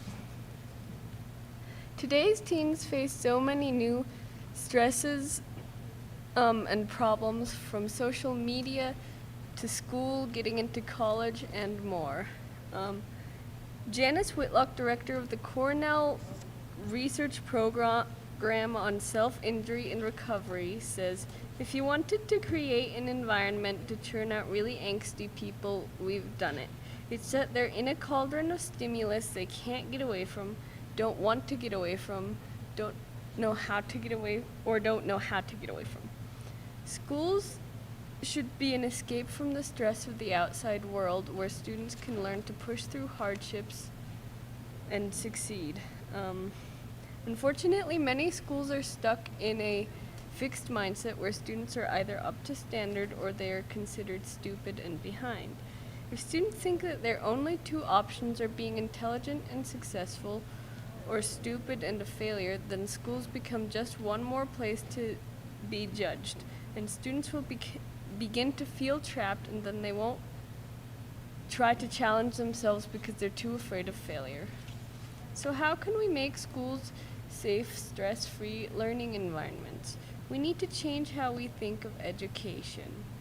In order to make this change, we need our teachers to help us achieve a growth mindset. In a study done on whether the growth mindset could help Harvard University students cope with anxiety and depression, psychology researcher Jessica Shielder discovered that students with a growth mindset recovered much more quickly from stress in the short term, and in the long term showed significant declines in anxiety and depression.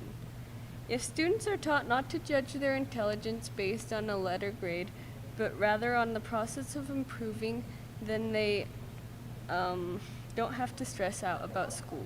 Carol Dweck said in a TED Talk that students should be graded by not yet. This keeps students motivated. By giving a not yet grade rather than an F, students realize that they're on a learning curve and that intelligence is something that you can achieve through hard work. Modern schools are based on the letter grade system. If you get straight A's, graduate top of your class, then go to an Ivy League university, you're considered successful. Dweck writes, if you fail or if you're not the best, then it's all been wasted. The growth mindset allows people to value what you're doing regardless of the outcome. They're tackling problems, charting new courses, working on important issues. Maybe they haven't found the cure to cancer yet, but the search was deeply meaningful. By praising superficial letter grades and nothing else, students are conditioned to put all of their self-worth in that. If they get a bad grade, they're crushed and want to give up. This adds so much unnecessary stress to school. By praising students' improvements rather than how many right bubbles they box in, then we can make schools a safe learning environment.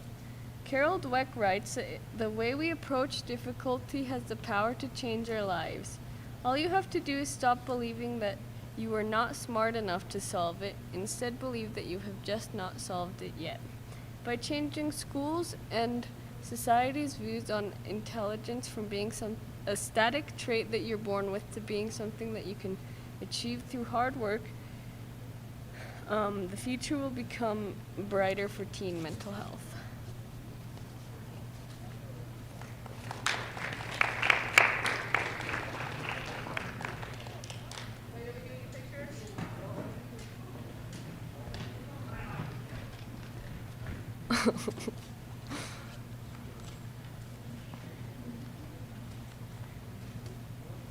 Super dramatic.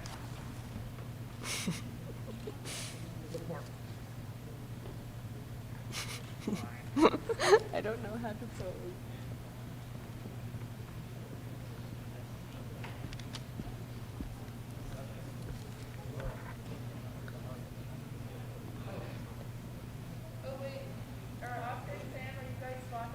I thought I was third. Oh.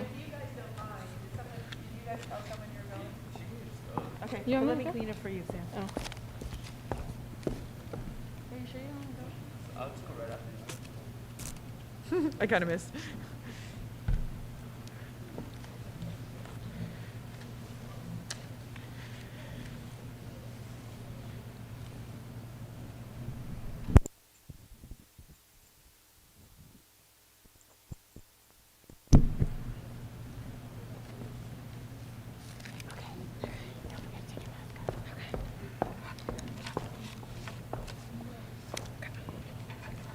On May 25th, 2020, George Floyd, a 46-year-old black man, was killed in Minneapolis, Minnesota, while being arrested for allegedly using a counterfeit bill. During his arrest, Derek Chauvin, a white police officer with the Minneapolis Department, knelt on Floyd's neck for about 9.5 minutes. Floyd made it very clear that he was unable to breathe due to the fact that he was on the ground and Chauvin's knee was on his neck. With Floyd's fear of dying, he called out to his mother, and 2 minutes later, Floyd passed away. George Floyd lay motionless, and Officer Kung found no pulse. Innocent black lives are being taken away, and we must put an end to this. People cannot be scared to live their lives because of the color of their skin. We must treat all equal in our nation. Our country was founded in the revolutionary idea that all men are created equal. Even though our central government did not treat all people equally, we have made great progress in increasing equality for all in our nation.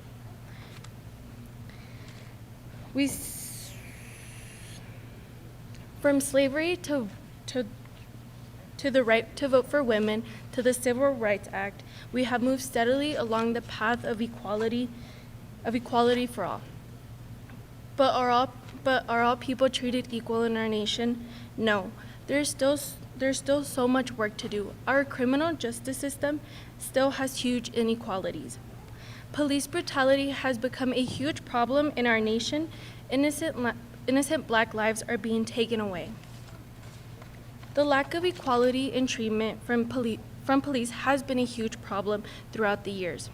People of color have faced more police brutality than any other. According to a study from an article, Risk of Being Killed by Police states, our results show that people of color have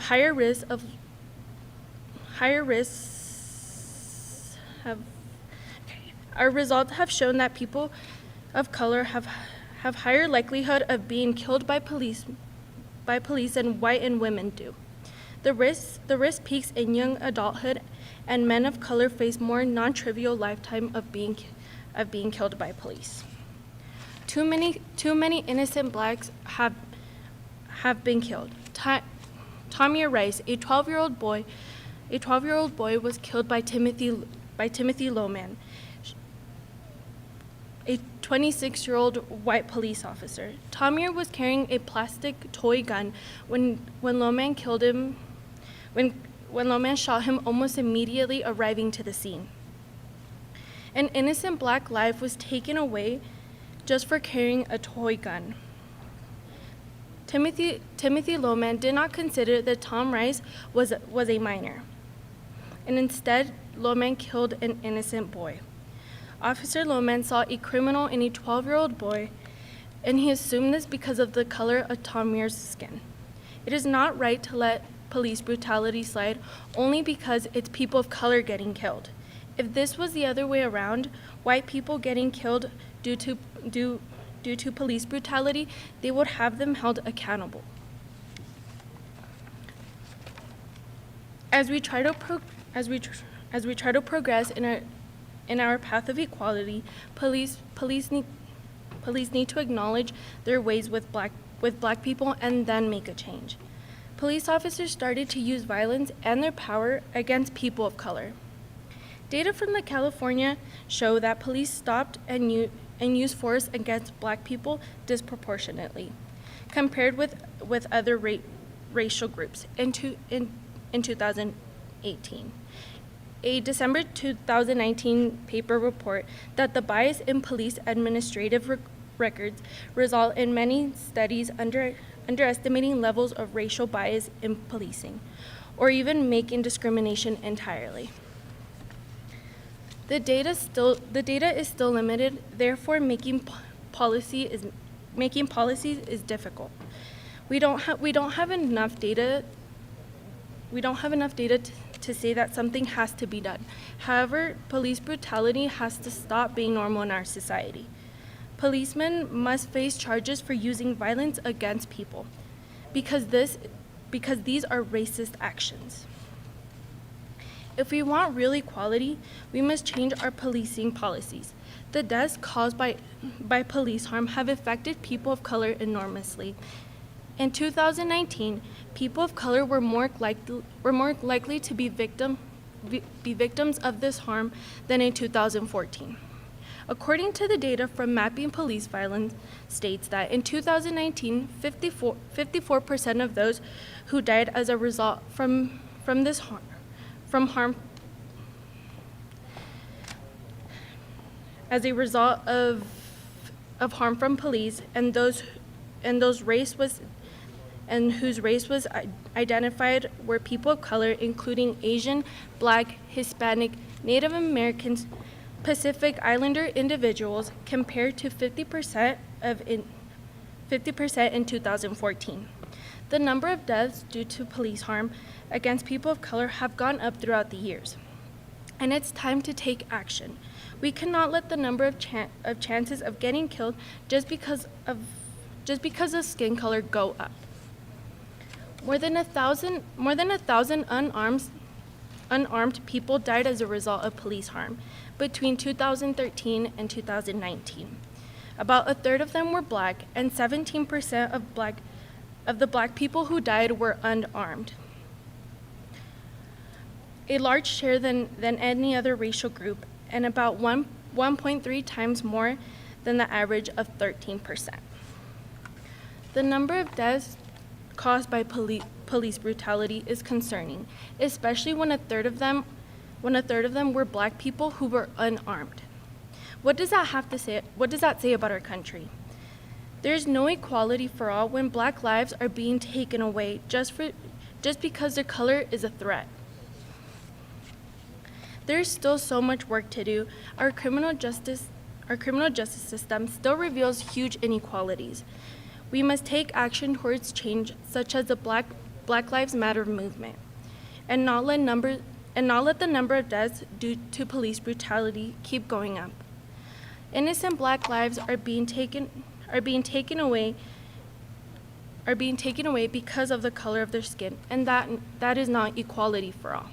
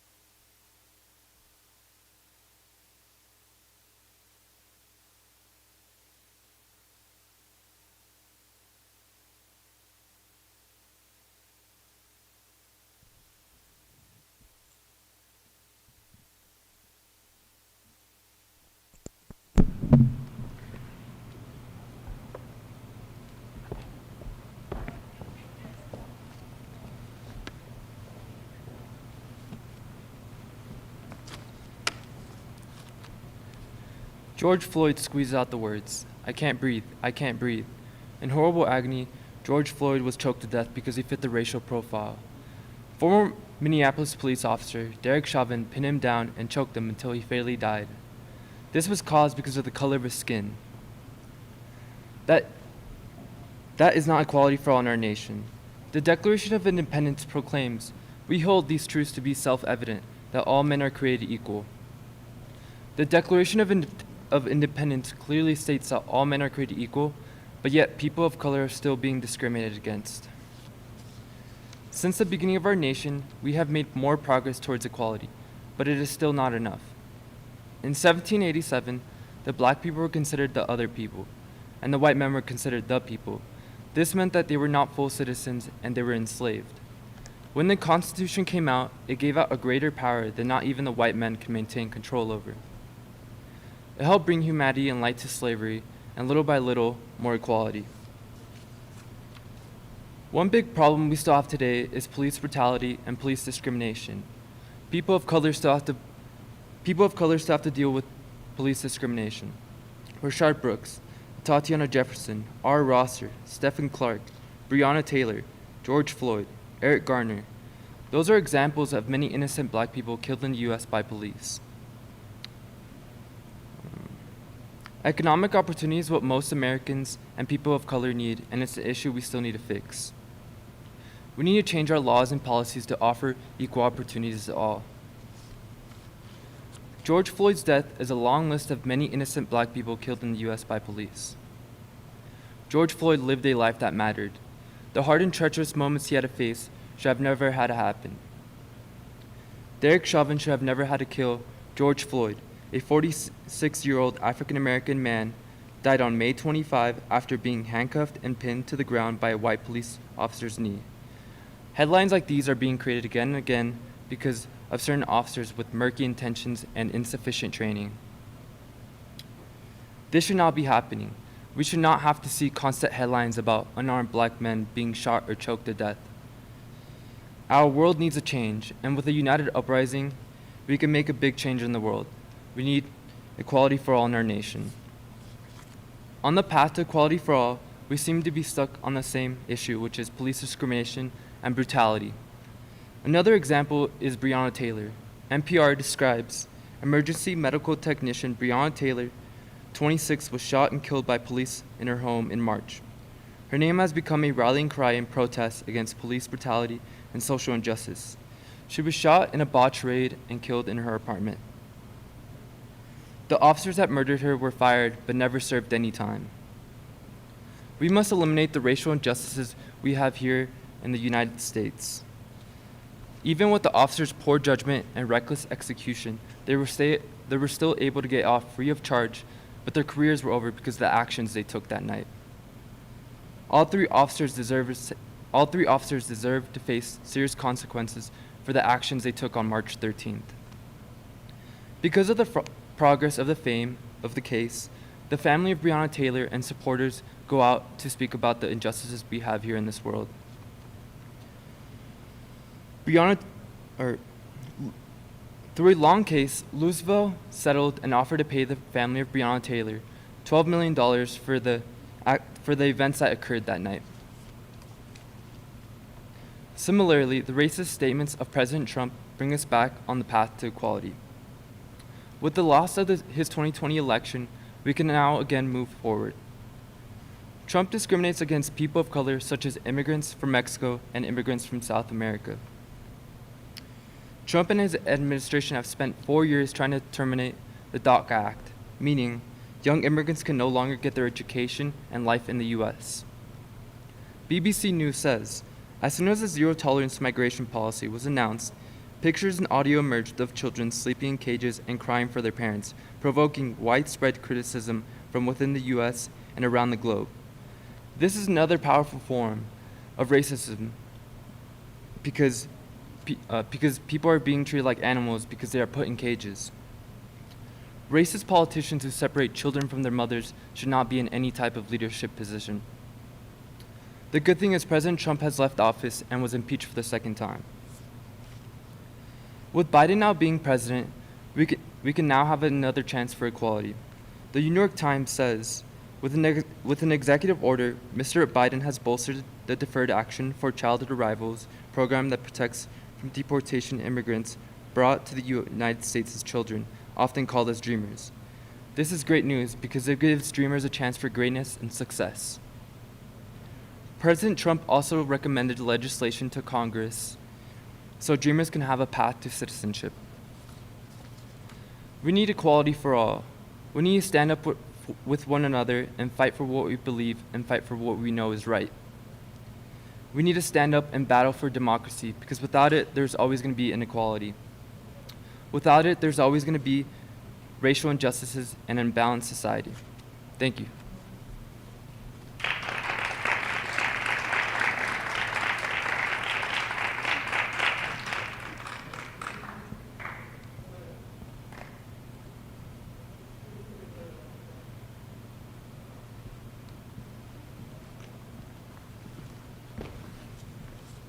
Are you going to keep that?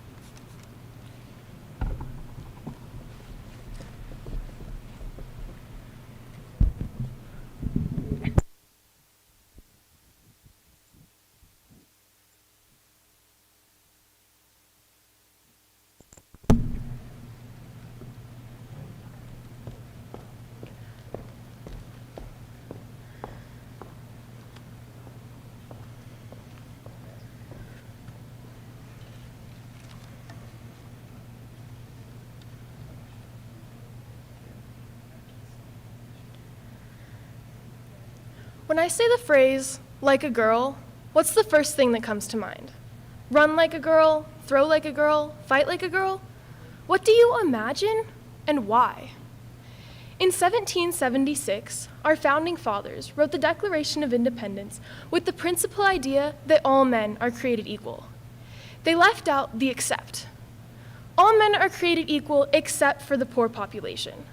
All men are created equal except for the black men and women who are in their homes doing their backbreaking work.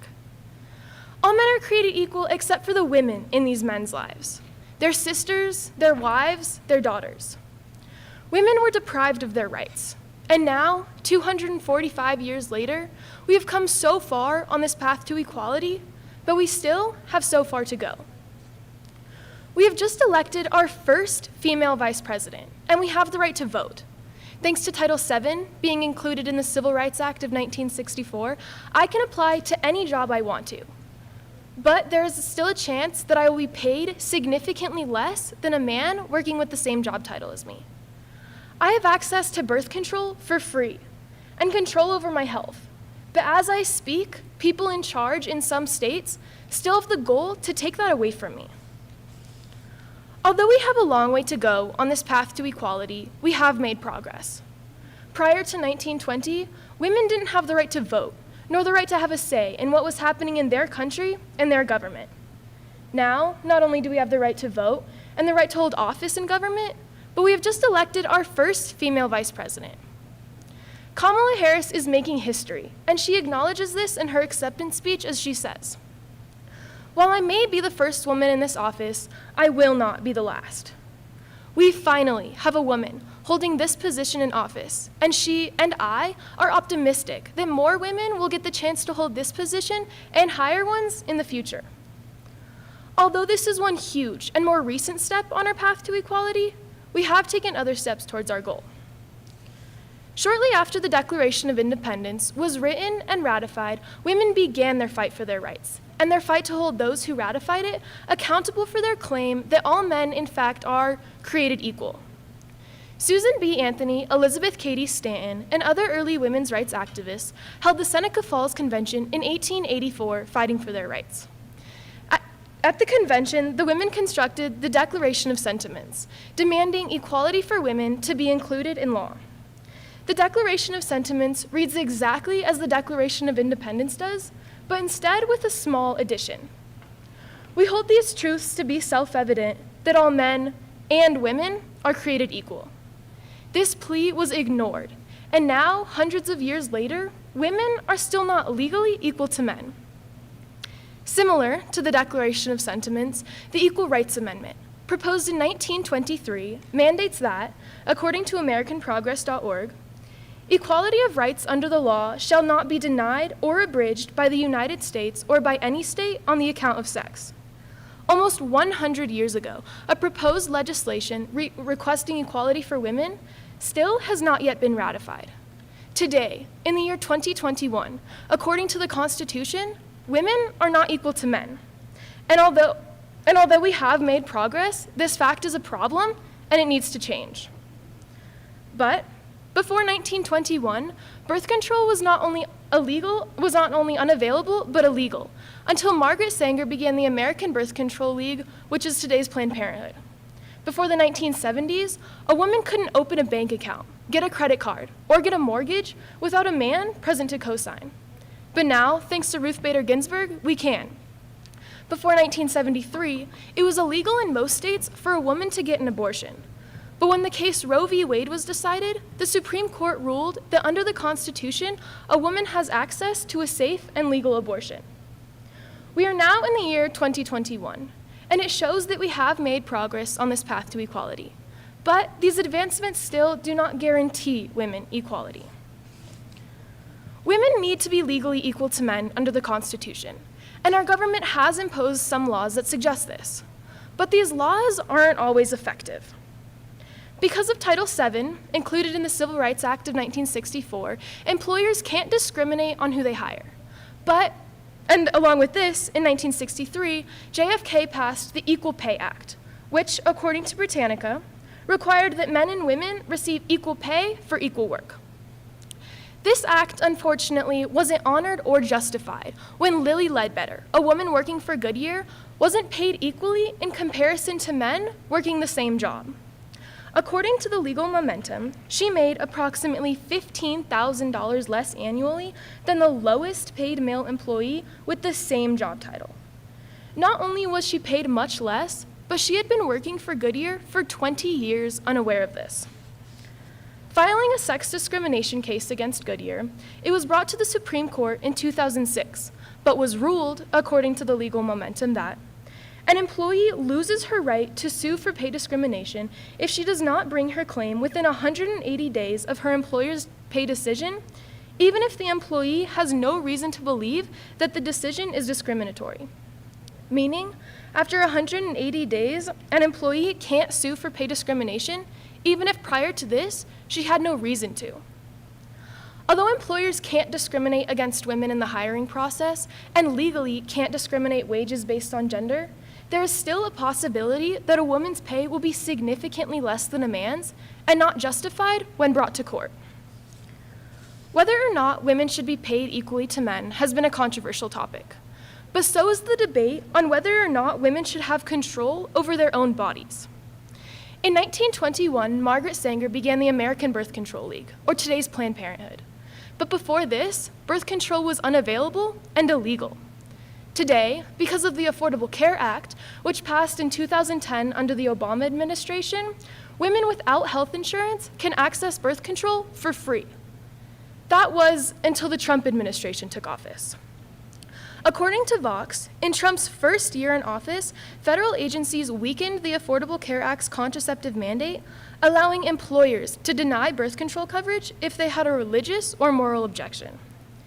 This means that a woman working for someone with a religious belief against contraceptives would have to pay for hers out of pocket, which could cost around $60 a month, depending on her method. President Obama passed the Affordable Care Act to assist women and to move forward with family planning and to move forward on this path to equality. The Trump administration, however, has dragged us back on this path, allowing employers to decide whether or not a woman can access free birth control. This past administration has not only failed in making progress for women's rights, but has even threatened to take away some of those rights.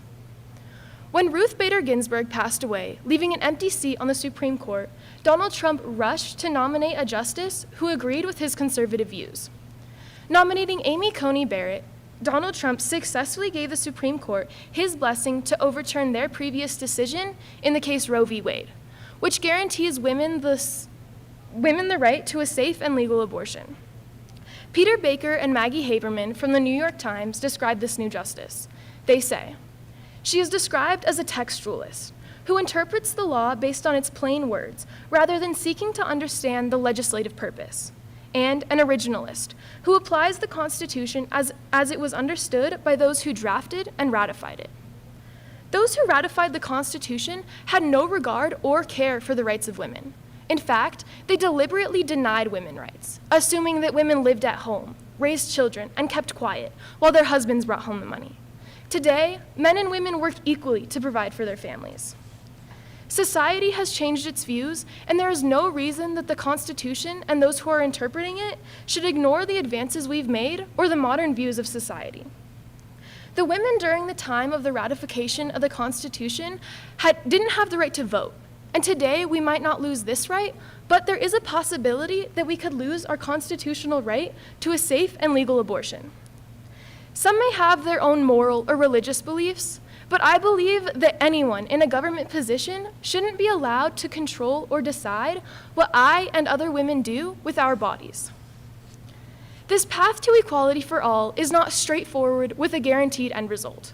Some twists and turns force us back or hold us in place at times. Equality for all does not happen by chance or luck. We need to work for it. We need to want it.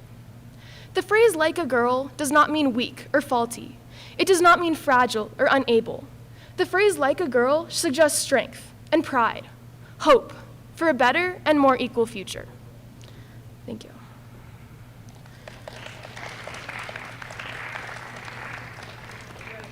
Oh.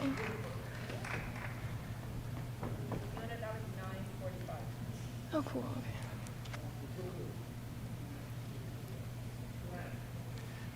I didn't.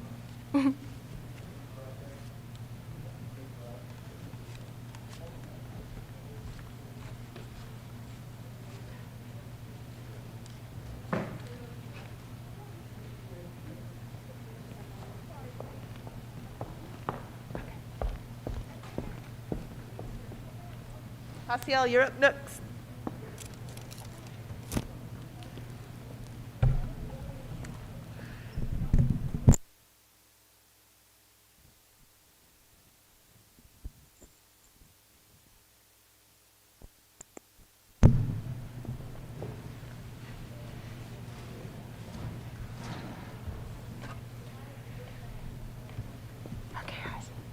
Wait, which one do you want? Okay, I don't know what that means. Oh, you want it? That's Jade's.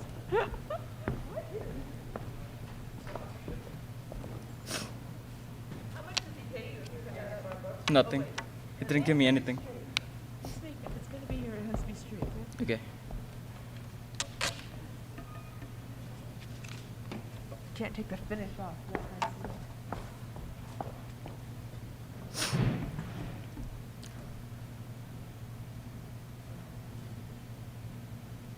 George Floyd died after Derek Chauvin, a white police officer, pressed his knee down to Floyd's neck for over 8 minutes. Floyd was handcuffed, face down in the street, while 2 other police officers pressed his knee down to Floyd's neck for over 8 minutes. During the final 2 minutes, Floyd was motionless and had no pulse. The death of George Floyd has pushed the concern of inequality in our nation to the forefront. If we want to To treat all equally, we must change our policies. Our founding fathers said, all men are created equal in the Declaration of Independence, but we live in a world today where discrimination and racism affects everyone. Although equality in our nation has improved a lot since the founding of our nation, we still have a lot of work to do. We should treat all equally, regardless of race, color, and gender. If you're a resident in America, everyone should be respected by society. Everyone should be treated as equals, not as strangers. Everyone has to be treated the same, no matter what you are or who you are. No person shall be deprived of life, liberty, or property without the process of law, says the 14th Amendment. If you were born in America, or if you weren't, you should all be able to enjoy the rights of life just like anybody else in that country. But racism and discrimination are what is keeping us away from equality. The world would be a better place without discrimination and racism. Nobody would be treated differently. We should all be spoken to in the same tone and seen as humans, not less. Even though not everyone is treated the same, there is one thing we should all have in common: the right to live as a normal human being. For instance, the black community. They should live like any other community. They have been given unequal rights. The 14th Amendment to the Constitution gave black people equal protection under the law. The 15th Amendment granted black American men the right to vote. Back in the 18th century, Americans used to own slaves, and they would treat them as if they weren't human at all. According to the amendments, black people have the rights for equal protection under the law. But the government isn't doing a very good job in protecting them. All people should be able to live a normal life. They should be treated as equals, not as strangers. Men and women should be treated as equals. Nobody should get paid more or get better jobs just because of their gender. Pay should be based on skills. Everyone should be able to have the same opportunities for jobs. The 14th Amendment says, "No state shall make or enforce any law which shall abide the privileges or immunities of citizens of the United States, nor shall any state deprive any person of life, liberty, or property." Everyone should be treated like they wish to be treated. We should not discriminate or make someone feel less. If you're a citizen, your rights shouldn't be treated as if they were less. If you're a citizen and you are a Latino or a black person, some people will look at you as if you weren't equal to them. Mexicans are hard workers, and they help make America better for everyone. Overall, race doesn't matter if our people are born in the same country we live in. Everyone should be treated with respect and kindness, as much as the person next to us. If we're citizens, we should be treated like one. You should not treat anyone without respect for their gender and race. Men and women should get paid the same, get the same jobs and the same rights. We should live in a world where everyone has the same rights and in a place where there is no racism and discrimination for men and women. For now, we can try and will succeed to get rid of discrimination and racism for our future generations and for anyone else who has suffered. Thank you.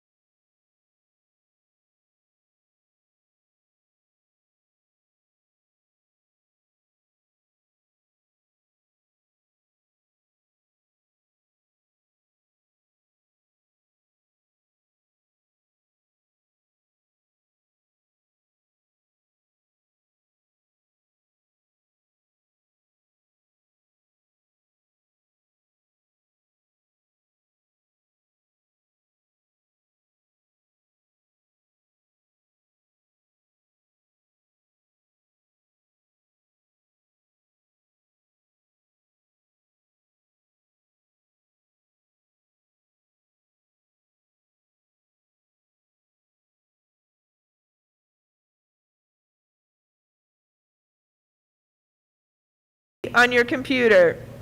You can also be listening to the speeches, whatever is going to work best for you. Make sure your mask is on and your hoodies are down, please. And yeah, and make sure you guys are 6 feet apart. So if you sit in your usual seat, you should be good. All right, so our first speaker is Jessica.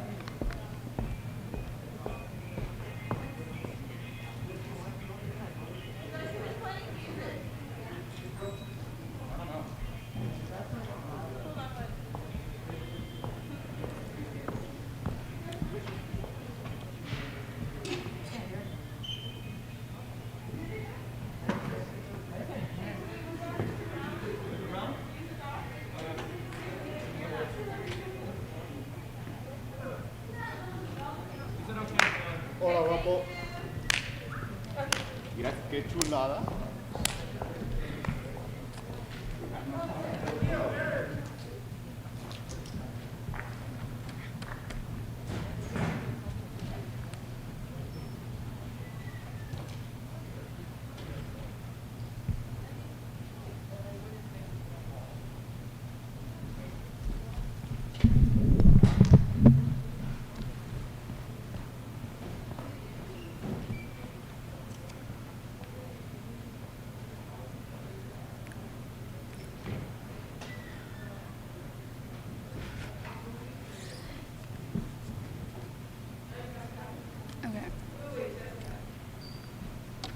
On this one?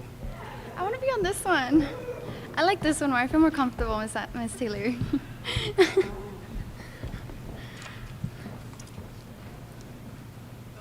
Okay. Many believe that people are born intelligent. The truth is, through hard work and applying more effective strategies, we learn. If we move out of the sedentary mindset and focus on growth, we encounter different situations that can influence our confidence, failures, and effort or lack thereof. People grow from past experiences. Our knowledge grows more every day, and our brains are constantly absorbing information. Because of the amount of information our brains are taking in, our mindsets inevitably change through these experiences. The Wall Street Journal states, new studies by neuroscientists show training in certain mental skills can build the brain's capacity to process information and solve problems. Experts say practicing those skills on the job may also help sharpen cognitive abilities. When you're working hard on something, it doesn't come effortlessly or easily, but rather comes with obstacles to overcome. The less commitment that is given to a goal, the more difficult it is to complete said goals. When one is confident, you believe in yourself, and that creates more opportunities for a person, which makes them a lot more social and present. It is known that people who don't believe in themselves tend to have a hard time making decisions, so they seek out other people's opinions, which can lead to insecurities. You can make a choice based on others' opinions. However, in most cases, it doesn't always mean you agree with them. Maria Pova notes in her article the 2 basic mindsets that shape our lives. The view you adapt for yourself profoundly affects the way you lead your life. Self-image is one of the most important things in today's society because people seek others' approval to fit in. Confidence is built through how you view yourself and understanding one's emotions.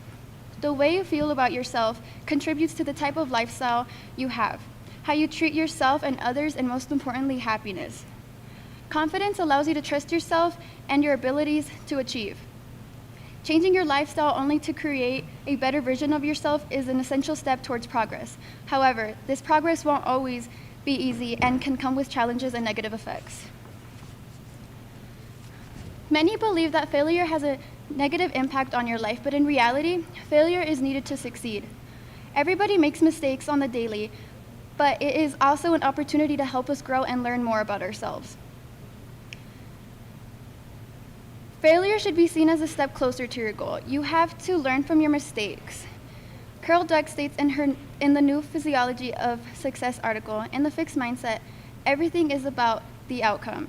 If you fail or if you're not the best, it's all been wasted. The growth mindset allows people to value what they're doing regardless of the outcome. They're tackling problems, charting new courses, working on important issues. Without failure, you cannot improve the problems in your path. But if we are able to understand our situational awareness, then we can process that fear and use it as fuel to get to your goal. You will learn from your wrongs and find other ways to better yourself and your failure in your future.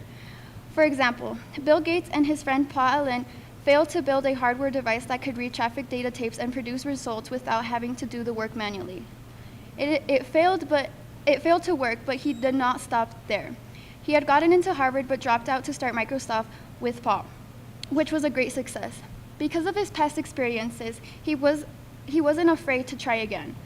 It is better to do something and fail than to not take action upon a dream that is achievable through confidence and learning from your failures.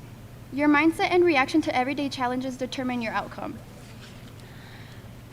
Everything we want requires effort. Nothing comes easy, which makes it imperative to use our strengths to push through the tough times. Everyone goes through these events daily, whether it's good or bad, but the effort you make is what matters. Without effort, one is slow, and unresponsive without the need or desire to encounter conflict and adversity. Carol Dweck tells us in the New Physiology of Success article, no matter what your ability is, an effort is what ignites that ability and turns into accomplishment. You can do anything you want as long as there is an effort and confidence to face challenges that come your way. To succeed, it requires hard work and determination to never give up until you're happy with what you've got. Our mindset is what determines everything. An individual with a fixed mentality can see personality, intelligence, and creative abilities as fixed expressions that we cannot change in any way, and accomplishment is because of natural talent. Being intelligent or talented is to strive for perfection and avoid failure at all costs. On the other hand, people with a growth mindset thrive on challenges and see failures not as a lack of intelligence, but as a step forward for the development and advancement of current skills. The challenges we face on the daily are an essential role in a growing mindset. Growth is the ultimate goal when wanting to accomplish something, and it is a way to gather more knowledge and learn from our mistakes. Through the ages, we have learned as a species to survive, to adapt, and to overcome adversity when it arises. Understanding that adversity is there to help instead of hurt will build confidence and light a fire in one's soul. Using these skills of understanding fear to fuel confidence, which will lead to an increase in effort, will not only help accomplish goals, but to better the community as a whole. Live as if you were going to die tomorrow. Learn as if you were going to live forever. Gandhi.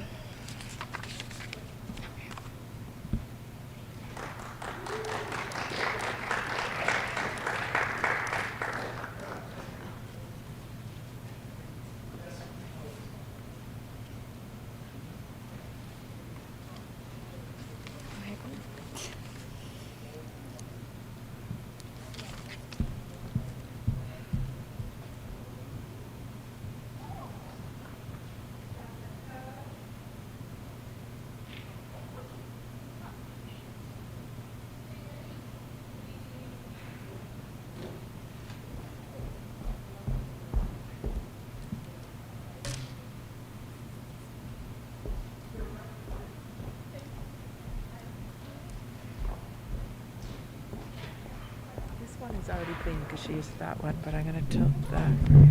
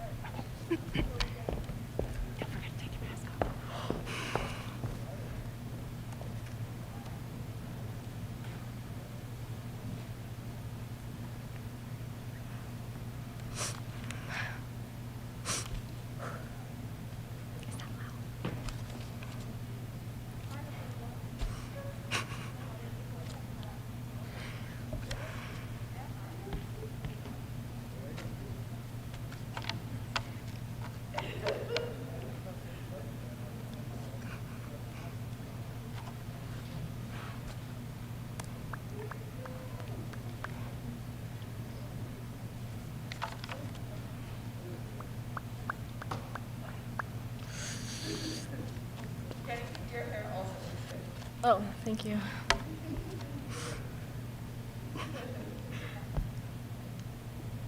I can go. Okay.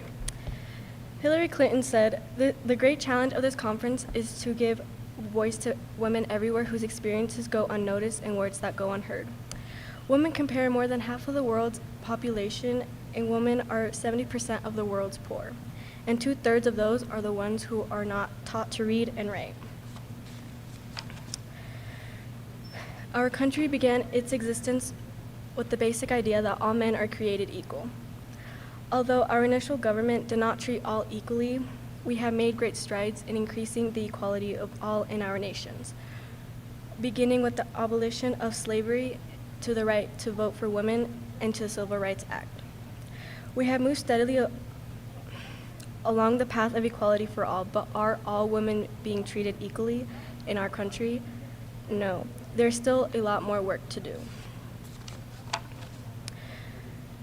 At the beginning of our nation, women struggled for basic rights for many years, like the right to vote. It took reformers nearly 100 years to win that right, and the companion was not easy. Disagreements over strategy threatened to cripple the movement more than once. After many years of fighting, women were granted the 19th Amendment in 1920 to be able to vote as an American citizen. After many years of fighting for equality and equal respect, they were able to accomplish what they truly deserved. They knew this was important and it was definitely worth fighting about. Fighting for just the simplicity of being able to vote. They held protests outside where there were strong consequences, as in going to jail. Till this day, women are still fighting for equality and continuing to make a change. The process of getting equality for women was very long and very stressful fight, because there should have never been a law interfering that women can't vote. According to an article from History.com, the early suffrage remote the deck of independence as that all men and women are created equal and that they are endowed by the Creator with certain inalienable rights, that among these are life, liberty, and pursuit of happiness. In 1920s, women had believed that this was definitely something important for future women. The Equal Rights Amendment was first introduced in 1921 and rediscussed in 1972, but never passed by Congress. It was written by Alice Paul, who was the founder of the National Woman's Party. This group of women was created after granting the 19th Amendment, and these women stayed together from 1919 to continue their fight for equal rights. In 1972, the fight failed because of anti-feminists and was rejected by the Congress. That was until the fight relit in 2020, and the fight still continues. Along the path of equality for all, we have recently made great progress with the elections of the first woman as vice president and the first person of color. Kamala Harris shows others that anyone can do anything, that one can change the world by letting her voice be heard and making a change. Kamala Harris said, "While I may be the first woman in this office, I will not be the last, because every little girl watching tonight sees that this country of possibilities, and the children of our country, regardless of your gender." Our country has sent you a clear message with ambition, led with conviction, and see yourself in a way that others might not see you, simply because they've never seen it before. And we will applaud you every step of the way. Kamala Harris argues that she may be the first, but she knows that there are going to be more women who will win elections, and not only men are going to be leaders. Any person can change the world by using their voice. After hearing that there was a first female vice president, I was overjoyed with the idea that we finally have a female in high position in government. Women are estimated, and Harris shows the idea that when fighting and putting in hard work, anything is possible. She used her victory speech as an inspiration for many young girls to give them the idea that anything is possible. And now we can continue and make a legacy of having more women in government. In conclusion, women have been making an incredible journey. Although it was hard to make each step, those 100 years that we were granted the right to vote, and today we have our first female vice president. The world that we live in isn't perfect, but we will continue to fight for what we truly believed in. That's it.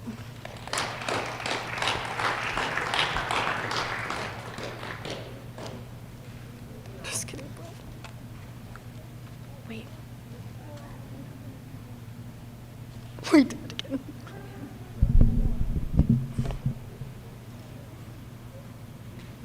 Why was it raining?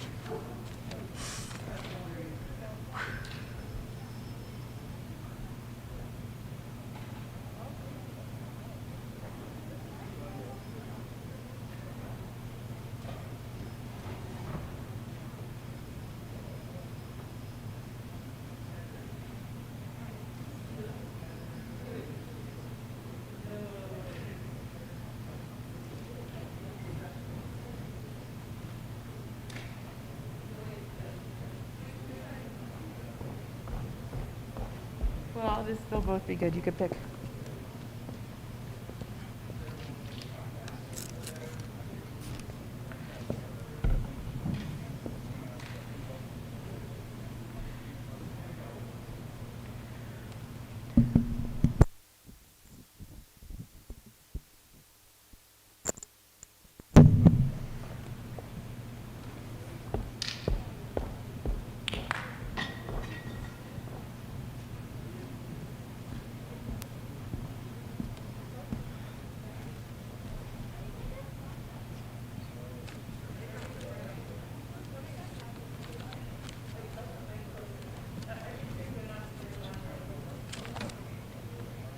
It's too tall. I'll do this one.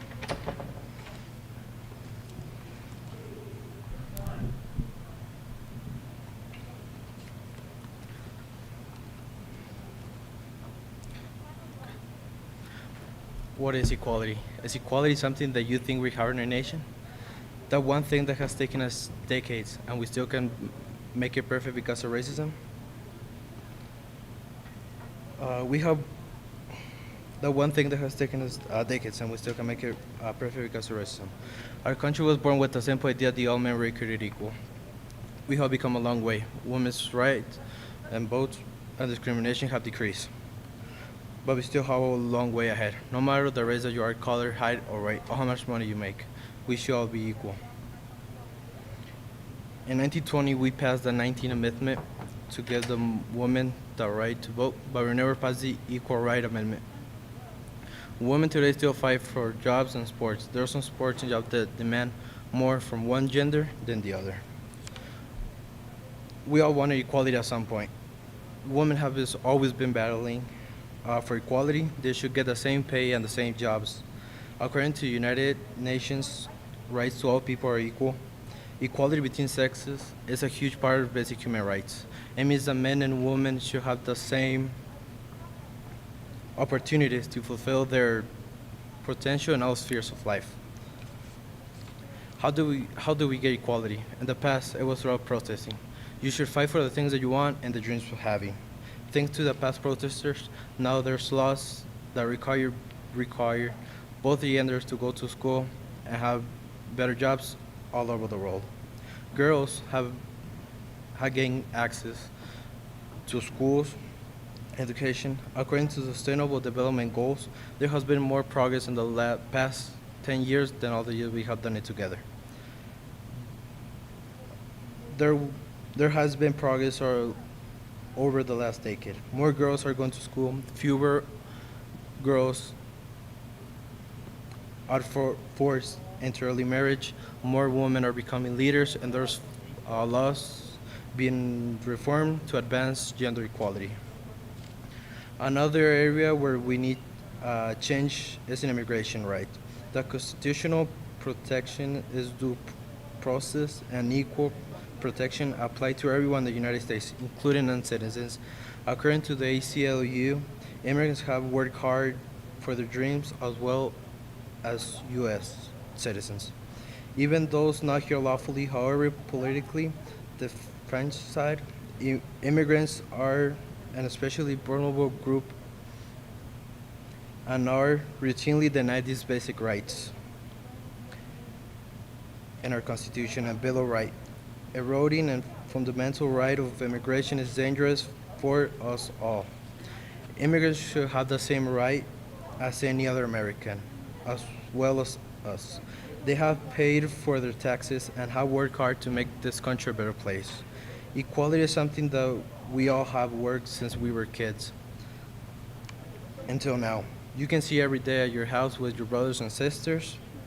On a bigger scale, women wanting the same thing that men can get. Our nation is moving towards more equal rights for women and immigrants.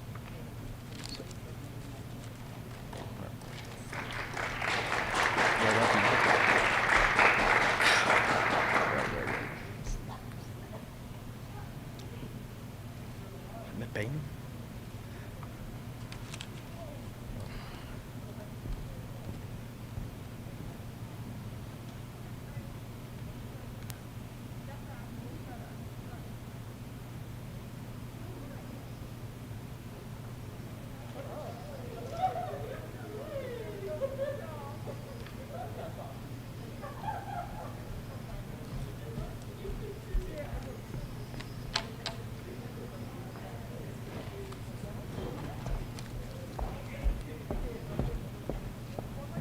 I have to clean both because Edder used both.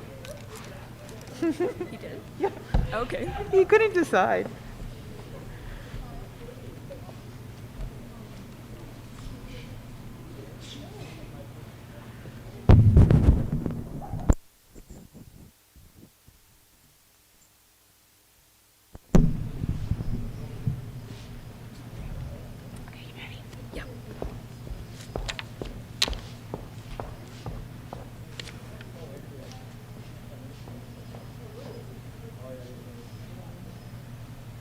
Should I go now?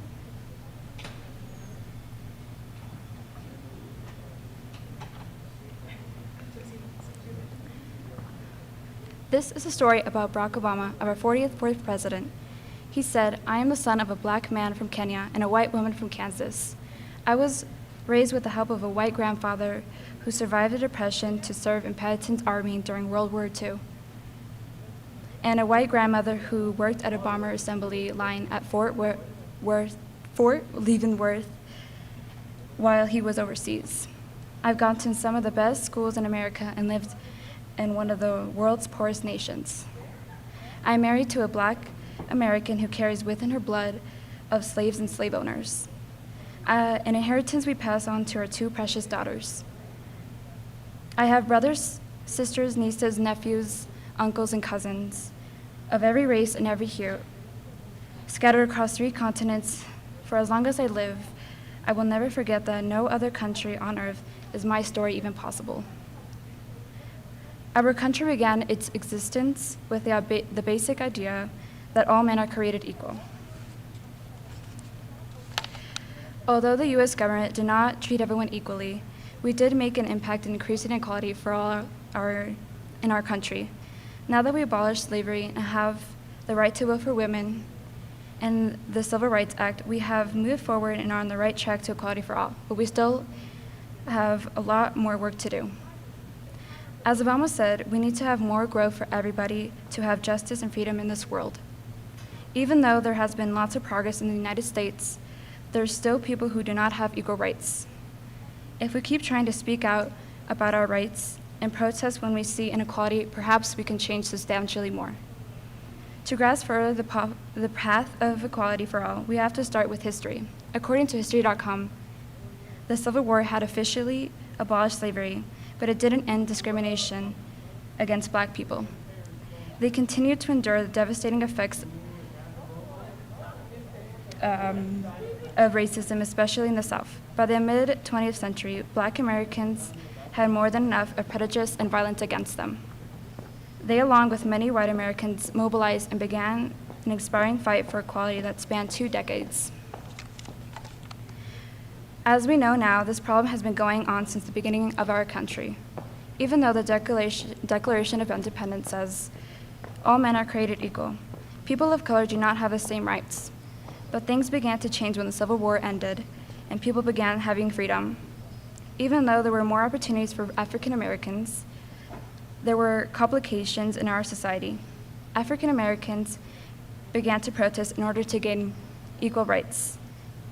As stated by Martin Luther King Jr., we must forever conduct our struggle on the high plane of dignity and discipline, and we must not allow creative protest to degenerate into physical violence. Again and again, we must rise to the majestic heights of meeting physical force with soul force. Protesting peacefully can make a big difference. That's why it's crucial to have protests, because we know now that it helps make improvements in our community and helps us change for the better. The civil rights movement has more equal rights to people of color, yet there's still issues in America, and people are still opposed to solving these concerns. Eventually, there are still disputes about racism, police brutality, and immigration problems. We still have not achieved equality for all. Here is an example of what's going on now at this very moment. In recent years, people are trying to get into the United States for a better life, but they have been detained. Some have argued this is a form of racism.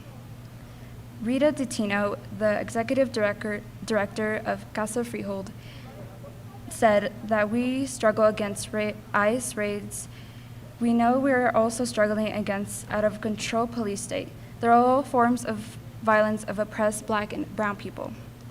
Because ICE has been more active recently, some Americans have felt the need to take action. People have done peaceful protests to get rid of ICE. A person who participated in a protest told ABC News, "We came here as immigrants. Immigrants are what we have made this country. I wish we could go down there to those detention facilities and march on them and convince the people who work for ICE that what are they doing is morally wrong and can't give up your morals for a job." It's hard to tell if this protest changed anything. However, it's important people to express how they feel on this difficult topic. That's why these protests are necessary, because some things do need to change. If we still have problems in 2021 about discrimination, and we still need to work on it. Because if we don't, then what will change? Peaceful protests are a way to change our country. What Barack Obama said is we have a lot of diversity, and we all have to step forward and protect it. Thank you. Oh gosh.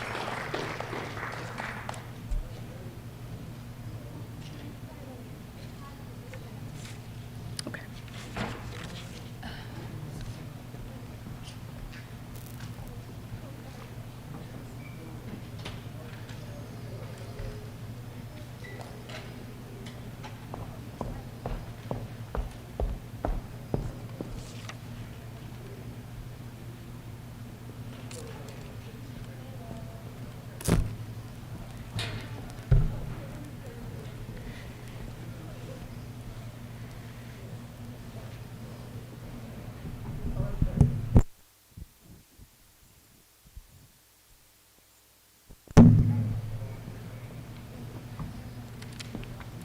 All right, last one. Go big, Charles.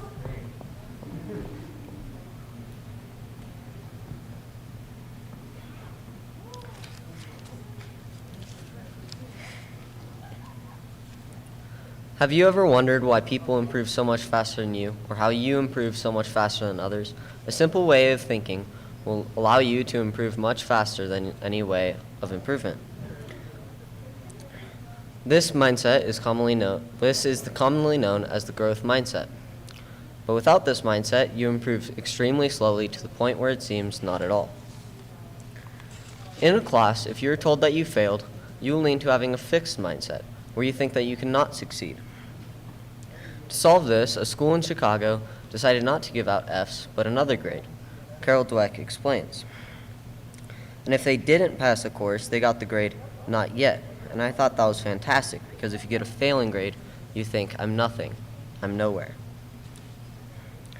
Receiving a grade of not yet will make you feel so much better about yourself and your ability to complete that class or whatever you're doing. To anyone who gets a not yet, now have hope that they can do it again and pass. But if someone receives a fail, they will think that they cannot pass and that they are not smart enough to complete it. As we live every day, we get smarter, even if it is just slightly. If there was a cap on how high our intelligence could go, it would have burst open years ago.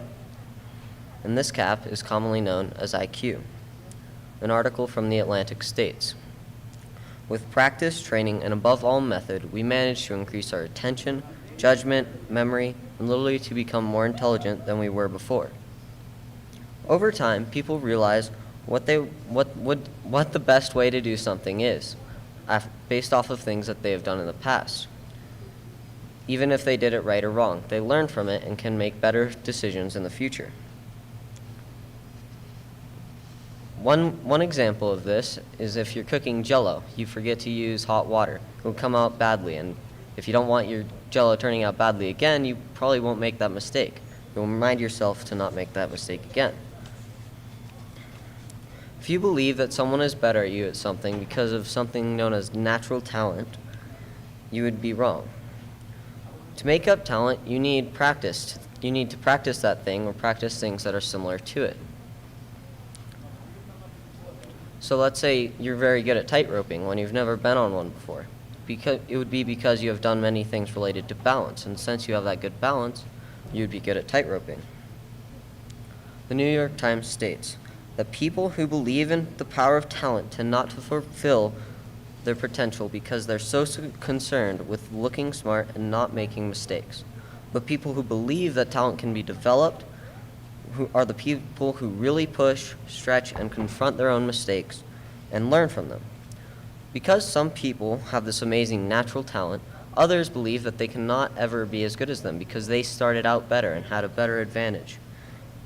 But the truth is, they just had more practice than you. And if you had that much practice, you'd probably have as much skill as them. I've personally seen that there is no natural talent in this world. In a game called Rocket League, no one starts out good. This is because there's nothing in the world similar to it. Every single person that plays Rocket League for the first time is very bad at it. Even the best of the best picked up the game and couldn't hit the ball or do anything. Very simple. When people first start the game, they think that they don't like it because they are bad, and they think that everybody else is started out near the skill level that they are at. The truth is that's not true. I started the game as bad as everyone else, and because I believed I could improve, I did. And I managed to reach the rank of diamond, but I'm still pushing forward, will one day get higher. Having a simple mindset will rapidly improve your skills in anything, school, sports, work, or anything else you can think of. Believing you can improve, and when you reach mistakes, instead of quitting and saying that you cannot do this, you confront your mistakes and learn from them. I would like you to think to yourself, which one of these mindsets do you have, and if you would like to change yours.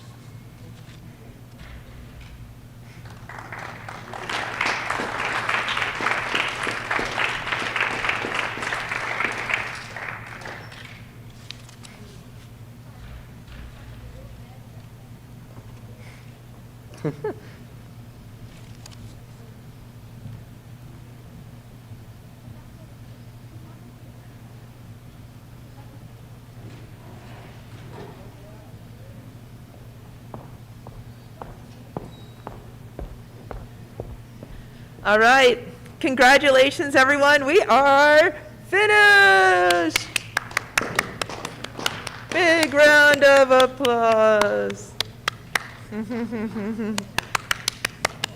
right. Nice work, everyone. So impressed by all of you.